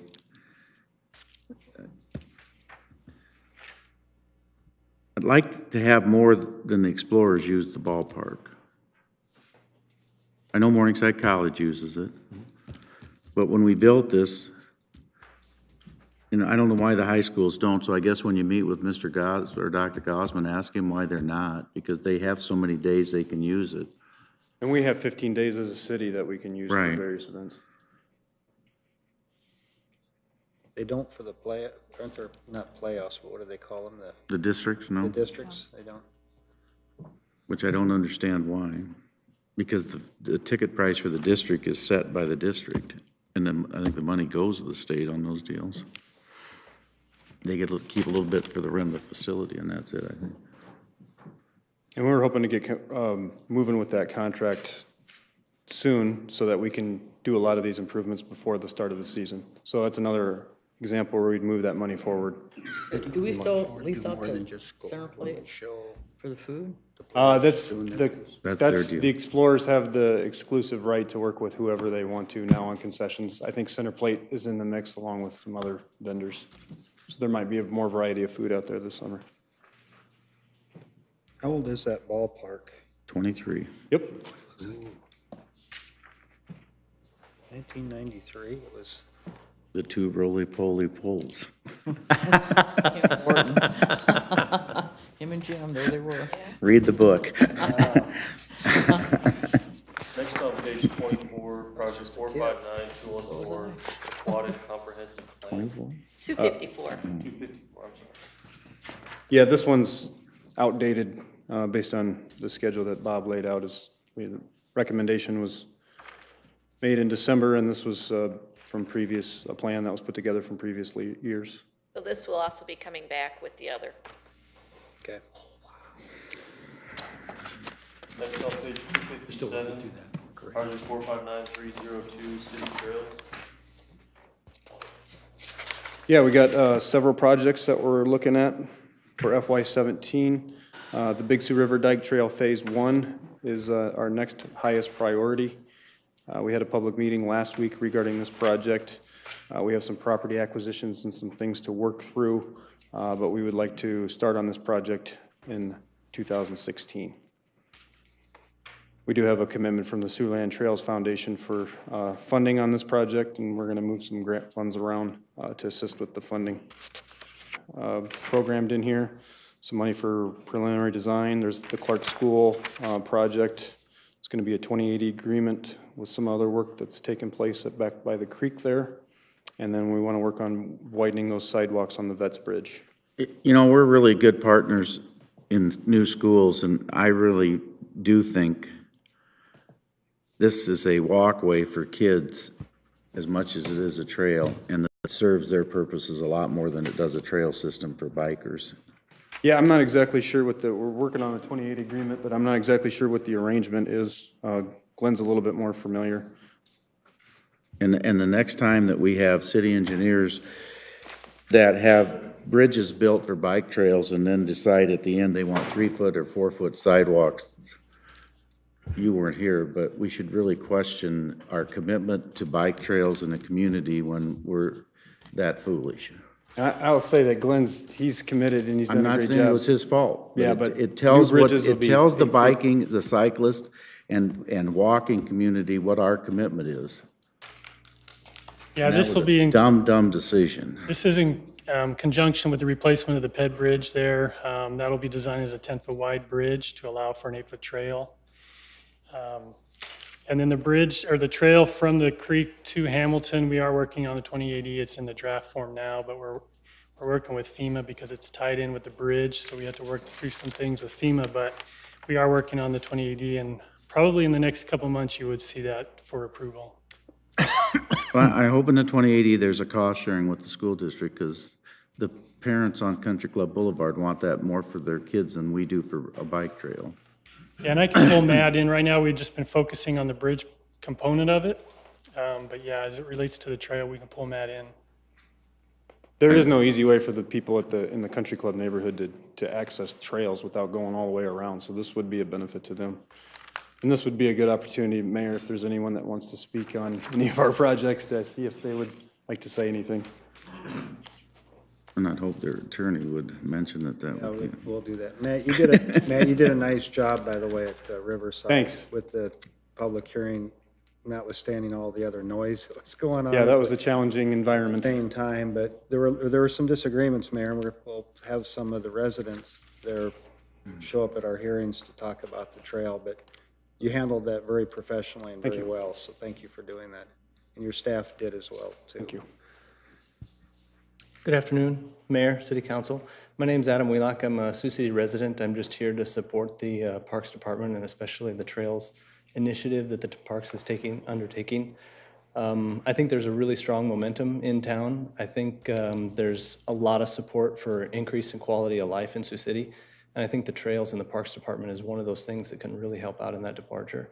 I know there are others here in the audience today that may not speak on that, but they're here to support the Parks Department and especially the Trails Initiative as well. State your address just for the record, would you? My address, 8 West 37th Street Place, Sioux City, Iowa, north side. Thank you.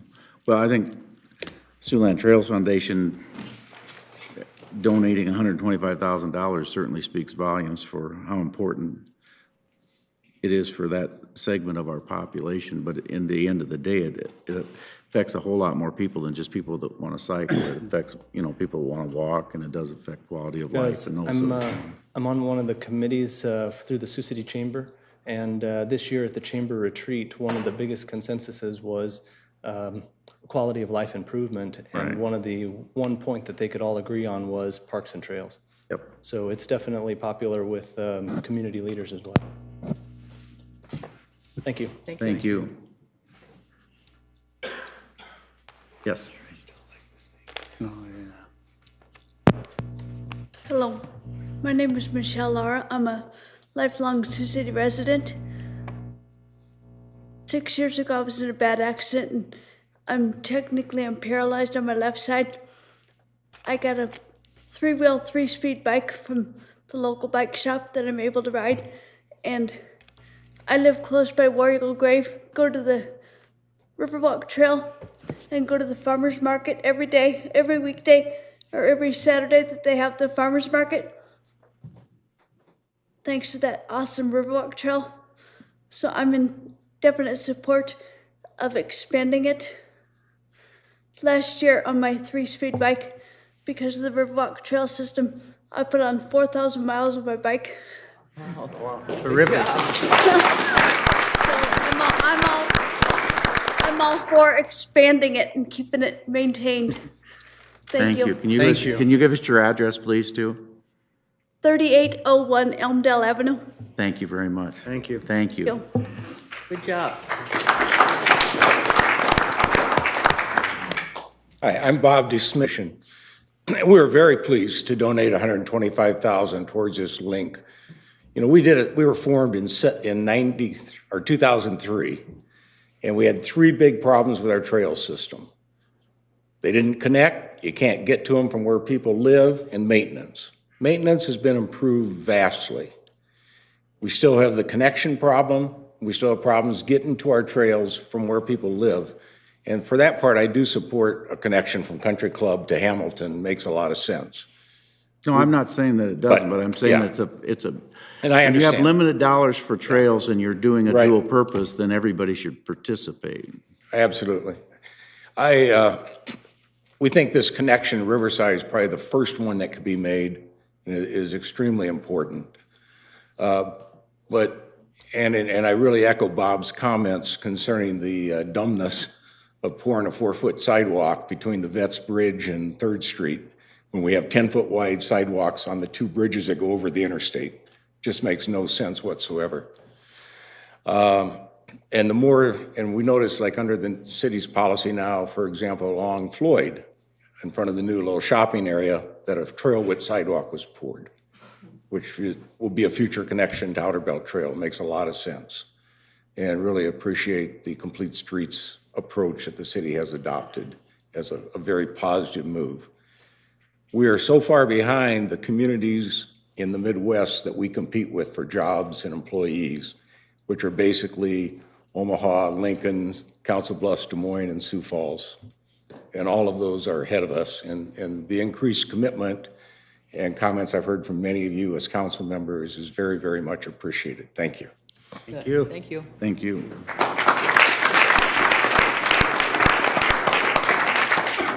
Roger Madden, 3809 Douglas Court. A question I have is, has it been looked into, we did the bike lanes downtown, what was it, last year for a sample. A bike lane from, would it be 38th, 37th, wherever the stoplight is at the new school, to Outer Drive because of the increased width that we have there. I ride there quite often.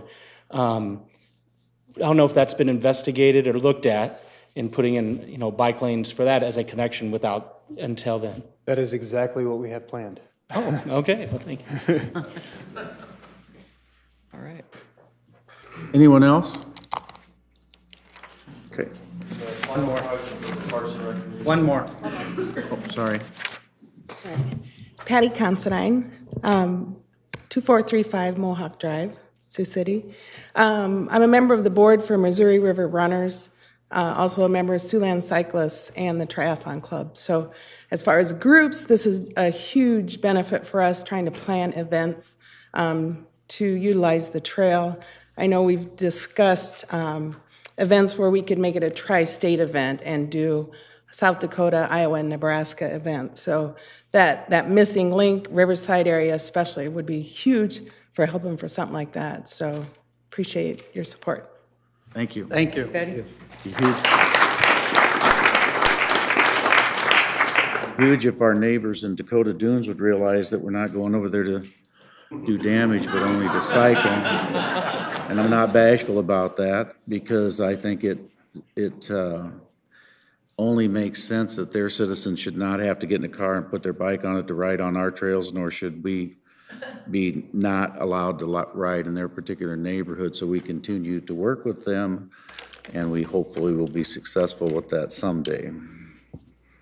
The final project for Parks and Rec is on page 260, and it's project 569001, cemeteries, improvements, and rehabilitation. Last year, thanks to Kelly Bach's help, we were able to do a significant amount of road repairs, even more than anticipated, for a nice sum of money. So anticipated for FY17, we wouldn't need as much, but we do want to refocus Tim Tuschel, our cemeteries supervisor, continuing his effort to rehab our veterans areas. We did a lot at Graceland last Memorial Day, and we'll be looking at doing something similar at Floyd. Yeah. We had to partner with several entities last time to do that, so we're looking at doing this a little bit more on our own. And then in FY18, we'd be looking at adding a scatter garden, which would actually produce revenue for the cemeteries. What's a scatter garden? It's a place to legally dispose of ashes. Oh, okay. That's interesting. Wow, okay. Good. Never heard of that before. Does that mean I can't do it on the golf course? Can't do it anywhere legally without the proper paperwork. We'll get you the proper. Don't do it on Thank poor you. property, that's for sure. He definitely needs to be on the golf. And people have tried, it's on cemetery land to dispose of their ashes, so this would be the legal way to do it. Great, thank you, You man. should know that. It's either that or Terry. One of the- Yeah, that's true. Next up, we're going to switch direction and go into utilities. We have a new department head, Mark Sims here. Mark. Mark. Good afternoon. Good Hard to afternoon. follow all that with water and wastewater stuff, but Starting on page 471, it's project 519132, booster station improvements. and I just wanted to just say a couple things and turn over to Brad, our interim water superintendent, so he can discuss those specific projects with you. But you're probably aware that last year we sent about 3.6 billion gallons of treated drinking water to our consumers. And that obviously causes wear and tear. And so a bulk of what you're seeing as far as the CIPs are wear and tear type of items that just are going to come with sending that much water through the pipes. So obviously we have state mandates and other things that we have to follow that continually to get more stringent. And so those things are factored in as well. But with that, I'll turn over to Brad. So. Booster station improvements, you'll see we do have a cash balance that will be drawn down through the RFQ process to hire a consultant. And then the 17 money is for construction at the Half Moon Booster Station, replacing 2 pumps with variable frequency drives. On page 474, project 519136, alternate power source. Alternate power source, the money in 18 is to put a generator at the Riverside Collector Well. With the electric in the riverfront well field having been spliced and moved and is in fairly, I wouldn't say bad shape, but not great shape, it would be a great asset to the water system to have a generator at the Riverside Collector Well. So that's going to cost $456,000. I believe right now it is set to be a 750 kilowatt generator, such as the same one at the Southbridge Collector Well, which is similar in price. But the reality is this: if that were to go down and you were to have an electrical problem, you could still service this community for quite some time with the Southbridge plant. That is correct. So we're going to spend $584,000 on something that could happen, even though we have redundancy with another water plant to the south that's greatly underused because of another state mandate that said we needed it, even though we don't use it, which... Just for note, this is only a recommendation at this time. That is not a state mandated requirement. No, I understand. And I ask this question: why does this city not have a generator on a truck so that when a fire station went down, or a water plant went down, or a sewer plant went down, or the police station went down? Do we have a generator in this building? That's what I just said. Why don't they get? No, we don't have a generator in the city hall, but we have, which makes absolutely no sense. And I hear them every first of the month. You can count on 2 things. The sirens are going to go off and the generator is going to start at the fire station next door to me. They've never, you could, for $584,000, probably wire every building, city building in town. It would have an outside connection. You could pull a generator on wheels up, park it out there, and be back in business within a matter of hours. That is certainly an option. You're the first guy in the city that's ever said that. Congratulations. We did so during the flood, so. We can take this recommendation and in a type of situation. That size. I just don't understand what I'm missing here. I mean, I'd like to know the last time an emergency generator kicked on in the city that was that terribly important that it was needed. Does anybody remember? Okay, so the last time we had one was the power was out downtown from Mid-America, and we had it at the police station. Yes, but then the backup generator didn't work, so we had to go out and hire our, lease. And wheel exactly what I'm saying. And we discussed, as Brad pointed out, we discussed at that time about putting in the electrical work so that it would be that simple to pull it in and plug it in and go, but it was so expensive that it just never went in. Okay, so here's my question. You're redoing the police station right now. Yep. And that should have been part of the plans even if you never use it. Just for what? That reason right there, in case absolutely. your generator failed. Absolutely. Okay, so here's my question. Does one generator fit all needs? No, you'd have a big one, but if it was big enough to run their water plant, it'd be big enough to run anything else. Sure. But it wouldn't be too big? I mean, it wouldn't. Well, it doesn't matter if it's too big. Right. Okay. We can work on something for next Well, then why don't year. we I think that's a good idea. get a portable generator, a big one? If you had a complete Oh, yeah. shutdown, would that still work? Complete shutdown of the city? If you have a complete shutdown of the city, what difference does it make? You got a Yeah, lot of but- problems, and in the day and age of cell phones, that's probably the reality of how you're gonna be communicating anyway. I'm not sure one will be enough, but Well, you Well, can but always would you- rent one. The fire department has them. Can you use theirs? How many firehouses do we have? But one would not do it then, is what you're saying. You couldn't. Well, But we had never had but one time where we've used them in the last I 10 years. understand that, but if you're just planning and there's a complete break, We'll get something set as a Breakdown. committee and. You need to understand that Mid-America just spent millions and millions of dollars running a redundant line into this community. So the reality of the downtown going out like it used to went down.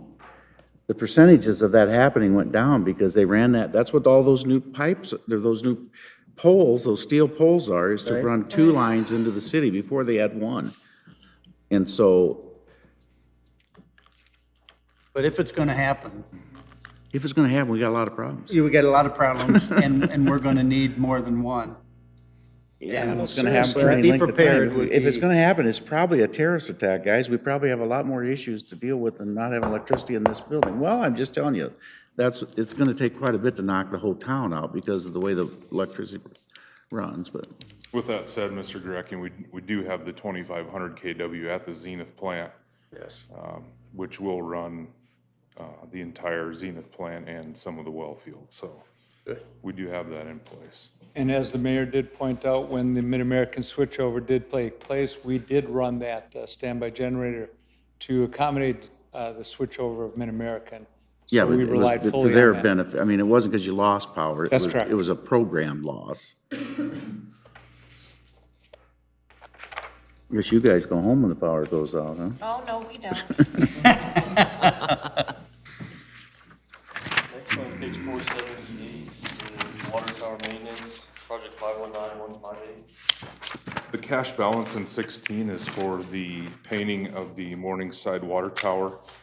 That project is out for bid right now. The engineer's estimate for that project is right around 1.4 million.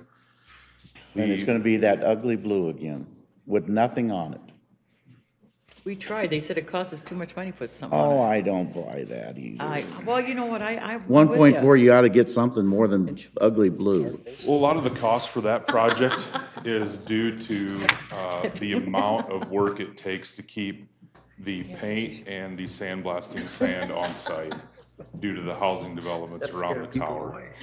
So it takes extra work to crib around the tower to keep the sand and the paint on site and off the residents' property. Starting to hit me. There isn't a house around there.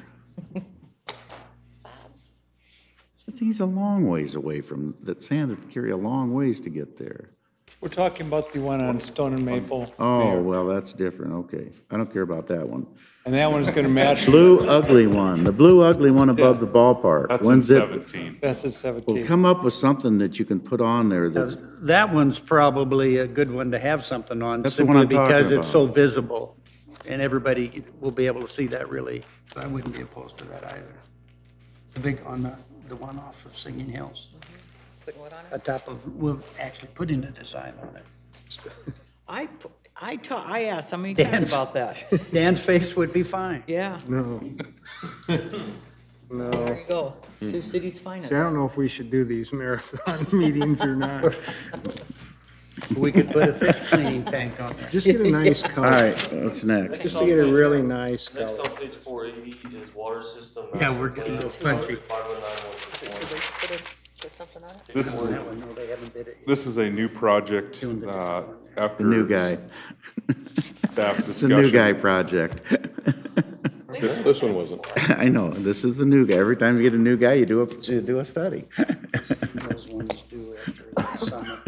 The, 17, they're gonna do morning. we've done water master plans in the past. Those water master plans in 2006 and 2008 have focused mainly on strictly the water treatment aspect of the system. What we believe would be a great asset is to have a comprehensive master plan that looks both at water treatment and distribution. to have in line a full-scale water model. Right now, we do have portions of the water model throughout the city, but nothing in a whole in order to take into account what is needed as new businesses arrive in Sioux City. Next on page 481, project 519214, water facility structural preservation. We do have some pictures available if council would like to see. There is some significant damage occurring at the Zenith Water Treatment Plant due to old windows and doors allowing water into the plant. We do have a handicap accessible ramp at this time that is not ADA compliant due to settling. And as we move forward, these issues keep compounding, and they're only going to cost more in the future if we don't address them soon. When's the last time windows and doors were done there? They have never been replaced. There was some work done, but it was before your lifetime. We eliminated several in the late 90s, but we've never replaced the windows or doors out there. Well, I remember the late 80s and 90s. And we allocated money to replace them. Right, we blocked out windows. So we didn't replace when we said we were going to. But those are the original windows. Because we did allocate money back in the 80s and 90s to do For that. structure preservation, correct. It's a And we're still maintenance talking problem. 30 years. What? Still talking 30 years. Yeah. Well, what we did, Mayor and Council, is we did Well, they remove said, some of the why did they windows do and it put then? concrete block in instead and brick fronting to eliminate some of those windows, eliminate some of the draft. The window in the front on the upper elevation was replaced because of the wear that one did have, so that one was new. But other than that, all of the windows are still existing that were not blocked out. How many photos do you have? Well, they're bad. They were bad 30 years ago when I voted for this. They gotta be horrible now. Yeah, you said you had some pictures, not to bring up on the screen. Ken? We can certainly get them to you, Council. That I might just be wanna- best to get them to you. We'll get We'll you just some get the pictures for you. Yeah, they're bad, I'm sure. Who's They were down there? bad 30 years ago when I voted for this same project. Is lack of maintenance or what? Just No, they're full building. old aluminum, steel, or whatever, and they weren't very good when they put them in. How's that plant? 50 years? It was built in 72. Oh, okay, I'm off a few, but it's still old. Oh, that's 44. All right. And this there's a lot of chemicals that eat that stuff. Next project on page 489, project 519248, Western Hills, Indian Hills, Preston Zone, and Demolition. Which we talked about back in the 80s and The 90s. cash balance for 16 is for the design of phase one. The RFQ process is underway, and we'll be awarding that design to a firm here very soon. This is a project that is due. The Western Hills tank has had several issues in the past few years. We've repaired several holes in the side of the tank. It has outlived, I believe. And along with the Western Hills zone being smaller, we have some water quality issues and also pressure issues on the northern side of Woodbury Heights.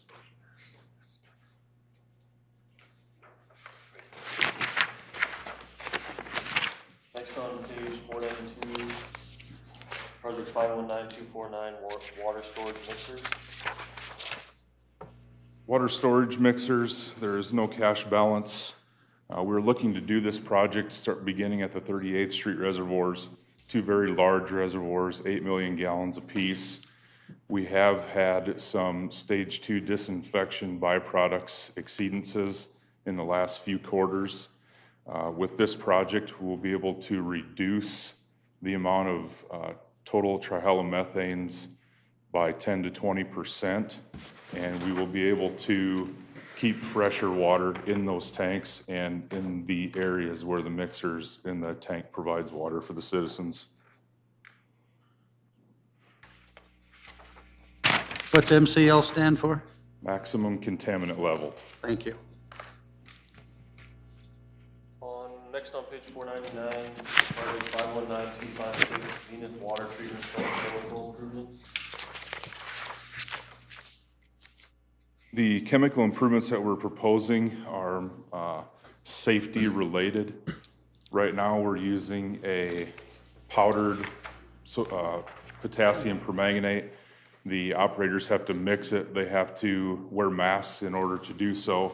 At the Southbridge Water Treatment Plant, we are using sodium permanganate. It is a liquid. It is much safer. It's easier to handle. It's better to feed. It's a better product for the water treatment portion. And then lastly, in the future, we'll be looking at sodium hypochlorite instead of chlorine gas, which is, if you listen, a safety issue as well.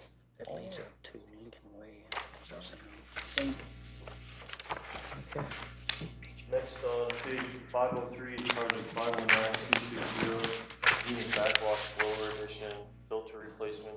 And I think Brad has an update on this project, and you do have a revised sheet that you can put in your book if you'd like. After we gathered further information, we did secure a supplier for the blower equipment. That cost is under $25,000, and we believe that this project can be removed, and we will do the installation in-house and keep the cost down considerably. So it would be our recommendation at this time that this project be removed from the CIP process. And this will be brought back as a technical change. It would save about $100,000. Didn't you have a project in here for, because you're going to sewer next, right? Correct. Didn't you have a project in here to put a bunch of those crazy things on cul-de-sacs that I'm totally opposed to? Where's that at? Because I saw it in here. Part of the unspecified water. It's next. We'll talk about that in public work and stuff. Oh, okay. Yeah. Wastewater treatment plant asset renewal is on page 508. Okay, and just kind of a little information there, a little more detail in this case. For your wastewater system, last year about 4.5 billion gallons of aggressive wastewater were sent through our collection system, our lift stations, and through our treatment plant for treatment and discharged. And obviously there's, particularly with wastewater, there's a lot of additional corrosiveness and wear and tear. So significant things there, and most of the CIPs, again, are related to maintenance items. There are some that are related to capacity issues or maybe in some cases to requirements that DNR feels strongly about. And last year, the wastewater facility was inspected as a routine by the state, and they identified a number of deficiencies that they would expect that we would respond to by March 1st of this year. And we're waiting to respond to that until we have direction on what you want to do with the CIPs. A number of these are influenced heavily by that. So, and those things. One other thing maybe to mention, just statistic-wise, in addition to that amount of water, there's 36,000 wet tons of solids or what we call biosolids, treated sludge, that has to be processed, about 98 tons every day, that has to be disposed of at some point. And that's also very aggressive, so another maintenance item. So with that. Okay, well, you've got other pressing matters out there too. One of them is the storage of that sludge. So which ones of these, and I know you're going to tell me every one of them, but which one of these did the state say were important? The state feels that the final clarifiers, which are on page 508, 509, asset renewal, that those need to be addressed. And you see in the work plan, we've got one in 17 and one in 18. Are those the two we talked about in these meetings we've been having? Yes, when you came out for the council tour, you actually got to see those. With the sister cities, you said you got two that need to be addressed? Are these? Those are digesters. I'm sorry, you're right. These digesters, are solids handling. Yep, okay. Yep. DNR also would like to see the digesters addressed.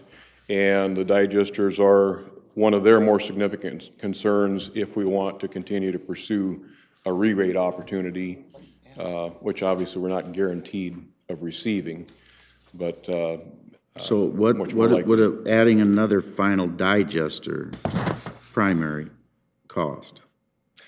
A primary digester we could rehab one of the existing secondary digesters that's not in service right now, and we're looking at $2 to $4 million to do that. Just ballpark. Okay, and what with the storage, did you get a number yet? We don't have a specific number because we haven't been able to determine size yet. DNR has responded to my request, and they would like to see 120 days of storage. Okay. The state standards require 90 days, so they're being a little bit stricter in this case. Right now we have 1 day. And just real rough estimates comparing to what Des Moines has done with their storage facility.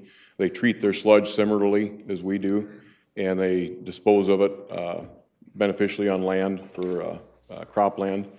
But they built a very large facility, 6 months worth of storage there, and scaling that down to the size we think we would need, it's probably I don't know, $600,000 or $700,000 facility. Well, that seems to me to real be ballpark. That seems to me to be a project that has a lot more merit than some of the others. Well, it's a significant roadblock to us for the re-rate. It's one of the 3 top items DNR has said that they're concerned about. The 700,000 would do 120 days.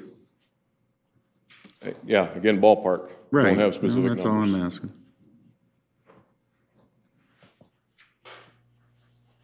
I mean, all you're building basically is a salt storage shed, right? That you can get a truck in, right? Yeah, pretty much. Essentially, it'd have to be lighted, it'd have to have drainage, you know. Right, for any but you've filtration got to drain, come I mean, back to the head of the that's the plant. cheap part.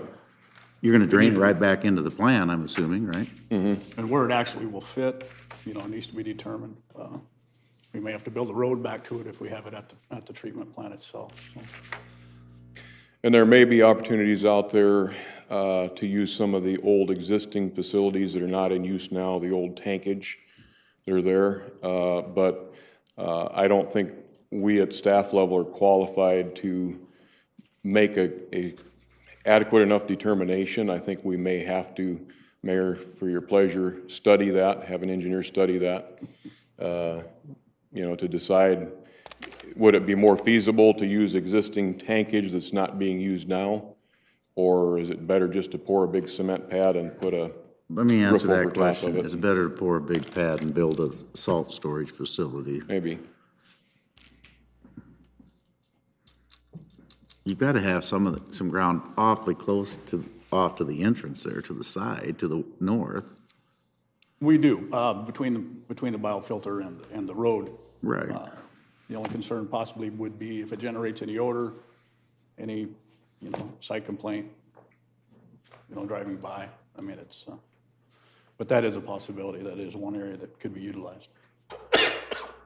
Yes. Because it'd be important to have dewatering if you're going to build the storage, because it'd mean you'd be storing less liquid, right?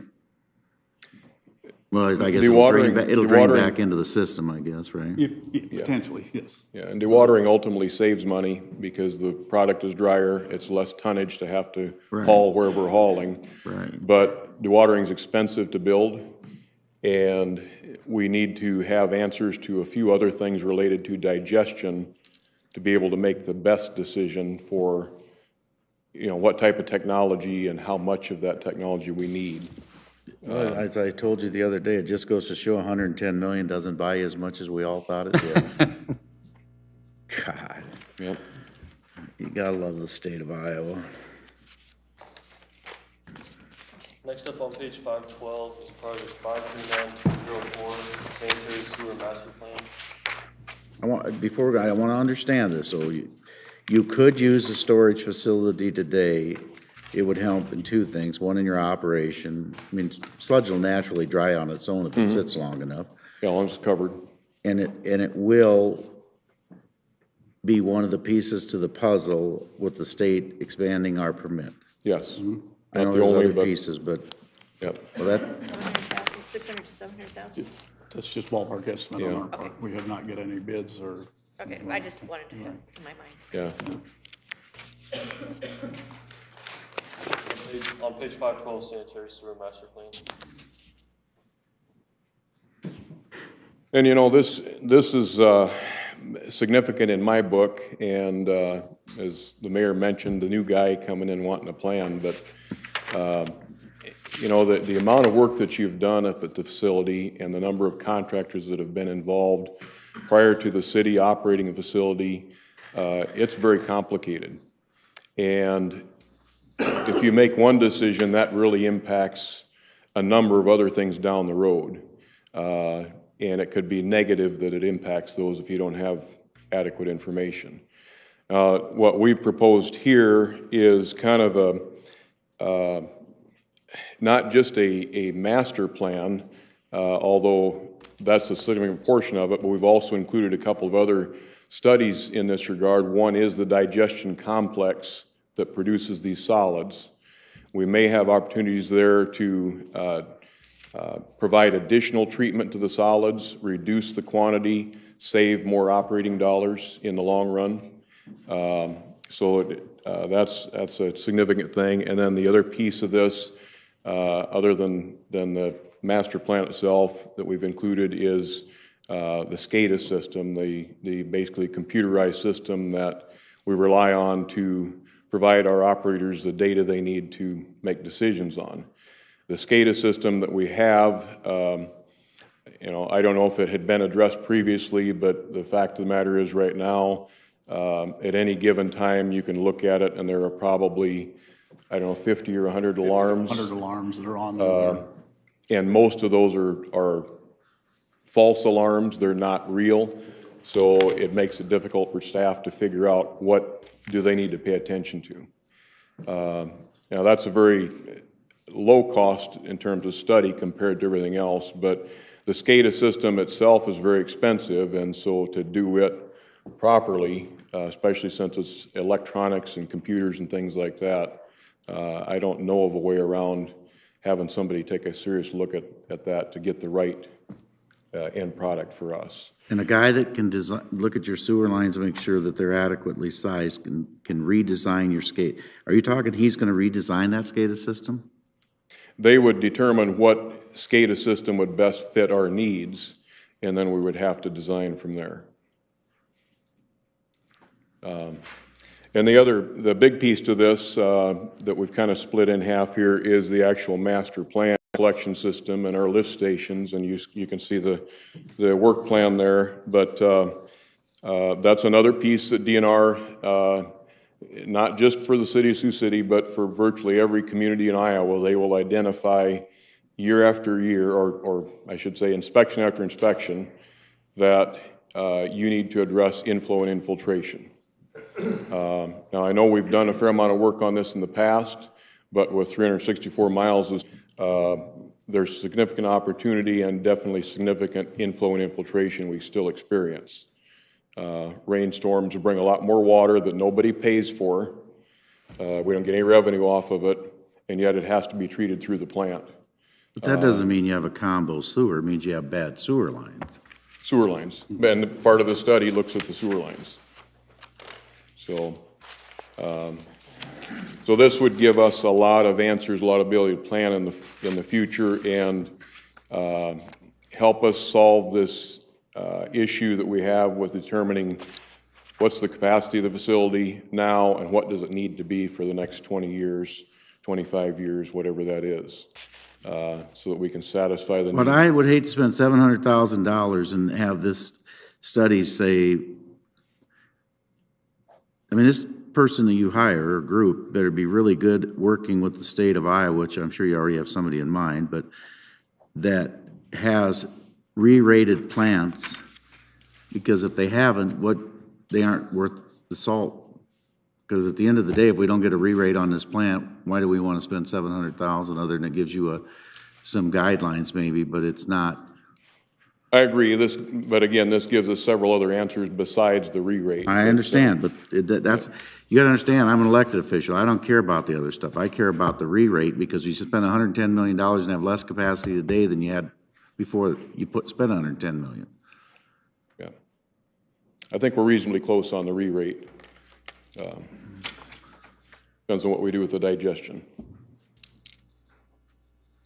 So. Next up.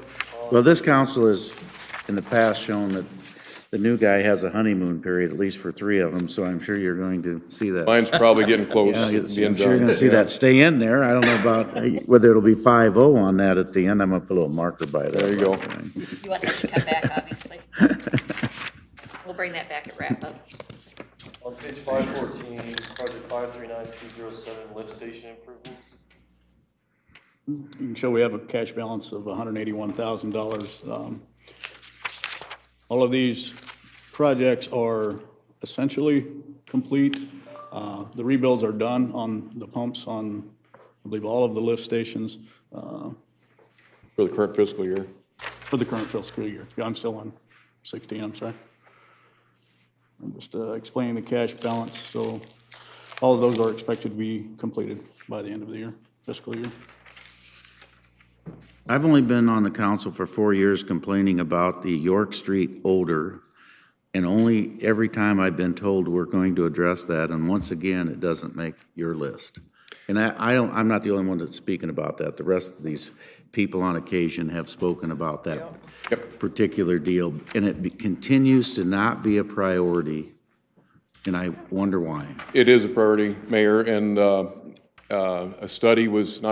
trial was done with our current provider of peroxide and ferric chloride, and they were able to determine that they can have a significant impact on the York lift station, and they're going to come back with a proposal for an addition to their contract to be able to accomplish that.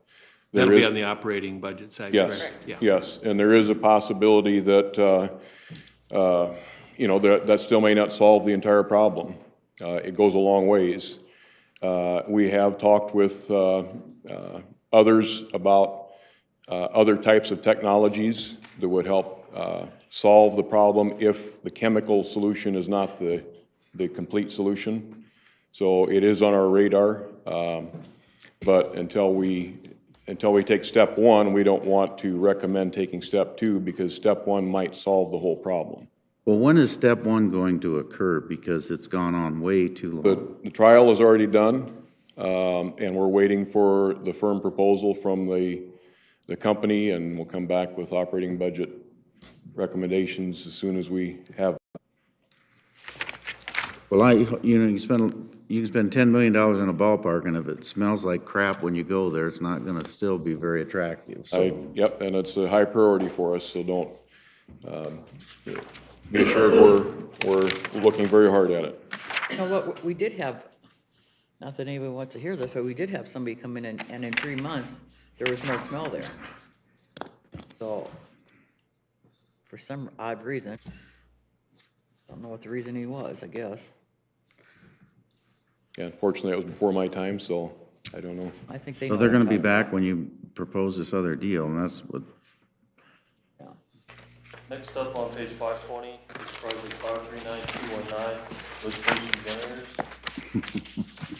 You know, like this one. Favorite topic. Yeah.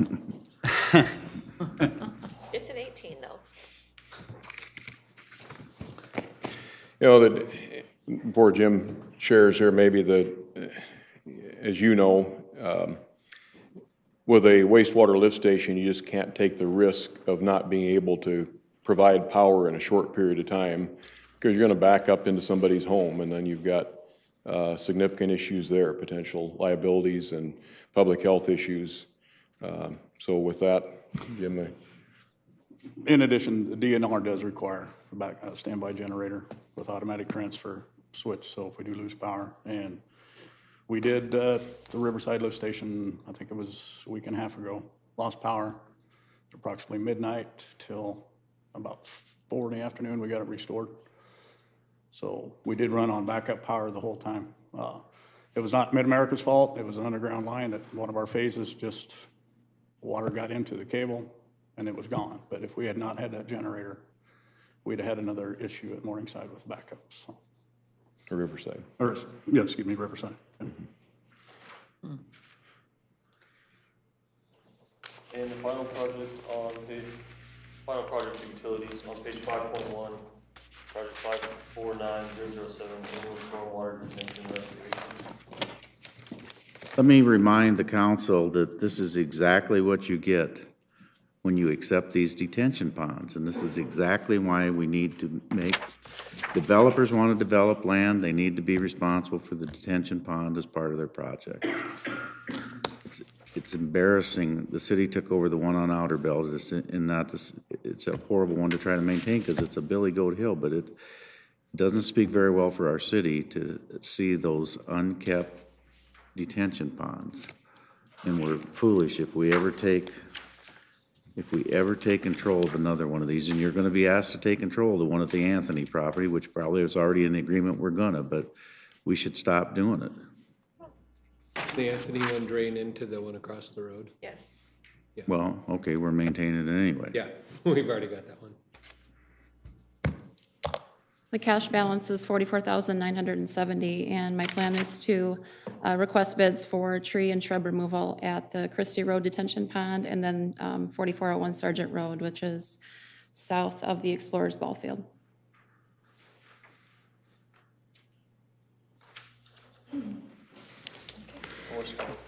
No, we're gonna take a break. Yeah, absolutely. All right. Thank you, Mark. Thank you, Melissa. Thank you, Brad. Thank you, Rick.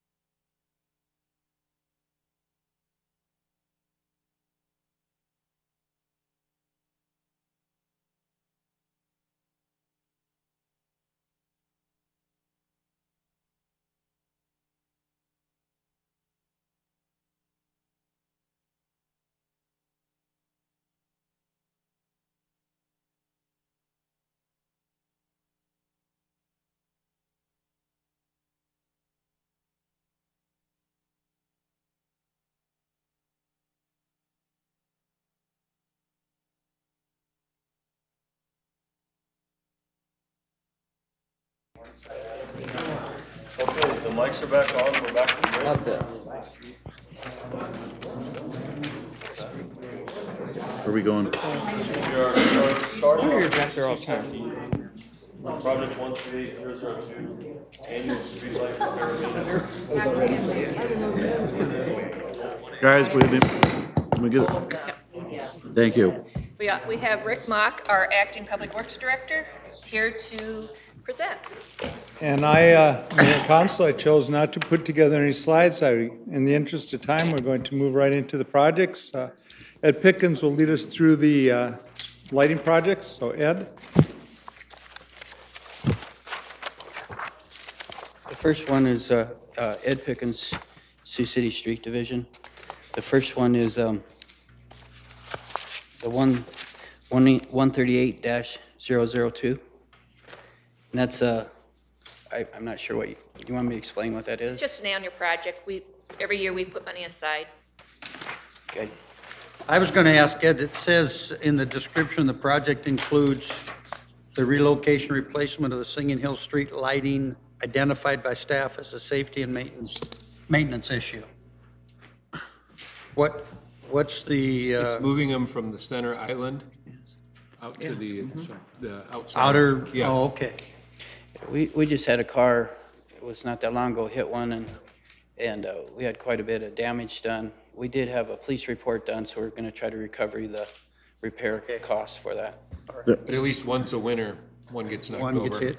And and this is not for today, but check the streetlights south of O'Reilly's all the way almost to the Dairy Queen on Hamilton are out, or they were out the other day, and it is dark when they're out. I've seen that, and I've been trying to get them back working with Mid-America, but I'll ask Tell them again on Mid-America Monday that we about it. pay them by the month, and that's too many to be out. One's in a block's enough, but there's like 7, there's like 10 of them. Did you say it's by the Dairy Queen? From the 4th Street to 7th Street on Hamilton, they were all out. Well, you should talk to Pete. He knows that. They're picking on me because of the DQ, you know. Never Is it mind. what? Dairy The Dairy Queen. He's there every day. Next on page 282. Almost, no. Project 139006, annual sign signal pavement marking asset management. I hope we paint in the fall again, and, This is currently out for bid. yeah, and they'll end up painting in the fall, and we take it out with salt all winter. That's really is a great system we've developed here, but. I'm just being, it's the end of the day. Keep moving. The bids should be back or we're just open. Doesn't matter when they get back, it's when they do the work. The bids came back on that on, was it Wednesday? We went over it, Wednesday or Thursday, we went over it. Next on page 284, project 139007, annual intersection and traffic signal improvements. So this one has a cash balance, and we are currently out to bid on the Lewis and Leach signal intersection, relocating that signal in the southeast quadrant. Hope to have bids back. Well, actually, we do have bids back. We're going to have award on the 1st of February, have construction done in the spring and be done in July or June. And then from there, we'll look to The see one where what. the trucks keep taking out, going up to Wilson Trailer. Yeah, and then from there, we'll look to see if there's any other areas that we can make improvements on to the signal system. This will always be ongoing, won't it, because of Yeah, traffic forever, patterns? Yes. It's That's not why it's an anything you annual. can ever complete, yeah. Say, we're done. Next on page 286, project 139009, city traffic control system. This one as well has a cash balance, and we are going to, and this is a fiscal 16 project we haven't touched on yet. It's the Outer Drive Corridor Signal Coordination. We're also going to tap into this fund to do the Gordon Drive Corridor coordination as well, from the viaduct to the bypass with these funds. I thought you already did the outer belt. It worked so well. So we're going to make it better for you. Yeah, right. Next on page 288, project 139018, new signal Gordon Drive development. So we had a traffic school on the southeast corner there. The DOT reviewed that, approved that, felt that safety improvements were needed and a signal was warranted. So we are having discussions with the developer to help fund that, but we're looking to have that designed and constructed this year so they can have it in support of their school opening later this year. Well, if you're gonna, you Can you assess these? We don't have an attorney here. Can we assess these? Because the traffic is Menards is ridiculous. That is something we can Perkins and ask everybody legal. else and Baumgars and everybody's gonna benefit from this. We can check into that. We can check on Bring that and it get wrap back up. to you. Because it's not fair that you would charge the latest developer. That signal should have been in for the last 10 years if you've ever been out there at Christmas time. Next on page 290, project 173002, Perry Creek Flood Control. So this project, a couple of years ago, when we were doing the preliminary design for the Dearborn and 38th Street bridges, we had the same consultant look at Perry Creek in this section from Stone Park Boulevard up beyond 38th to kind of continue the improvements that would be needed to Perry Creek to pull some of those homes out of the floodway. So we would kind of extend the widening of the corridor of Perry Creek up north of 38th. And so these funds would help complete that design or analysis so that at some point we can have a final design moving forward.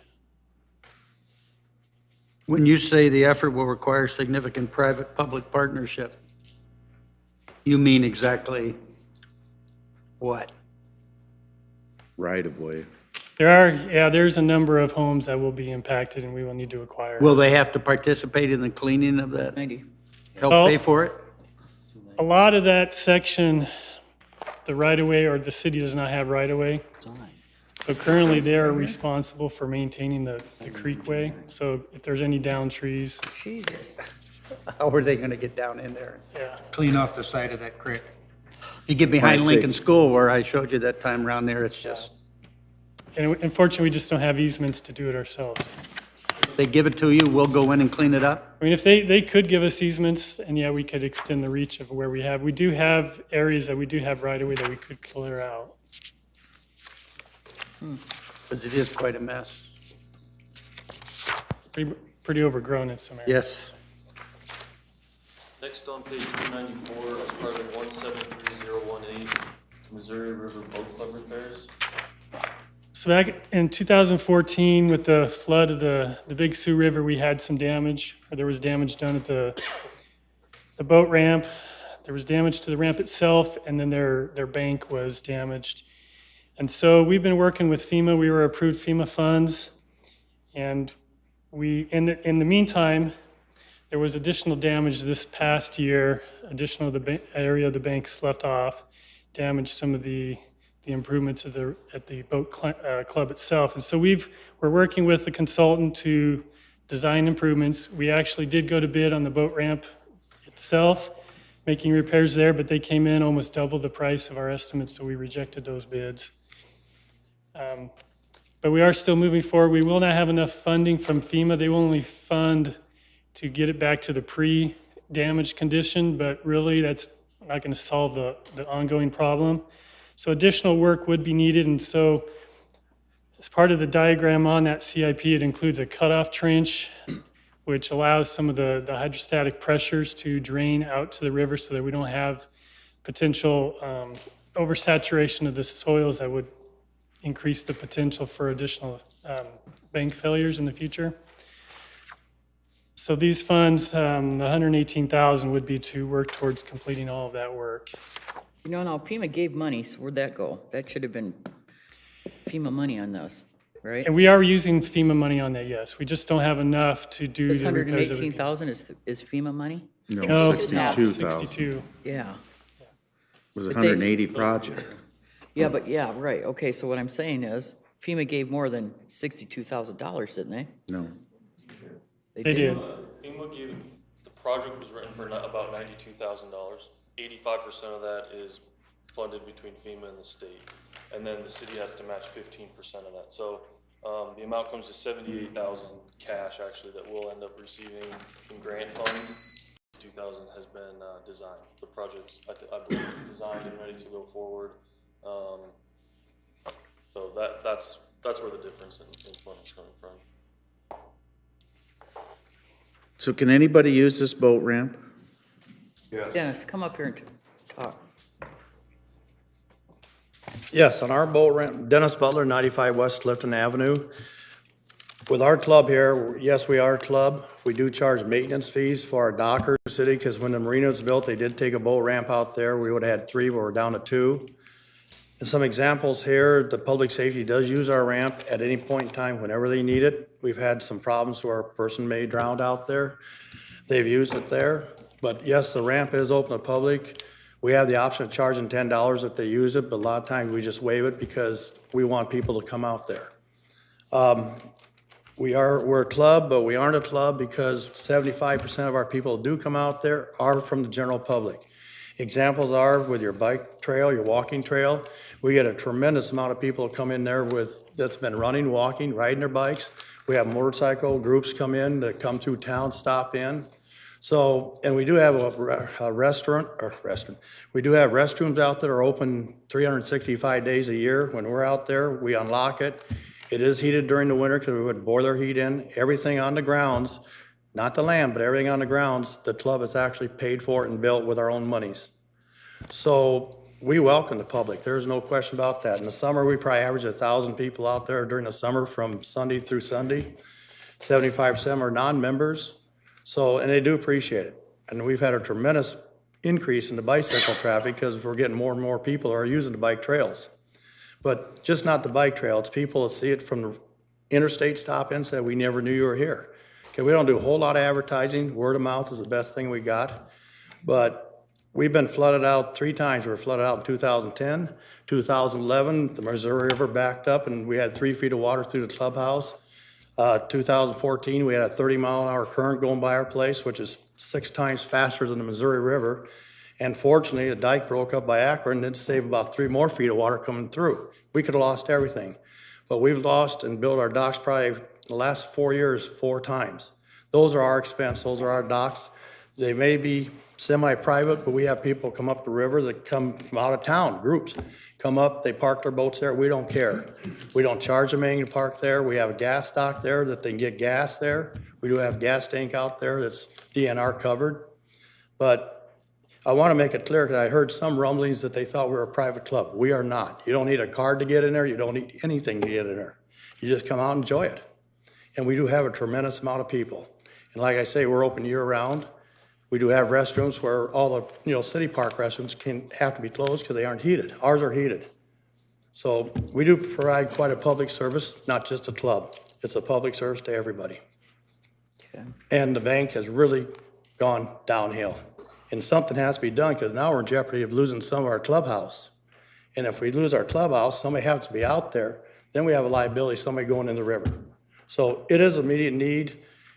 We'd like to have it moved up to where they could do it soon before we do lose part of our clubhouse because it is still dropping. But we need help. We've never come to the council and asked for help. I've been there 44 years. The club's been there 61 years, and this is our first time we need help. So we're asking. Are the boat docks up? What? Are your boat docks up? Yes, we take those out. We put them usually in May and take them out in the 3rd week in October. We designed the docks now where we can get them out of the water in 2 hours. Before, it was a major project. We've gone from 60 dockers down to 27 because of the flood. We can't use the north bank. We haven't even addressed the north bank yet, but that's not a problem yet. We're going to try to get the south bank fixed up with the help of the city. And we got potential. South bank it's the south bank that this money's going to go from the ramp down. And yes, we are responsible for maintenance of the boat ramp, but it's hard to maintain the boat ramp when the boat ramp disappeared at the end. So what we're talking about with the boat ramp is replace the boat ramp, then we'll maintain it.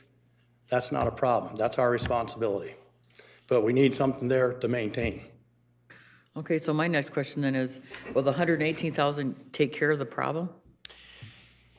As indicated, yeah, south of the ramp, that's what we've looked at, is that the ramp and the sloughed area of the bank. And then additionally, on the west or east side of the ramp and the facility itself, getting into the parking area, building a trench wall there to help with that for future potential. Well, now they've been out there before. I'm not sure who. I think might have been the city to try to save the bank. Yeah, wall, and it didn't work. So is this going to work?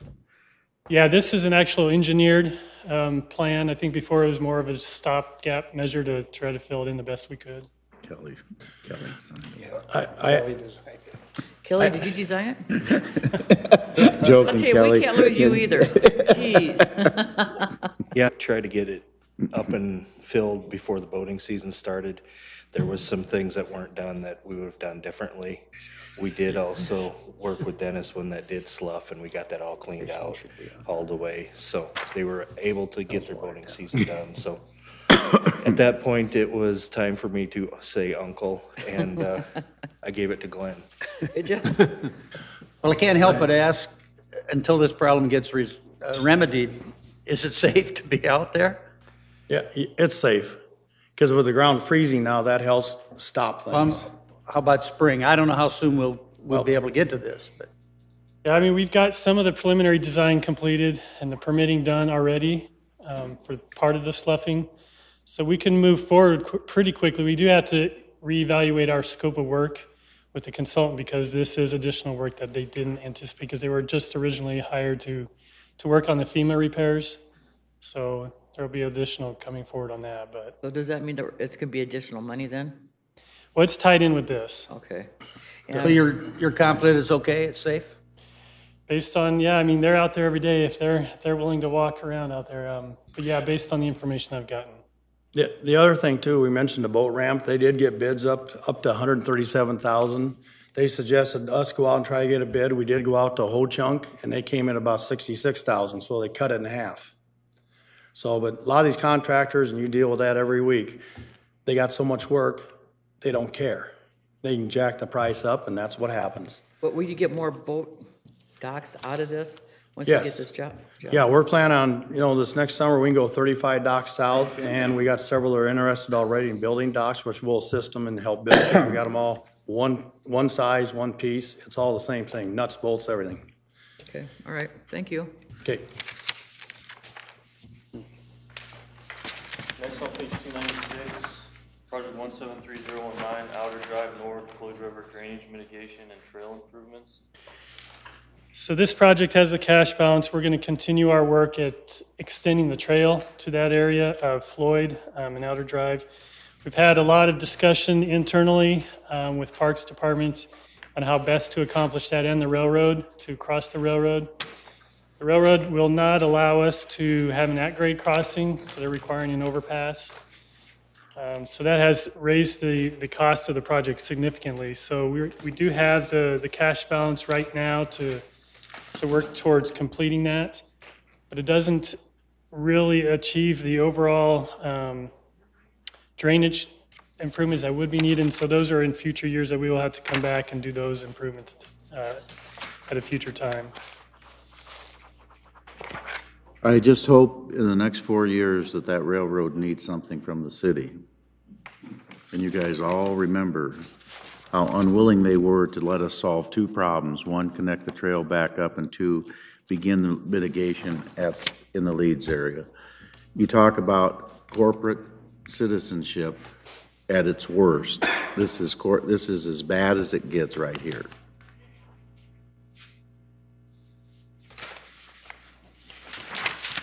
Next on page 301, project 519127, annual emergency water main replacement. And this is an annual project that we do every year. Our pipes are getting older in the ground. We need the money to be able to replace those pipes when they break. There are currently 3 projects that we're working in design on that will use up that cash balance. What are they?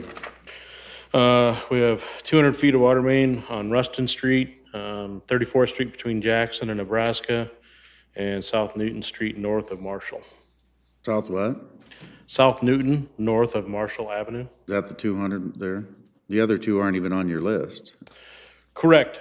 We've had locations within the last 6 months where we've had major water main failures that we're having to address, which bumps them up on top of the list.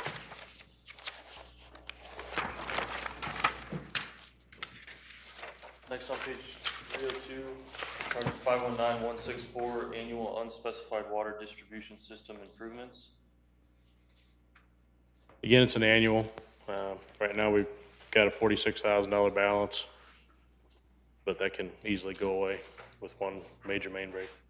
All the problems we have with water lines in the city and the small problem that It's hardly. not necessarily, we're not necessarily going to spend those funds.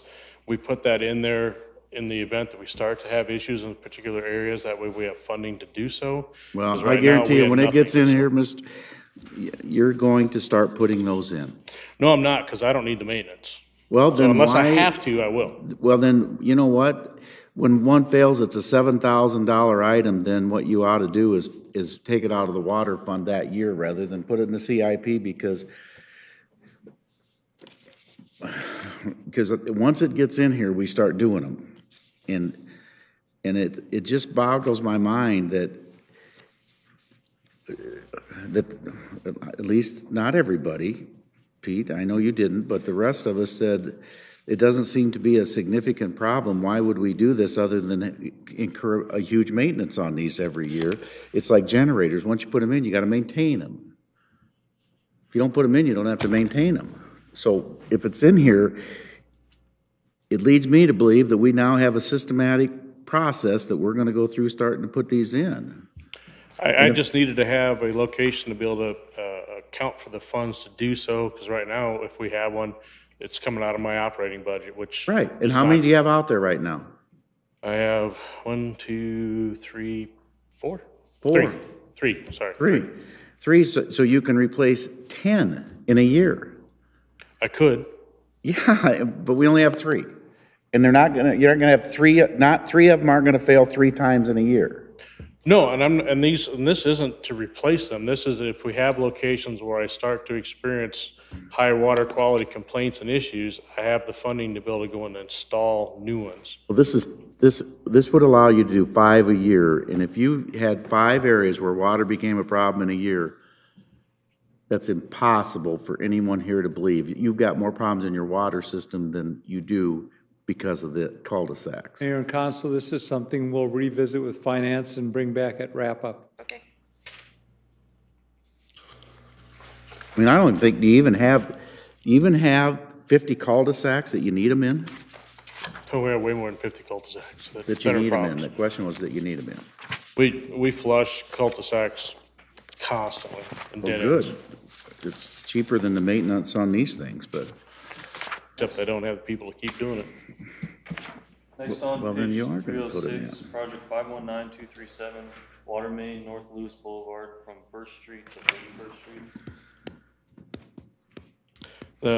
This first phase of this has been bid and awarded, waiting for the contractor to start. They'd hoped to start this late fall, early winter, but have not been able to, so it'll be started first thing this spring. And phase 2 is in design to start this July. what's the completion date on phase 1? Phase 1's the end of May. The reason they haven't started is because this contractor took all the work at the Triumph Seaboard, and so that became a higher priority for him than the city project. So I hope we watch to make sure that that gets done before May. Next on page 311, project 519254, annual hydrant rehabilitation.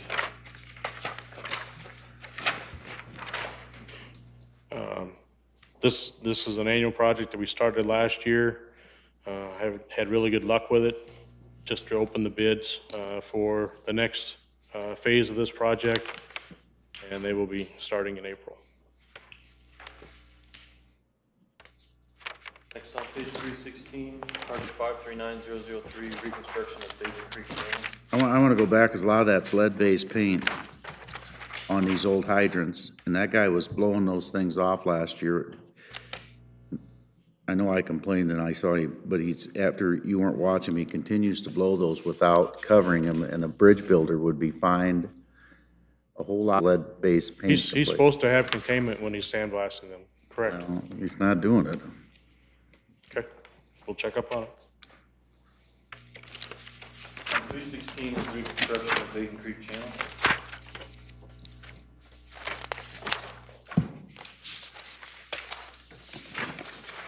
This is just a scaled nature of the channel. So we had it evaluated. It was something that we thought maybe we could do in-house, but basically looking at it, thought that it needed to be engineered. So these funds here would do a design and construct an improvement there. On page 318, project 539102, annual manhole rehabilitation. This project does have a significant cash balance right now, but there is a project that is set to go for award to council for Monday for 25 manholes with an estimate of $141,000. That's how much? $141,000 is the estimate. Is that deducted from the 228? Correct, it would come off the So 228. you're gonna have 80 carryover, so you'd basically, with the 50, you'd be able to do about as much as what you did this year then? Correct. Okay. On page 320, project 539103, annual unspecified sanitary sewers. That cash balance is there to complete the piece of Ridge Avenue there that is listed for FY16 that is currently in design. On page 325, project 539189, annual sanitary sewer interceptor cleaning.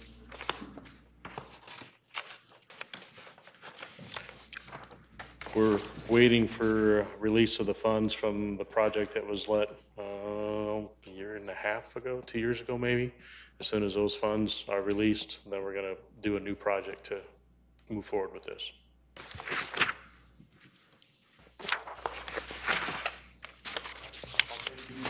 Project 539201, Bridgeport West downstream sewer improvements.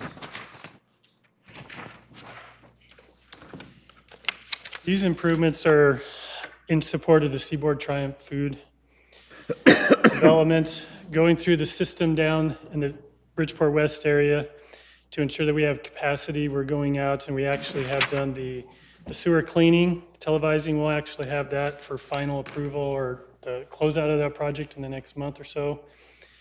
As part of that, they did video of the system to see what kind of additional improvements, which would be part of a lining or a rehab.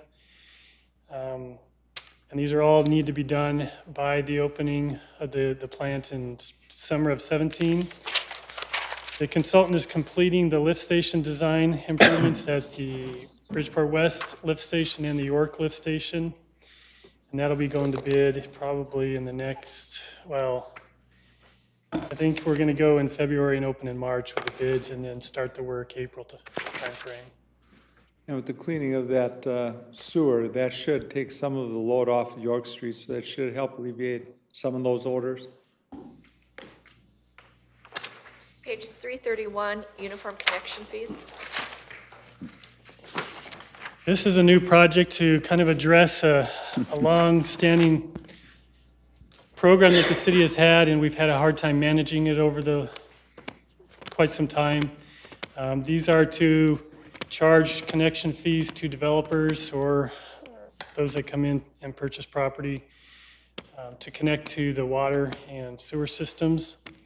Right now, we've had I'd say we have a system that is packed into a couple file cabinets, and it takes a lot of effort to thumb through those to determine what the fees are. This would actually hire a consultant to provide us with a uniform fee with an actual analyzed and uniform approach to evaluate costs for improvements across the city and try to do the best that they can, or divide the city potentially up into districts, or based on project needs, looking at master plans to determine what the costs would be associated with that. So these funds are really just to put together a plan for us to move forward, trying to better establish these connection fees and the program behind it.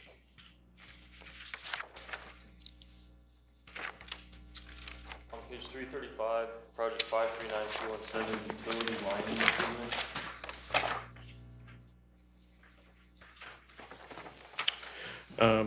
This one we're working to accumulate enough funds so we can do that first project on the list there.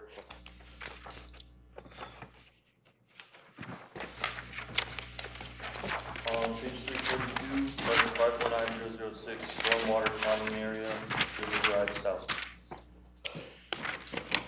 These are funds that are there to be able to purchase property should it become available.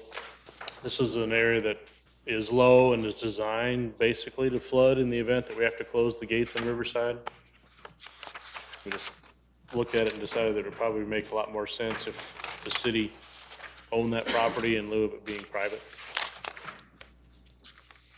On page 346, project 519012, South Roy Street, Myers Avenue, storm sewer repair. This is part of our storm system. Got a lot of years on it, a lot of erosion in the system. Starting to eat out, so it's good. We're going to start to have some paving failures along with it. Just needs to be replaced. On page 350, project 549016, Ziegler Drainage Lake. This is a new project. We have a development agreement with Ziegler to provide a drainage outfall for their detention pond that's on the north side of their property. We've had some preliminary work done to evaluate what would be needed. These would be the funds to complete an actual design and start the construction of that. The thought is that we would drain to the east to the I-29 ditch, north to the airport ditch, and then head west to the Missouri River.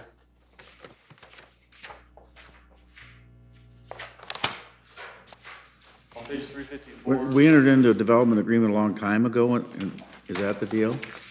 Yeah, it's, I don't know actually the year on it, probably 2011, 2012, I'm not 100% certain. But it's been a long time really before we... And whose land are we buying? They own the property out towards I-29. The city also has some of that property. Why would you have done a development agreement, which you said you were going to drain their property, that you would have paid them for that land? You're not, the city's under no obligation to do this, other than you did a development agreement, but why in the world did we not negotiate that we wouldn't pay $7,000 for the land? I think, well, we'll have to follow up. I'm not the right person to answer that, but we can find that out. We can get a report for this.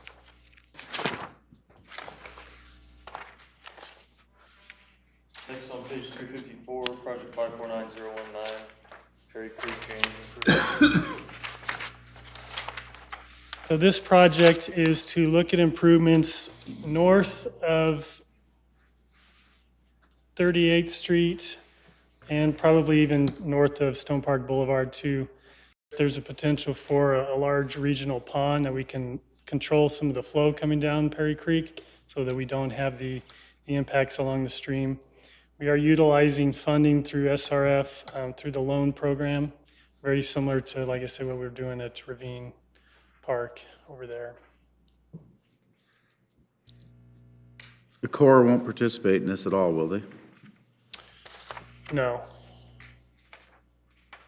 But it is a state program that will be paying the majority of it.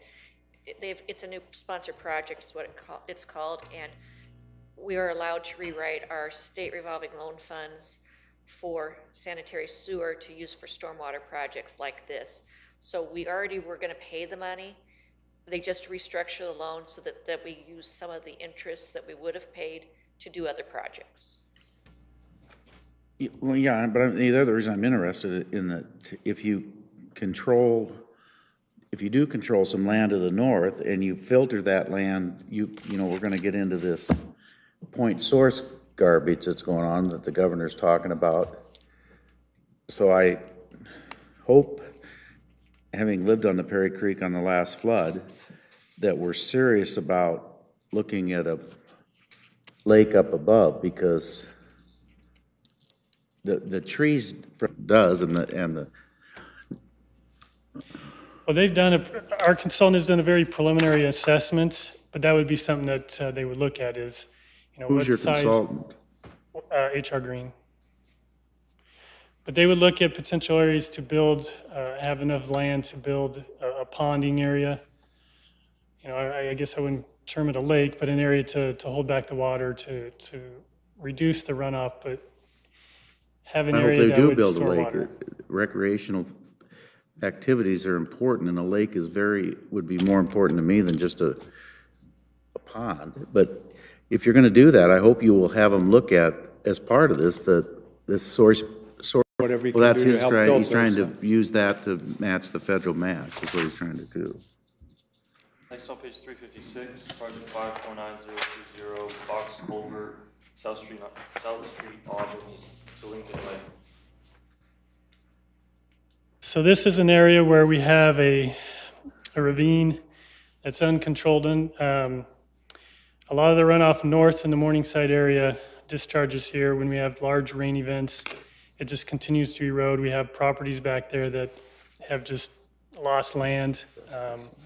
We had a neighborhood meeting out there with probably up to 24 people, walked around, looked at their properties. Some of them actually walked into the drainage way. There is, on just normal days, there's flow through there, but if you have large rain events, it just continues to wash away. And once it does, it won't stop because it's trying to redirect the route of the channel. And so this would actually box it, contain it, reestablish the area, regain land for those properties. And so this project, the initial funds in 2018 would be to do design, look at any potential land acquisition that would be needed with that, and then then at least begin the process to start construction on that the next year. What land would you have to acquire, Glenn? They own to the middle. Portion of this is privately owned, just like along Prairie Creek Road, so 38th. Okay. Right. Yeah, and I think Mr. Bullock's here he's one of the property owners that's impacted. He's probably has some words to say about this project. Thank you. Mr. Mayor, Council, Mr. Padmore. Pretty much everybody that's left in the audience here are my neighbors and have been impacted by the ravine. Several of them have lost several feet of their property. They've lost fences. They've lost their irrigation system. They've lost swing sets. You name it, it's gone into that ravine. I've resided at Mulberry Court 2816 since February of '93. I've witnessed many changes to the ravine park drainage ditch in those 23 years, none of it positive. My then neighbors and I first brought the erosion damage to our property caused by the ravine park drainage ditch to the city's attention in November of '96. I've got a petition here if any of you'd like to see it. It's addressed to Arlen Wiggs, and I'm sure some of you remember Mr. Wiggs. Numerous attempts have been made to seek help from the city to rectify the situation to no avail until Mayor Scott informed me that the city had received a grant to restore the habitat in the ravine park along Lincoln Way. However, the restoration project begins at the intersection of Highway 75 and Lincoln Way and ends at the intersection of South St. Aubin and Lincoln Way. There's no houses along that piece of land, and frankly, the deer and the raccoon are not paying many property taxes, and we are. When I learned our neighborhood's issue would not be resolved through this project, I contacted Councilman Moore. Councilman Moore agreed to visit our neighborhood in April of this past year, which Mr. Ellis has just referred to, and take the situation on and look at it firsthand. Jade Dundas and some other engineers also visited the neighborhood with Councilman Moore. I believe they were all surprised by the severity of property loss and damage that has been done to our neighborhood by the drainage ditch. All of our property values have been impacted. Just this past May, the Board of Review reduced the assessed value of my property. That does not happen very often. After I protested, I've personally invested $8,500 in the last 2 years in an attempt to slow down the erosion. I'm sure many of my neighbors back here to my right have also had similar expenditures. On September 8th, Mr. Ellis sent me an email and told me that the status of the CIP that Jade had drafted and that it was going to be in front of you, and it is now. That email stated that the project was scheduled to receive some funding in FY17, and we all very much hope that it is. I was nominated to speak because I have a face made for radio, but I'd really like to relinquish the microphone to anybody and any of my other neighbors that would like to speak. And I do have pictures and some other supporting documents if you're interested in them.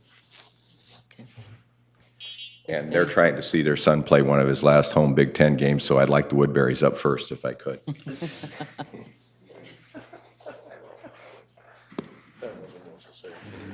Hi, my name is Lance Woodbury. I've lived at 2901 Sargent Road since 1986. I've seen that ravine full of water. we had the rains back in around 2000, the 100-year rain or whatever. I've seen that thing completely full. Scary. We had both of our boys. I had a huge hole develop in my backyard. You could have put a car in. I had to bring in my own dirt. City wouldn't help us with that. Happened twice. We had those 200-year rains within 2 years, 3 years, whatever it was back then. We get all the runoff from the Southern Hills Mall. We get everything from up on Lakeport. All that comes down there. It's a mess. Like I said, I've had to bring in truckloads and truckloads of dirt to fill my yard up. It took out one of the corners of my fence. The kids' swing set was hanging over into this hole. And it sinks every year. It gets a little bit lower. And it's going to happen again. Eventually, we will lose it.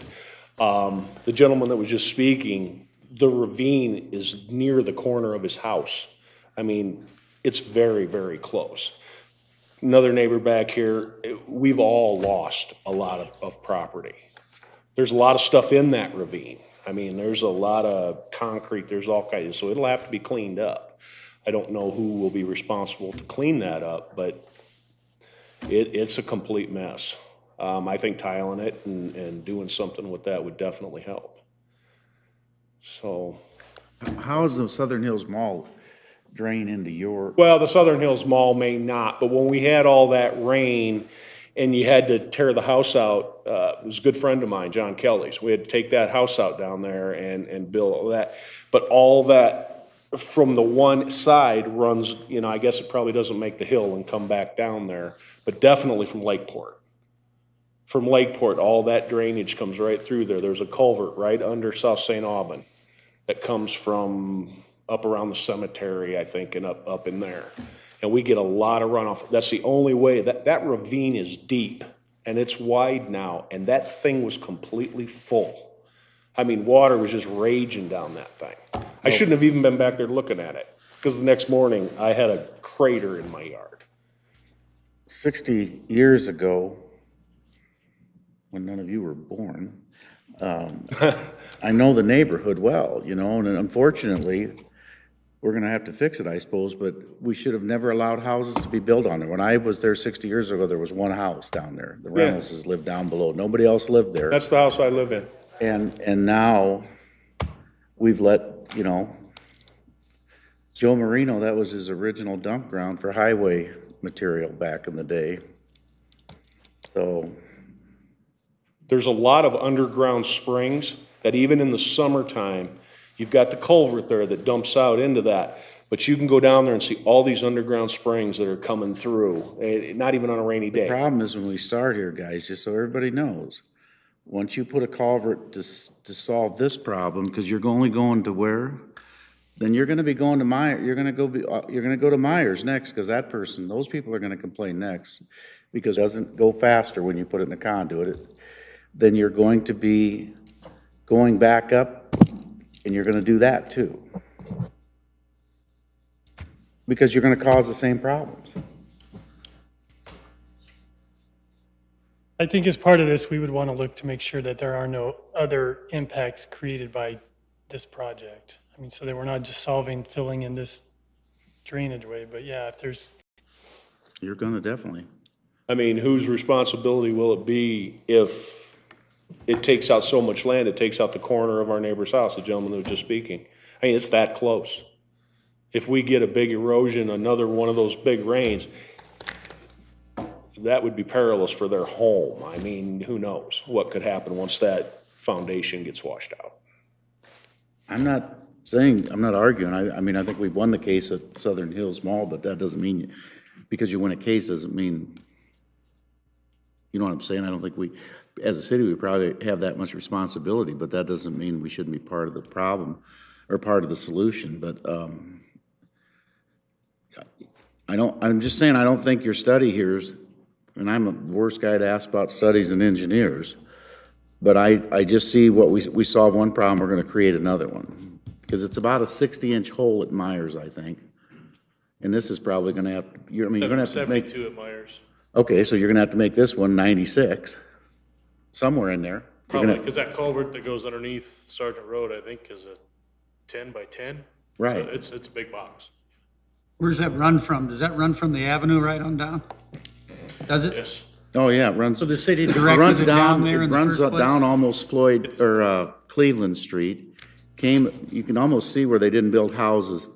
In fact, some of them are built on it, which they should have never let. And then it runs around, and dumps in over there off of Royce.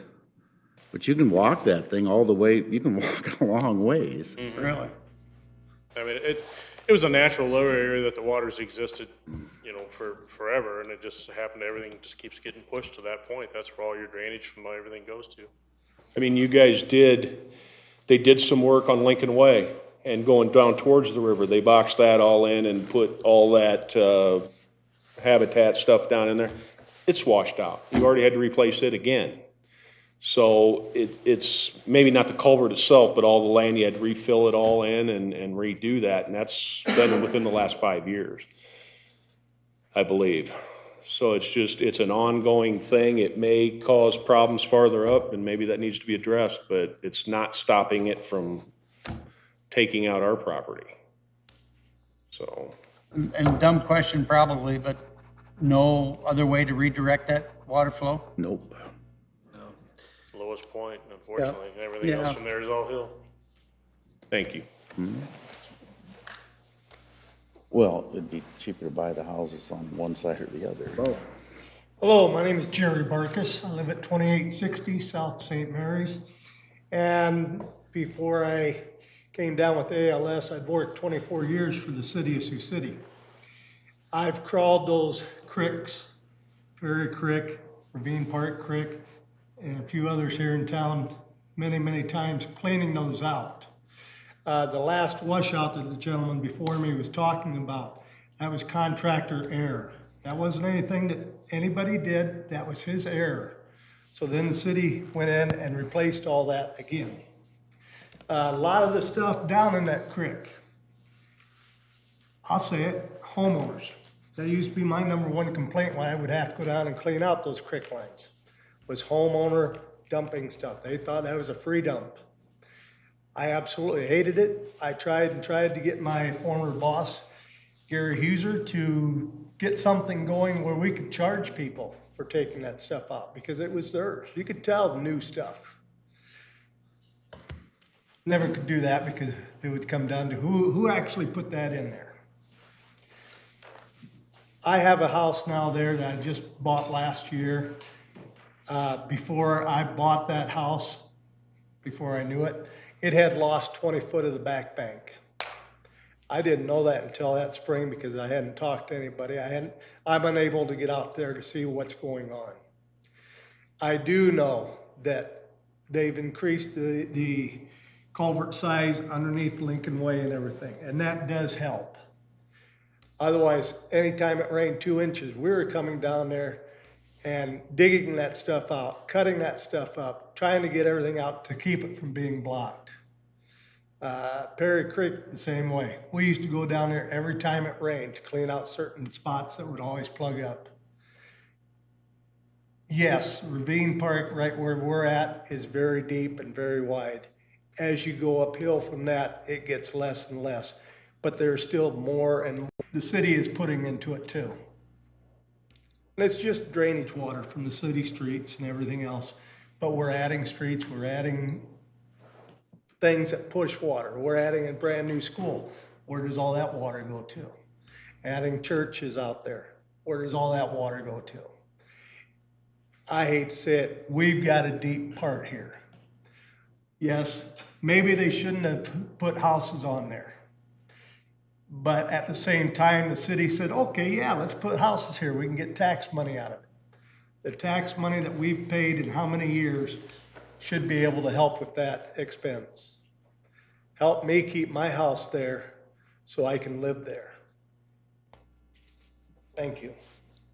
Thank you. Thank you. I'll tell you a story about Perry Creek when it flooded. I flew over it after the flood with the governor and Senator Harkin, and 2 days later, and we were flying over, and there was a guy up behind Shopko mowing his yard, dumping his grass clippings in the creek. And you think, you know, half the problem is garbage, and you don't learn your lesson after your house just got flooded, I guess. But Hi, my name's Doug Ford. I live at 2850 South St. Mary's, right next door to Varkas's. Lived there about 9 years. We moved there in December 9 years ago. And during that time, the ravine was there, but there were also lots of trees. And being a new home buyer, didn't realize, and just like what you'd heard earlier, wasn't informed that backyards were falling in. Since that time, we've lost about 300 square feet of our backyard into that ravine. We lost our fence, we lost our irrigation system, and it continues to erode. So it's certainly concerning. And when you look at Denny's yard and you see it continually going away to the point where it's right at their house line, we're not that far away from that happening to us and really everyone else on that area. So it's a big concern. I know that you've heard that over and over, and it certainly made the plan, which is great, but just want you to understand that all of us are here because we're worried about losing our houses. We're worried about the kids that play back there. It's about a 20-foot drop from our backyard down to the bottom of that ravine. We lost our fence. We put up another one temporarily just because we don't want anybody going back there and falling down there and getting injured. But we're just asking for help because it's not getting better. When we've brought in 3 different engineering firms to give us ideas on things that we could do. We've been told by all 3, including the city, there's really nothing we can do unless everybody else does it north and south of us, because whatever we do will get washed away. So we're just asking for a permanent solution. Thank you.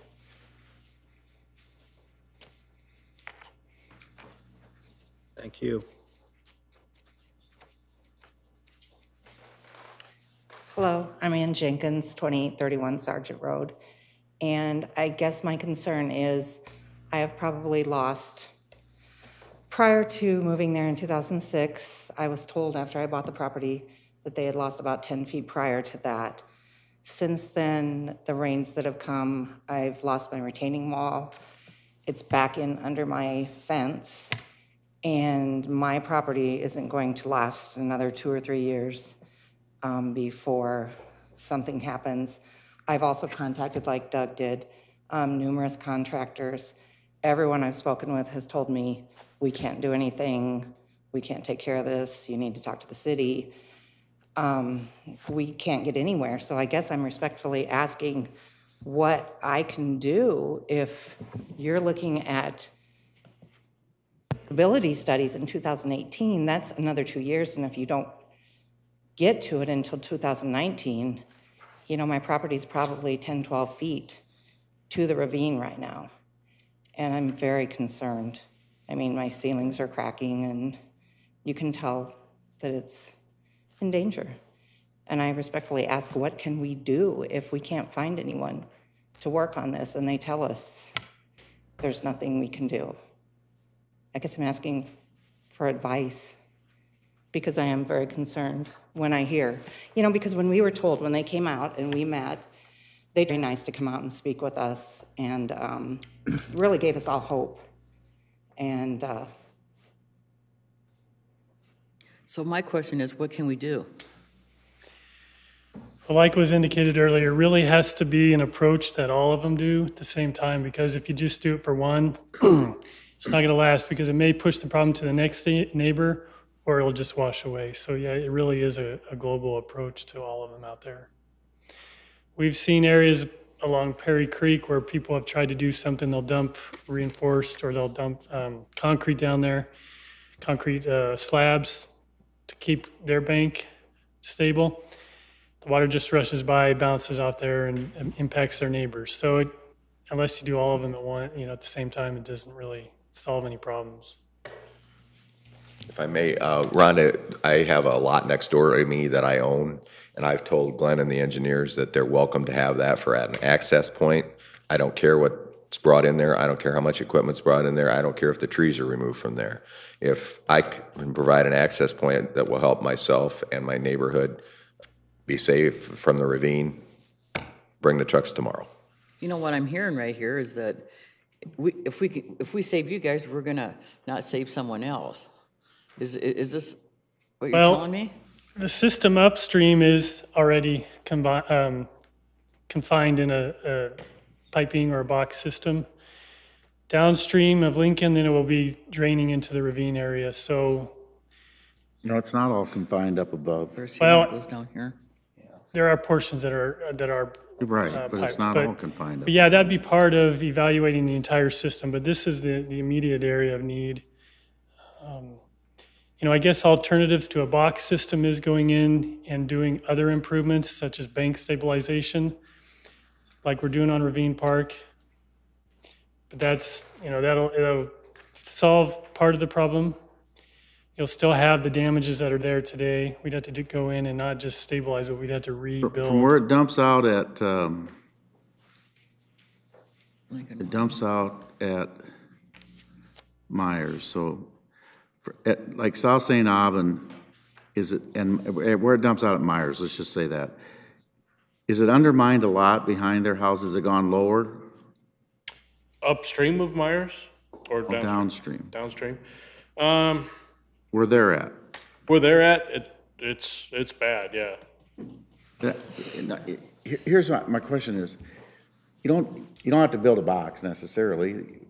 You can build a like Bacon Creek is at the old Floyd Channel. It's an open box. But you can only, you got to be careful on where you build that to make sure you're not too low, so it waterfalls in and you have the problem you have at Myers. But the other, right. I'm in practice in engineering, but you know what I'm saying? You got to be careful because you can build that then so that an open box is not a terribly bad idea as long as it'll handle the water. And and it's got some relief because when you build a box, you have that hydrostatic pressure that builds up that causes the flow to change too. Correct. When we did initially talk about this, because we had my engineering firm Green was out there and we discussed different options. He walked the whole ravine. Right. He actually got down inside it and walked it. Because we looked at the possibility of doing just what you're saying, having an open ditch through there as compared to being something closed. And their concern with doing the open was the fact that in order to make it so that the banks didn't continue to slough off, that it was going to have to be so big up on top that we were going to end up having to take houses in order to even make it work. So their solution with the box was to put the box in there and fill it in so that the properties were able to stay. Right. Hello. My name's Flora Teska. We've lived at 2829 Sargent Road for the last 38 years. When we first moved in, the ravine was a natural waterway. Over the years, they've built the court behind St. Mary's, Newton, and Martha. And if you're familiar with the area, it comes down the hill, and the culvert comes out straight behind our house on the bank behind us. So we're getting the water coming straight at us, plus we're getting the water coming down the ravine. Mayor Scott, we had you out to our house 35 years ago to look at the ravine, and you helped us.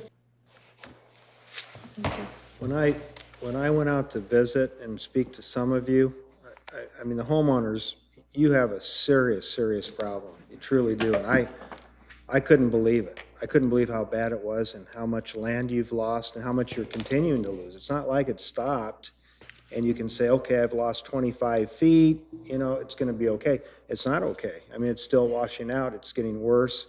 And I think it's severe, and I really do. And I don't think there are very many options. So that's why I'm supporting this project and being very open with the mayor and the council members that I do support it, because I put myself in your shoes, and I'd just be sick when I see what's happening and how close it's coming to your home. And that's what we're here for, is to collectively try to resolve these problems, as the mayor's pointed out, and the mayor's made some good points. I agree with some of those points, but we've got to do something, I think, sooner rather than later. And I want to be careful here, because I want to see this project be successful and pass with the council and the mayor. But I think it's serious enough that you want to try to move it up a year. I really do. I just don't think it can wait. And you should just see how much land they've And if the houses start to go, we're just gonna have a really, really serious problem on our hands. How many homes are impacted on that block? Oh, gosh, probably. Well, it's on, it's on both sides of the ravine, so you got Sergeant Road, you got South St. Mary's, you have Mulberry Court. How many houses would you How many guess? guys? 25? 20. 25 to 30. And you know, the thing is that you can't sell your house either because No. nobody's gonna wanna buy. Not very many sell. Jerry bought, the reason he bought his house was it's set up for a handicapped person. Right. So It he, wasn't disclosed about the erosion. Yeah. Yeah. Well, the mayor will appreciate this. Boy, I sure hope I didn't do any of those title opinions on those houses. But I don't know if You have that, a bigger legal liability than the city does. I just want to make sure you up your renewal. well, if you work for Mr. Book, you did, so. well, I don't. Okay. So I didn't. Make sure it's a claims-made policy and you raise your limits tomorrow. I'd just like to Rely close by heavily on my thanking you all for your time and your consideration. And if there's anybody else who'd like to speak, I'd please welcome my neighbors to do so. But on behalf of the neighborhood, we'd really like you to Anna's already consider put it on moving her up, so. And I do want to say, agenda, right? Mayor, and Glenn, when Jade went out there too, I mean, he saw how bad it really, how serious it really is and how critical. Glenn, you were there too. I mean, I think we're at a critical spot. I really do. I'm not looking forward to the snow melt, and I usually look forward to the snow melt. Yeah. So.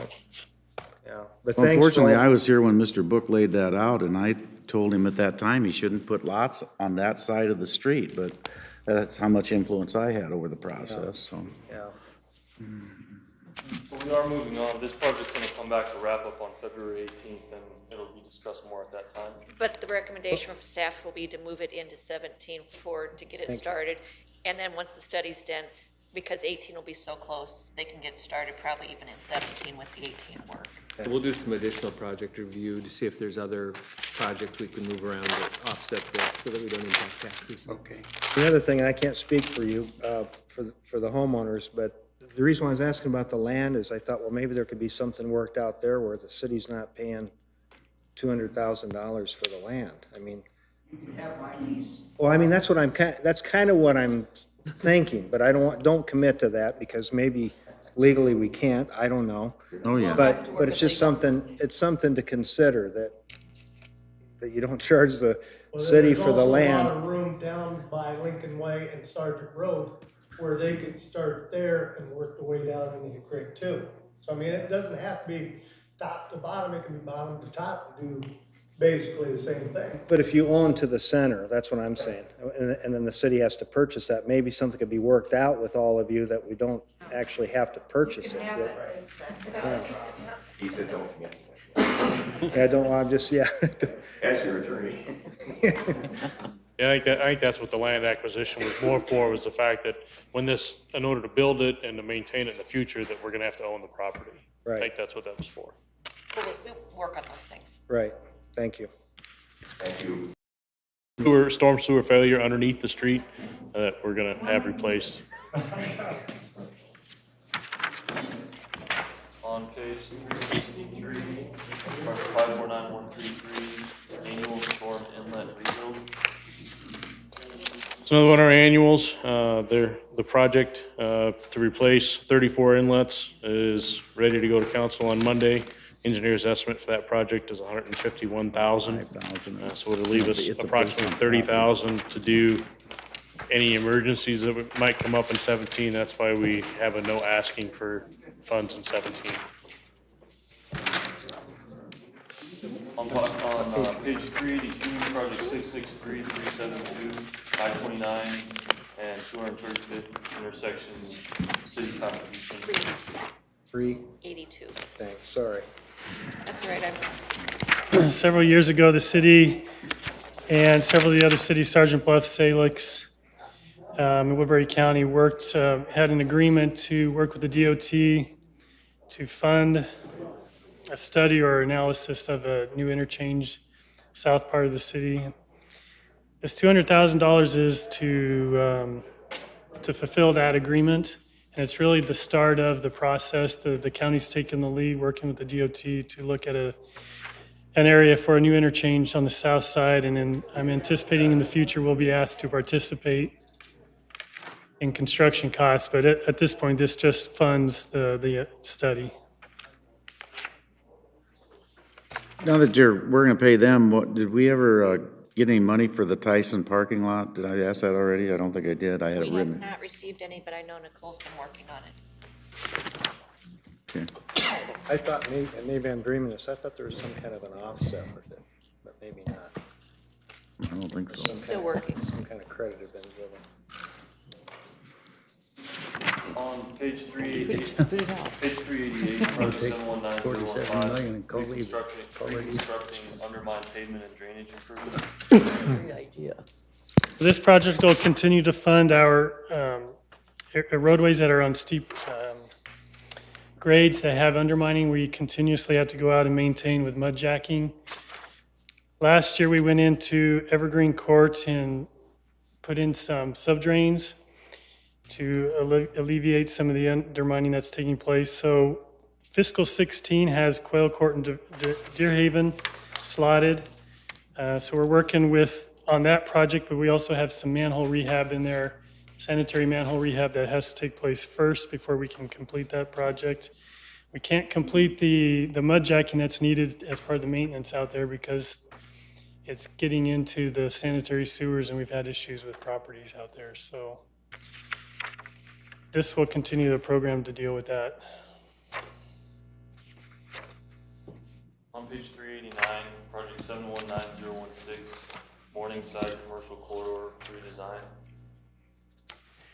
This project, I think in the past, might have been tied to South Lakeport and Sargent Road. It was renamed to Morningside Commercial Corridor just to look at the entire area to see what other improvements would be needed. But this would focus at that intersection, see what kind of signal timing or modifications can be done there. Any lane configuration changes that could be completed to improve the traffic flow. But still nothing on the backside of the mall. God, the simplest solution. We just can't seem to grasp it. You need to come in to the mall, you need to put a stoplight on the backside. It's a hazard. It's like trying to get out of the backside of the mall is impossible because the South side you're streets don't talking about? line up. The entrance to the mall doesn't line up with the street. I don't know, no traffic, no guy that's an engineer would design it the way it's designed. Nobody would design it that way. We can look at that. This looks at that entire area.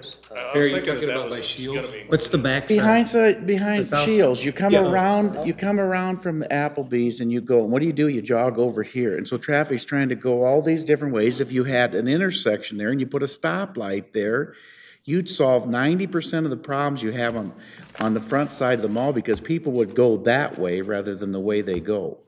If I were gonna go to the mall and you had a stoplight, I would never, ever go to the front side of the mall. I go there anyway because this nose time is still better, but I don't know why we ever let the mall line up a driveway that's an offset. In the first, we let them do it. And now we're hesitant to go solve that problem for some reason, which I don't understand. When you're coming, how are you coming in? Because I go on the south side, or the Right, west side. and the street doesn't line up. You've got to go over here to your left. Right. 100 feet, which nobody would ever let them do that in a major intersection. You wouldn't let them go 100 feet off of it. Why don't you go right into the mall with a stoplight right there? Or if you're trying to get out of the mall. Close that and try to get out of the mall. You can't get out because the Top light, traffic's there's a always stop turning sign and and coming. moving traffic. Exactly. You're right. We let's can look do at it. that with this Close that project. It intersection, covers the close that area. entrance and go straight in. You'll go right into the movie theater, basically. Yeah, that sounds good. Well, it sounded good for me 4 years ago when I mentioned it, but we still can't seem to grasp it. We'll look at that. Yeah, we weren't here 4 years. You don't need to be an engineer to even figure that out. Can we really, can we They seriously didn't- look into I that? didn't get it. They didn't do the front side very well either, I can tell you that. I know, and then, so my point is get some traffic, more traffic to move to the backside. Yeah. If you were coming from Nebraska or you were coming down the interstate from the north side, why would you ever choose to go to the front of the mall knowing what a mess that is if you could come around Hobby Lobby and go? Yeah, you're right. I go around that way anyway. I do too, but Yeah. we can make it easier and handle more traffic and not, This project allows us to cover that. We'll look at that. Can you do that by May? No, because it's only been 4 years, so it isn't gonna happen that Before fast. next Christmas. Remember the speaking like I should leave right now? deadline I gave the city manager last year, but you May. followed it. It was a May. It wasn't like May 2nd? It was May. I beat it by 2 weeks. Well, let's work on it. On page 390, We're gonna get it done, asphalt Bob. sheet streets. You're Page right. 390. You're a dreamer, but that's all right. This project would be to reconstruct asphalt paving roads that were built substandard. We've got into 2016 program, Ruby Street. I think we initially had West Kings Highway, but with the amount of work that's going to take place in Country Club, we've pushed that back. So we've got Ruby Street that we're going to focus on this year. And you're gonna assess this project. That's the plan, yeah.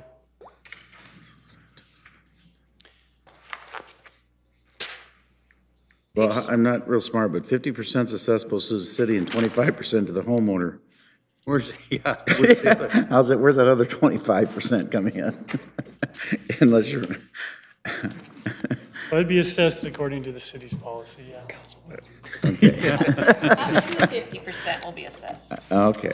Or the other 25's coming out of council budget. Yeah, okay, I'm getting a little Take it gun out of our shy wages, here, it's but no big deal. when you got 75%, we need 100, I just wanted I to know know how to about collect it. a third. It was kind of like that, Luke, you do that deal? I know how to do it. It's All that tough math. Uh-oh. Page 392. Oh, no. Downtown two-way flow.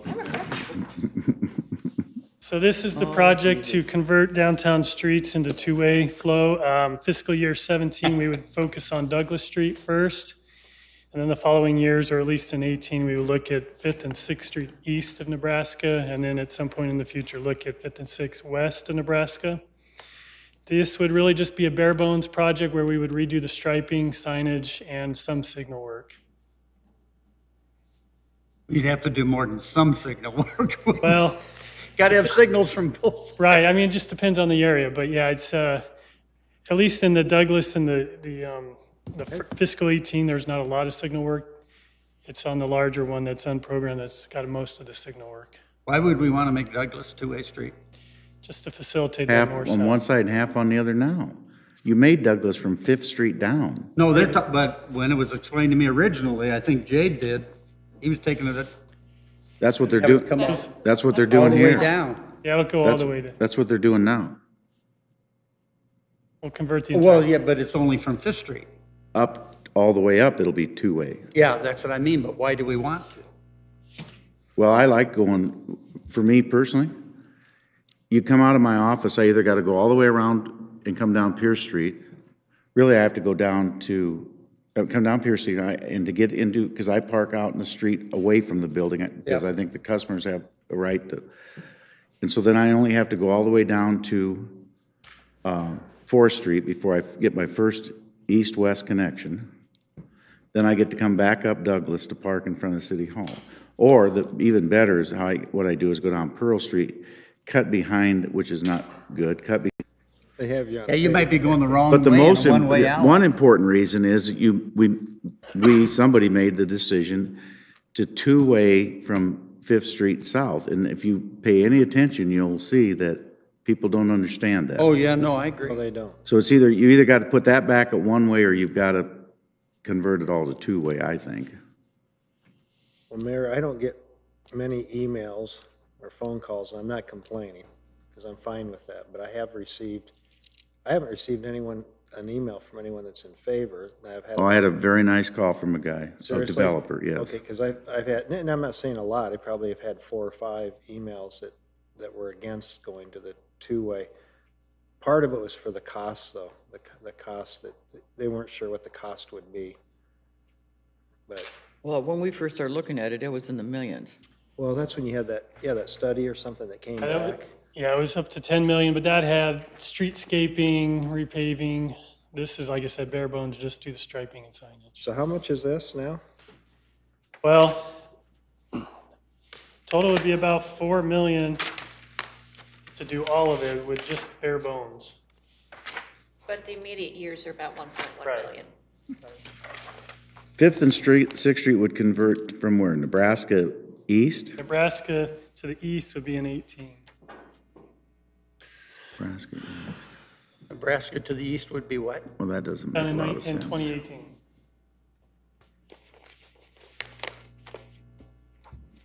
Do we have to do this? Well, I mean, I know we don't have to do it, but I mean, is it, The hospital wants the 5th and 6th Street. My question is, this is gonna be kind of a little snotty here, but how many people have died not having two-way streets? You know, the same argument though was made when we put one-way streets in. Again, you guys aren't old enough to remember this, but everybody argued against them. It was gonna ruin the downtown, which I think is proven true, by the way.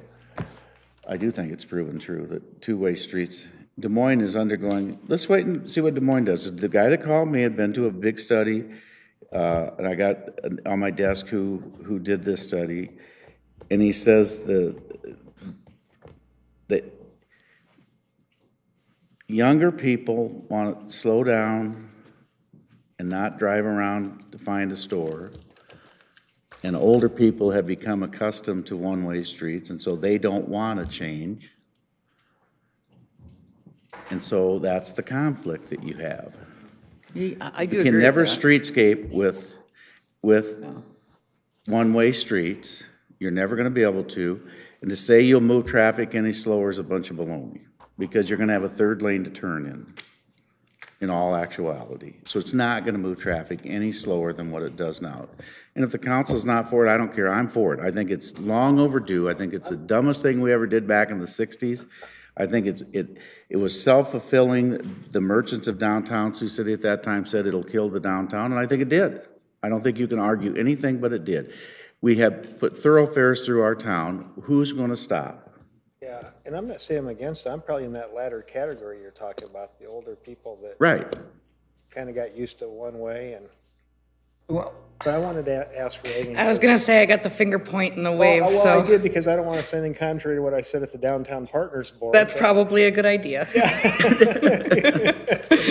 So where's Downtown Partners and where are you with this? And Sure. Downtown Partners, excuse me. Downtown Partners has been on this since the mid-90s when a report came out that all of our one-ways should be converted to two-way traffic. Trying to do a timeline for you here pretty briefly, but then when the interstate came on, Nebraska and Pierce hold enough traffic to sustain one-way, those wouldn't be touched in something like this. With 5th and 6th Street, we've come to the realization, much like Bob had mentioned, it's better for business. When businesses, traffic goes slower, when they're able to get to businesses, when they see them, we are a community of we want to park in front of where we want to go. And if get very upset with things like that. So for visitors, one-way streets are more confusing just in general. One-way traffic is meant to move cars. If you're going to connect to the interstate, one-way traffic gets you there, gets you in, gets you out. Two-way traffic allows for slower traffic. Yes, we're going to have left-hand turn lanes, but you're going to be more likely to have the fender benders than you would the crash with the car and the pedestrians. We've got a lot of intersections in downtown that are high crash areas. I mean, things like, I guess you have more time, you have more things that you can consider. And overall, two-way traffic is for urban lifestyle. People just appreciate the two-way traffic. There's pros and cons to both, as you probably all have heard of from different things. I had the wonderful option of listening to KSCJ's Monday. If you haven't heard it, you really should listen. Charlie Stone's two-way conversion. Oh, gosh. I wish I could have called in at the time. I had to listen to the recording. But You mean my uber conservative friend? oh, yes. Oh, my I'll give a goodness. call in a minute. It took some willpower to keep listening to that one. Overall, our businesses are very supportive. When this all started and we did the study and we got all that things done, we have lists of support emails and different things like that, letters of support, different things from businesses. Mercy has come on board recently, and no, it's not all about safety, but I know it's a big deal for them with the reconstruction of their building and getting from the helicopter pad to the entrance. Hard Rock has been emailing quite frequently since they've gotten here. When are we going to have it happen? Why is it taking so long? It's been on the books forever, and so people are just wondering why it's taking so long. Businesses along 5th are probably between 5th and Nebraska area there are very adamant about, we got to get this moving. We need this to be safer. People are just flying by. I don't know why I'm here. Everybody, if they could get to 4th Street, would do so because of the ambiance of 4th Street. You walk down it, it's more urban friendly. Fifth Street, Sixth Street, they're just flying by you. Here's the difference. I'll be honest up front, I'm not sold on the idea at all. Sure. I understand the idea, and I read the comments in the paper last week about, I understand Mercy's position. And having been in public safety, I know that there's this golden hour rule, essentially, that every minute counts, and it does. I'm not near as concerned about that as much because in terms of medical expertise, we have EMTs, paramedics who are in the scene long before anybody else stabilize any problems, and that doesn't seem to create a problem for me. What creates a problem is I've gone down 5th Street, turn around, come back 6th Street a couple of times. In fact, a week after I came on the council,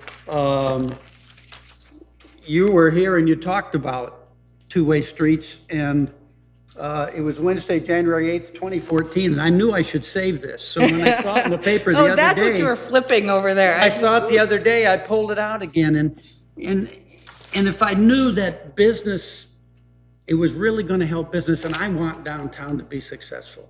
If I believed it was going to help downtown businesses, it would be easier for me to swallow. But driving down 5th and coming back 6th, there's no retail shopping to speak. Exactly. Well, It's but I all don't on think- 4th Street because it's been two-way forever. And if you remember, it died on 4th Street because you couldn't go from one end of downtown till the other. It only bloomed when we opened 4th Street back up. You remember by Mid-America, it was closed for years and it didn't bloom anywhere down Well, there.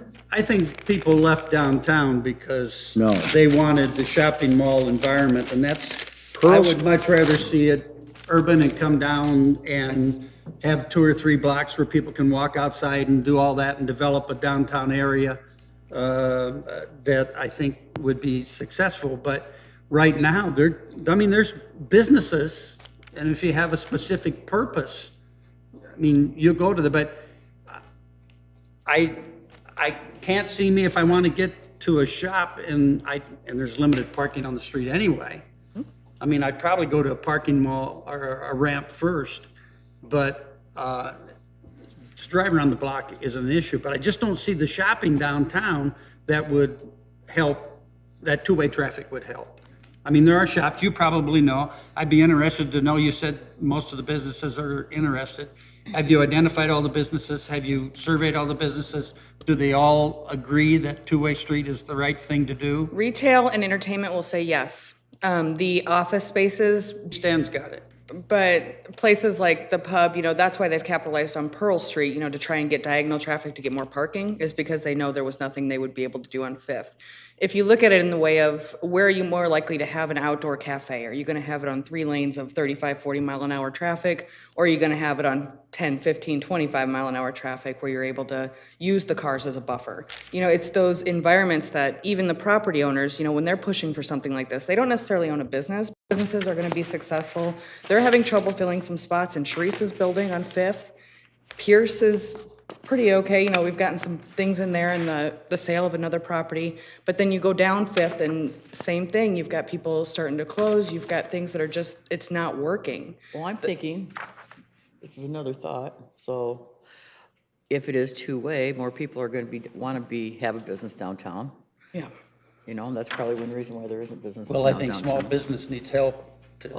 Yeah, for sure. they need the spaces, and the properties are able to build to that once that happens. The ones that, then the business is successful, the property's successful, and then we all are, the tide rises type scenario. But right now, there's no place, none of those property owners would put a shop on 5th or 6th right now, the way it is. Simply because it's one way and not two way. It's too quick. People aren't walking there. They're not going there.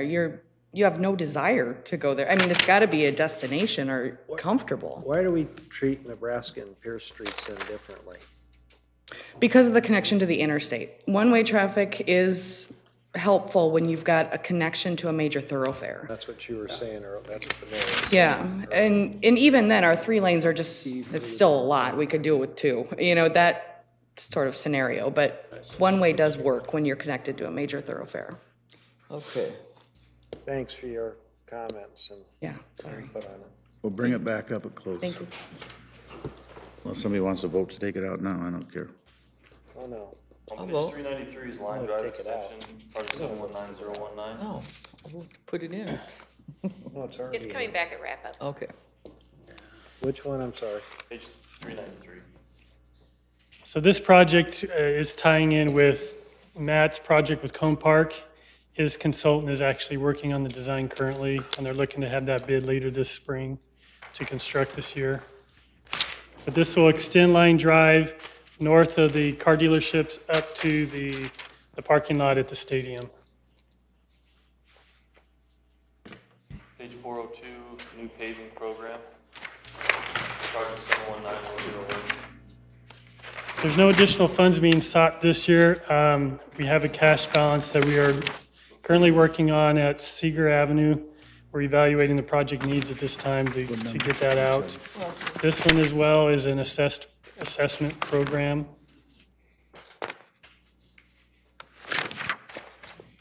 Next on page 7191, on page 406, project number 719121, annual resurfacing, panel patch, and curb and gutter.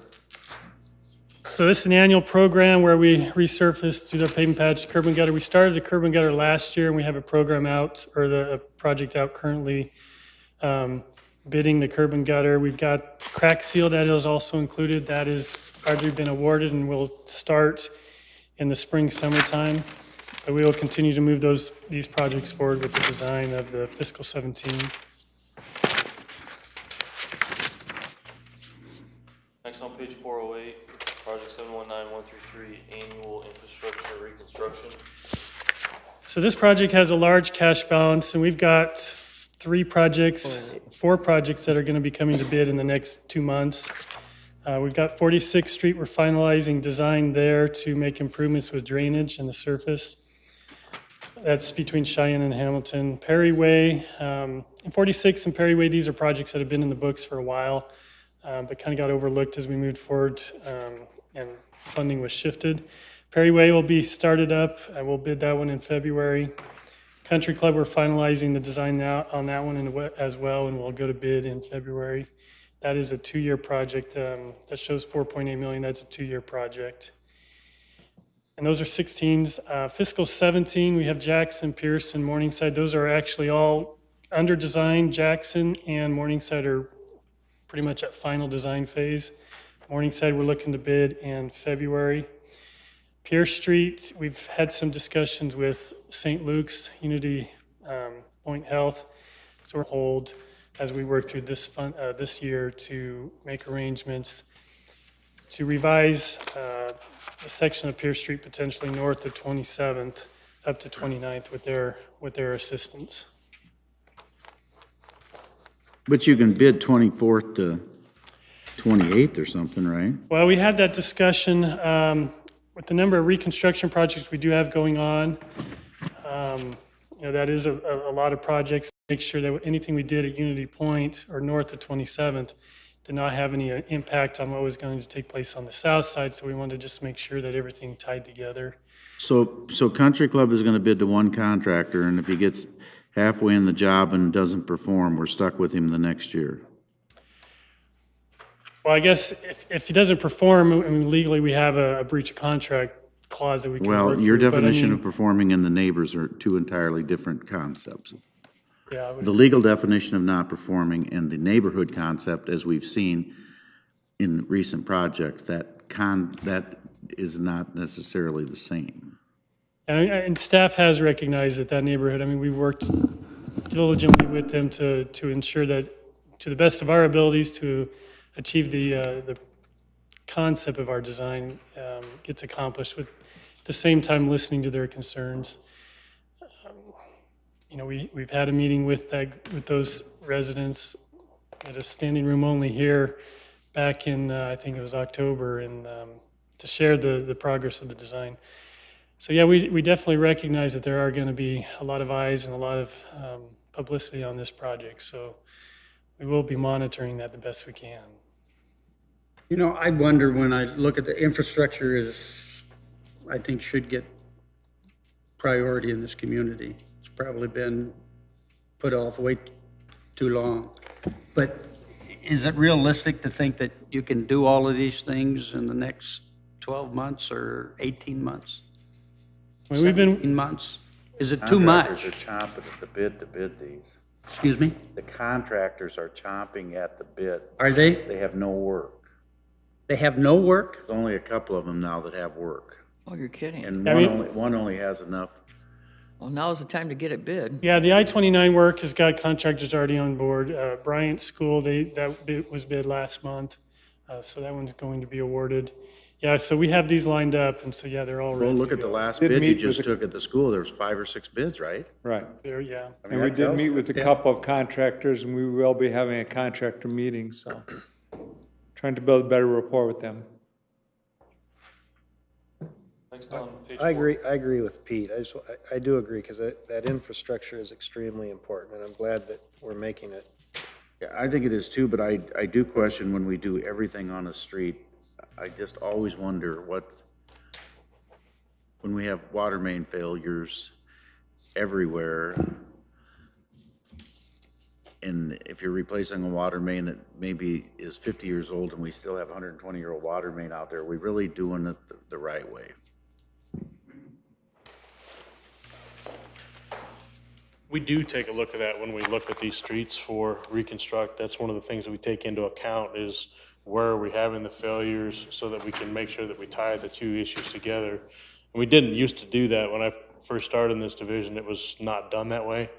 Each one worked independently.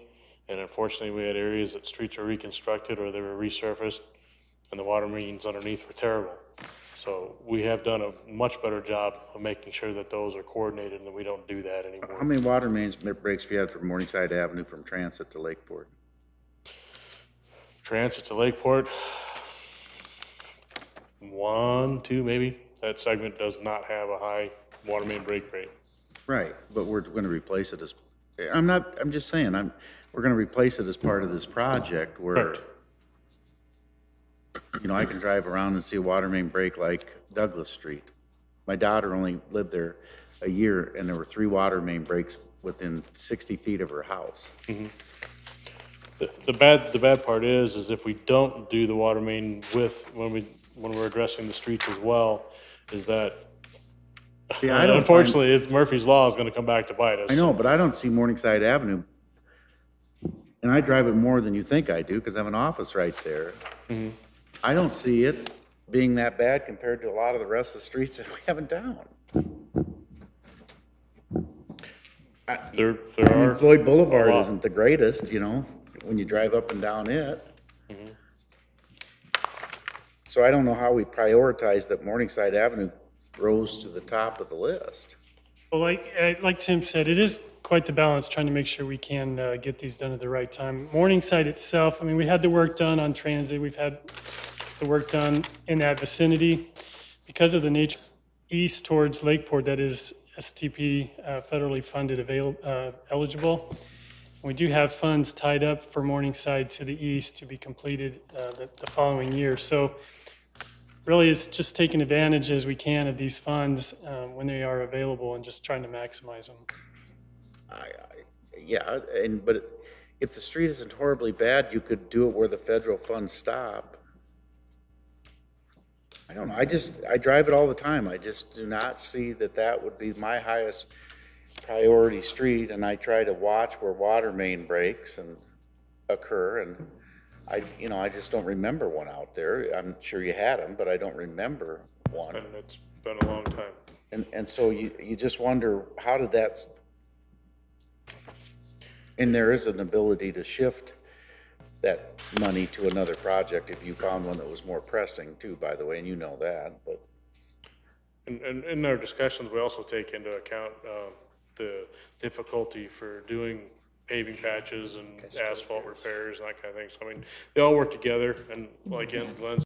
I mean, the pothole guys are out there, you could run a truck 24 hours a day. Riverside? Yeah. I believe the DOT's got a plan to resurface that road in the coming years. No, not over to Oh. South Sioux. I mean, over to, The military road piece. Oh, yeah, the military road Oh, piece. gotcha. I said from Riverside Boulevard to the bridge, that's a lot worse street than Morningside Avenue. I mean, it's 10 times as bad. Yeah, it is on the list. We're trying to tie that one with the bridge, the Military Road Bridge project, so we can kind of tackle those at the same time.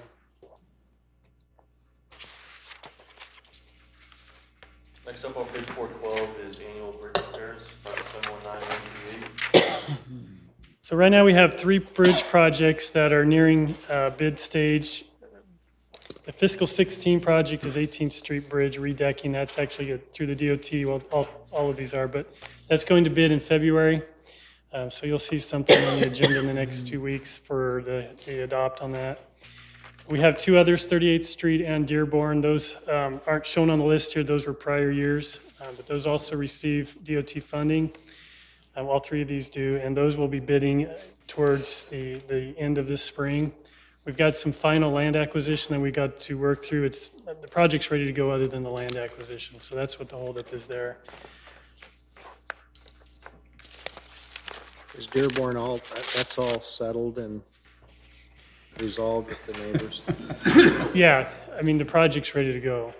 I mean, we've acquired the properties where I believe Daryl's working at demoing the homes that we've purchased. Did we get that one neighbor? Not that I know of. His issues resolved, that was going to become a corner? Yeah, I mean, as best as we can with the project itself. I mean, we've talked about some shrubs or some evergreen trees Right. and maybe some contours to the property, but it's really a limited, I mean, definitely exposing his home to more traffic, but not much. Are we really. able to convey part of the land that we don't need to use so that he can have that as a buffer? Well, I think 719206, bridge deck reservations. so. In conjunction with the bridge rehabilitation project, we have all of our bridges inspected every 2 years. And so when they inspect, they identified areas that need to have maintenance done. There have been times where we will focus on one bridge and hit it. This year, we've got a list of at least a dozen locations that'll have minor repairs done. And so in fiscal 17, we'll be focusing on those. Is 18th Street over the Floyd River done? No, that's going to be redecked this year. Yeah. Next on page 423, this one we did already talk about briefly. Marty talked about it a little bit. It's Bridgeport West improvements, project 719247. There's nothing else on that, we can move on. On page 424, project 719260, airport roadway reclamation. So staff has had some discussion with the airport on what can be done out there with the maintenance of those roadways in the residential portion. They've deteriorated. This funding here was initially established to go in there and reclaim, pretty much go in there and pulverize the existing failed asphalt roadways and then recoat and reseal them. There are other potential projects that could be done to have the same effect, so that we're not out there filling potholes on a regular basis. So this would fund that effort. You're gonna return it to gravel road? I'm gonna let Kelly address some of that. These roads were constructed a lot like the Plum Creek Road was, some of the other ones that we've had issues with, just a very thin layer of asphalt over a gravel road. The thought was pulverize it, if we needed to add to some millings so we can get a crown in it, grade it, and roll it back out, and it'd be treated as a secondary kind of a gravel road type. As development comes into that area, we're hoping that we will be no longer needing these streets, and the homes would be claimed for the future development then. It's rental property that goes to the airport, so if we can eliminate some of our maintenance costs and provide a better surface than is currently there, and that's our goal. That's the way you designed it. I can't take all the credit for this. There was 3 of us standing there and we all had our thumbs. Perfect. Next That'll on be page good. 426, active transportation improvements. So this is the project or the program that's been established based on the active transportation plan that was put together by the Siouxland or the Iowa Initiative of Sustainable Communities. They've looked at the city as a whole and looked at the areas that would benefit from improvements to help with multimodal and Just the addition of Sharrows. pedestrian usage of the roadway.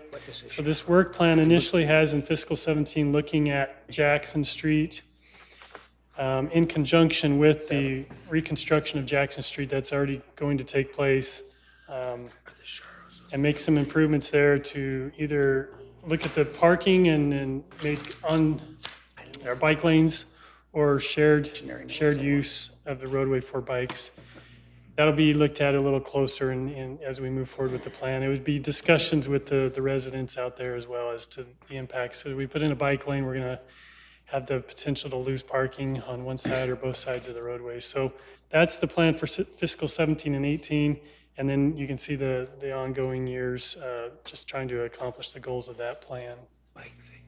It's a bike thing? Yeah. I was asking what a Sharrow was, Oh. S-H-A-R. I looked in the dictionary and didn't have a That's- definition. Yeah, it's pretty much just a marking on the road that a bike and the Oh, roadways okay. share the road. So Okay. just a, Why can't you, they're both really wide, Jackson Street's plenty wide to put a, don't necessarily have to take parking away, you can put the bike lane on the outside of that parking. Useless. good. The roadway's going to be about 41 feet from curb to curb, with 12-foot lanes, so that's 24. So you have about 18, 19 feet left. So yeah, you have to look at the parking, but yeah, you could do a bike lane. But, I don't know if you can put the bike lane and the two parking stalls on the outside. I mean, well, that's something we would look at. If that doesn't work out, then that's where the Sharrows would be, where you'd have shared use of the roadway. But this project would actually look at the entire corridor of Jackson Street all the way up to 36th Street. If you were on the board of the Downtown Partners, you'd know what that meant. Really? Like Sharrows. Reagan talks. But we shouldn't be. I thought the bike people didn't might that didn't want too, but routes I'm downtown. moving Yeah. here. I thought bike people didn't want the routes downtown. They don't. The Sharrows would get them to trail, safer than a bike lane with a car backing out. On page 431, project 719306, Eagle Alley, construction and reconstruction. So this project would be to reestablish a program to pave alleyways. It'd be a petition-based assessment program. And in our work plan, we would focus on the South St. Aubin area. We've had a lot of complaints within the last 2 years since additional work development took place with some townhomes out there. So that would be the first area we would focus on. Whereabouts is this gonna be on South St. Aubin? Oh, yeah, I don't have the limits there. I don't know if anyone recalls that area. Off the top of my, I'll follow up. I don't know off the top of my Is head. it across from the old East High site? I don't think so. I think we had probably 5 to 10 lots that were developed 2 years ago. Townhomes were constructed, and they paved a portion of the alley. That'd be the East Middle. wouldn't Yeah, it? that's East the Middle. last old East Middle, Well, that's not. isn't that? We'll get a report. We'll get That's 1800, off 1900. of Royce. No, it's not 1800. Yeah, no. Transit divides 1920, I think. Yeah, no. We'll get a report for you. No, 1700 block is where my mom was, right behind the old East Side. So, Yeah, but this was, you're okay, talking the down old on the East Side. 1500 block or so. Yeah.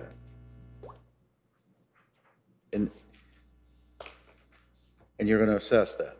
Yeah. Next, on page 435 is annual schools and Sioux City infrastructure improvements. And there is a revised sheet for this one as well, splitting the funds over 17 and 18. So there's a cash balance. We currently have a 28E with Western Iowa Tech to fund their entryway improvements on Stone Boulevard. And then the fiscal 17 and I guess 18 will be for the funding of the Bryant School improvements that has just recently been. And you'll see that, I think, on Monday's council agenda.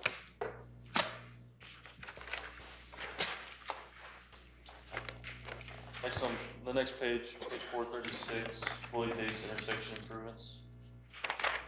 So this is tied to the DOT project. The DOT just recently bid in December a project on Floyd. They'll reconstruct Floyd up to Dace Avenue on the south side. So the south half of that intersection will be fully reconstructed. This project will reconstruct the north side to so that the lane configurations match appropriately for the traffic that's expected. This will require the acquisition of Mid-American's facility on that northwest quadrant. So we already have funds in there currently, but we need additional funds to complete that. And then in fiscal 19, we would actually do the work to reconstruct that intersection. How much are they selling us that nice old grocery store? $225,000. That's kind of where the estimate at this point. Warren made a little for his stockholders. Well, I guess he's the only one. Made a little for himself on that deal. On page 438, 225th Street and Port Neal Road, project 719343. This is to complete the funding for that project. Last month, an STP, an agreement came through council for approval for STP funds in the amount of $1.4 million. We also have RISE funds for that project. We're preparing the plans for final design for an April letting on that. We're working through the cost estimate to determine what the estimate is and how it relates to this funding here now that we have had that project move forward after we went through the issue with the cactus and resolved that component of it. Why is it, if you haven't done anything, is it $100,000 in the hole? That was when we entered into the agreement with the consultant to complete the final design. We didn't have the cash balance or we didn't have the funds at that time, so we went into the negative. Project number 759005. This project in the past has had much less funding requests. We're trying to revamp our sidewalk repair and create an infill program. So we're asking for $200,000 moving forward. $100,000 would be to make repairs for those property owners that don't, and then we would assess them. And then $100,000 would be for an infill program beginning this year. So there's a number of areas throughout the city that are lacking in sidewalks. We have a map inventory, and we're working with Simcoe as well to kind of get an overall inventory of that. But there are a number of areas that we have identified, as it relates to safe routes to schools, other corridors that we feel that that would be important to have sidewalks that don't, and some areas that have vacant lots that may not ever develop that would complete a sidewalk network.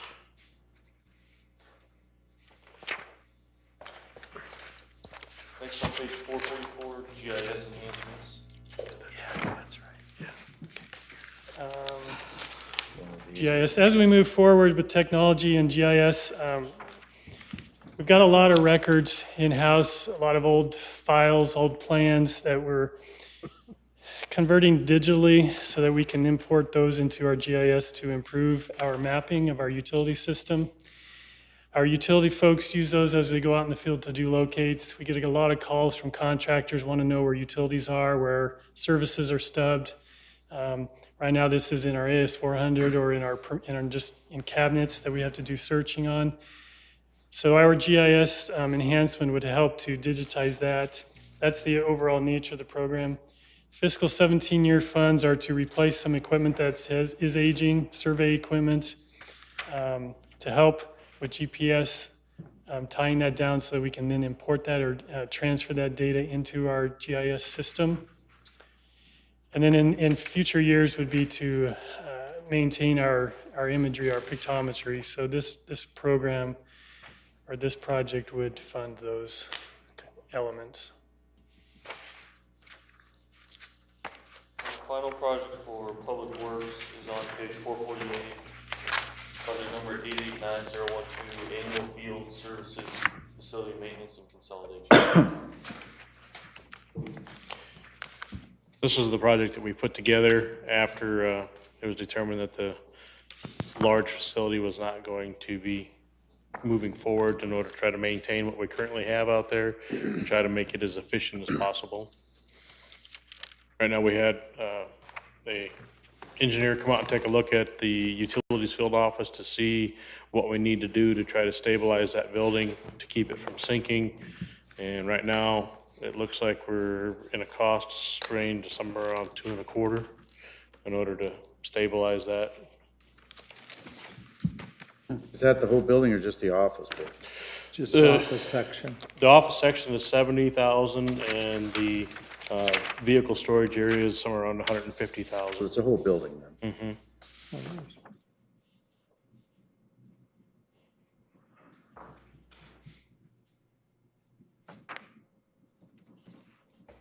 If there aren't any more questions for Public Works, then we can move on to the final department, which is finance. Right, Hip hip hooray. yes. Thank you. Yeah, thank you, Rick. Thank Thanks, you. Glenn. Thanks, Tim. Yep. You guys have a lot of projects cooking for us, A lot. a ton. You have one? I have one, and On we've page had, 174. we've had this discussion before that have this dispersed into the departments that need it, but we keep it in under finance so that we have the final say whether a project goes forward or not. We prefer that this way we make sure our data processing costs don't grow exponentially without us being aware of what's going on. So we're much more under finance.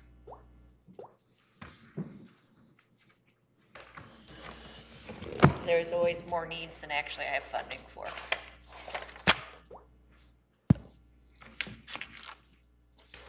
There's more need. There's always more needs. I move we adjourn. Second. Thanks, Donna. Gregson? Aye. I always like at least you can get one legal pad you can still.